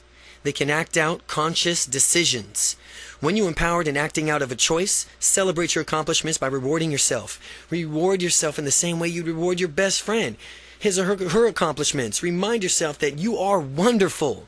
Sometimes people don't celebrate their accomplishments. They stall or wait for others to do it. Or maybe they wanted permission to celebrate or what they did. I'm not giving my permission for you to celebrate all of your successes. I'm now giving you permission for you to celebrate all of your successes. Live a healthy life. Because in order to be unstoppably confident, you must lead a healthy, fulfilling life. There's 3 components that essentially to leading such a flexibility is a sense of humor and an orientation towards the future. Leading such as a life of flexibility and a sense of humor. Flexibility, if you have flexibility in life, you'll have enough choices to be able to do whatever it takes to achieve your outcome. If something does not work, you'll have a wherewithal to realize that it's not working and admit your behavior. In other words, use flexibility until you eventually get your results. The more flexible people are, the more likely they will get what they want. There is a law of cybernetics, which is the science of effective organization that states the person or component with the most choices in the system wins. Take a negotiation, for example. If someone has many options and the opposition has few, the first party has an upper hand. The fewer options you have, the less empowered you are. Maximize your empowerment by being flexible and having many options and choices as you can imagine. A sense of humor. Having a sense of humor is essential in life. It means that you won't take things too seriously or blow them out of proportion. I'm sure we all know people who take everything too seriously and end up having health problems or smoking or drinking or as an escape from their problems. The more useful way of experiencing life is maybe laughing your way through it. When times are the toughest and you are completely stressed out, the ability to laugh out loud is truly priceless. Laughing out loud will help you center you, which will lead you into a more resourceful, problem-solving state of mind. People are excessively serious and overly formal And they tend to get ulcers and heart attacks, strokes, and other medical maladies because they choose to allow themselves to get stressed out. People who laugh a lot, they're a lot healthier and live a lot longer. Be sure to keep your sense of humor as you continue on through your life's journey. Future orientation. There are 3 different ways that we can orient ourselves with respect to time: the past, the present, and the future. Each can be a useful outlook, having strong orientation for the best path of living our life's dream. The past could be useful for summoning positive resources from earlier periods in your life, for gathering and tapping into experience, for example. Some people who are heavily oriented towards the past virtually live into the bygone glory days, however, continually rehashing them through the storytelling of other reminiscence. Focusing solely on the past makes it easier for you not to take any action towards building the future. People who get overly caught up in the present orientation live entirely in the moment and fail to plan for the future, and flawed outlooks can be in a direct consequence. These people want immediate gratification without having to think about the negative effects of their decisions. A certain amount of present time orientation is to cherishing each moment of your life and allowing the spontaneity to provide that you still plan for the future. The ideal orientation is to balance the future and the present together. The ideal mental orientation from now on is to balance the future and the present together. Knowing what you want for the future, planning for it, and taking action while enjoying yourself along the way is the ultimate ideal and ideal to strive for. You're constantly living and thinking about the future while still living and enjoying yourself on the way. And by delaying instant gratification and having patience and diligence working towards your goals as you thrive in the present moment, you will still have the ideal time orientation combination. When you find the balance that works best for you, you'll know it. Life is short, and we don't know what tomorrow holds, but we can plan for a wonderful future while we make the most of today. Plan for the future while making the most of today. You can achieve your dreams when you take action and work your plan, and life goes by so quickly that we must remind ourselves to cherish each and every moment. Getting going and don't stop. With your unstoppable confidence, you're going to want to tackle the world at once. When you consider all of what you want and you can achieve in your lifetime, you might want to go out and do it all right now. You can tackle the world, of course, but you should do it in a progressive stages. You will have so many dreams and passions awaken that it might seem overwhelming. Sometimes, when people feel overwhelmed, they do nothing because they don't know where to begin. We'll avoid letting this happen to you. Consider your most important immediate goals and pursue those first. Remember to take action each and every day, and no matter how much or how little things brings you closer to fulfilling your goals. A journey of 1,000 miles begins with a single step. Focus on taking the next step every day. Beware, though, that if you focus on the next action as part of a larger goal, you may lose sight of what you're going after in the goal in the first place. The ideal here is to have a balance.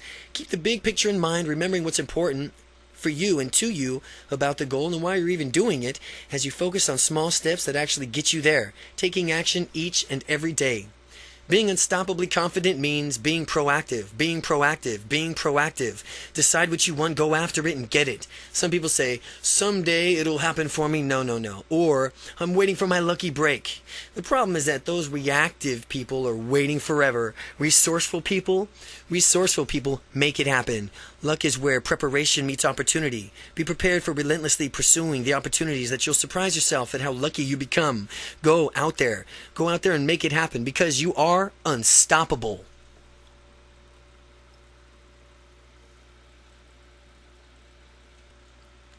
Appendix.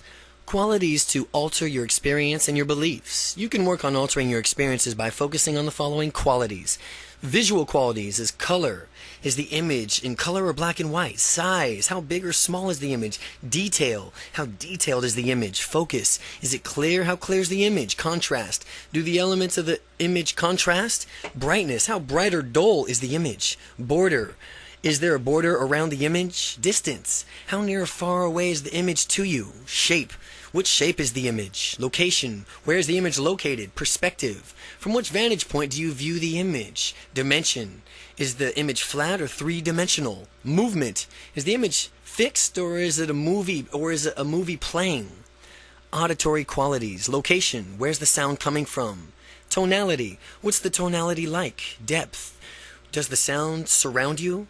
Volume. How loud or quiet is the sound? Melody. Is the sound melodic or monotonous? Duration. Is the sound continuous or intermittent? Sensory qualities. Intensity. How intense is the feeling? Location. Where do you feel the feeling? Speed, how fast does the feeling occur? Duration, is the feeling continuous or intermittent? Quality, how would you describe the feeling? Unstoppable confidence, how to use the power of NLP. NLP to be more dynamic and successful by Kent Sayer. If you're serious about gaining more confidence, you must get this book, Robert G. Allen, The 1 Minute Millionaire. This book will give you a boost towards success that can make all the difference. Brian Tracy, best-selling author of Maximum Achievement.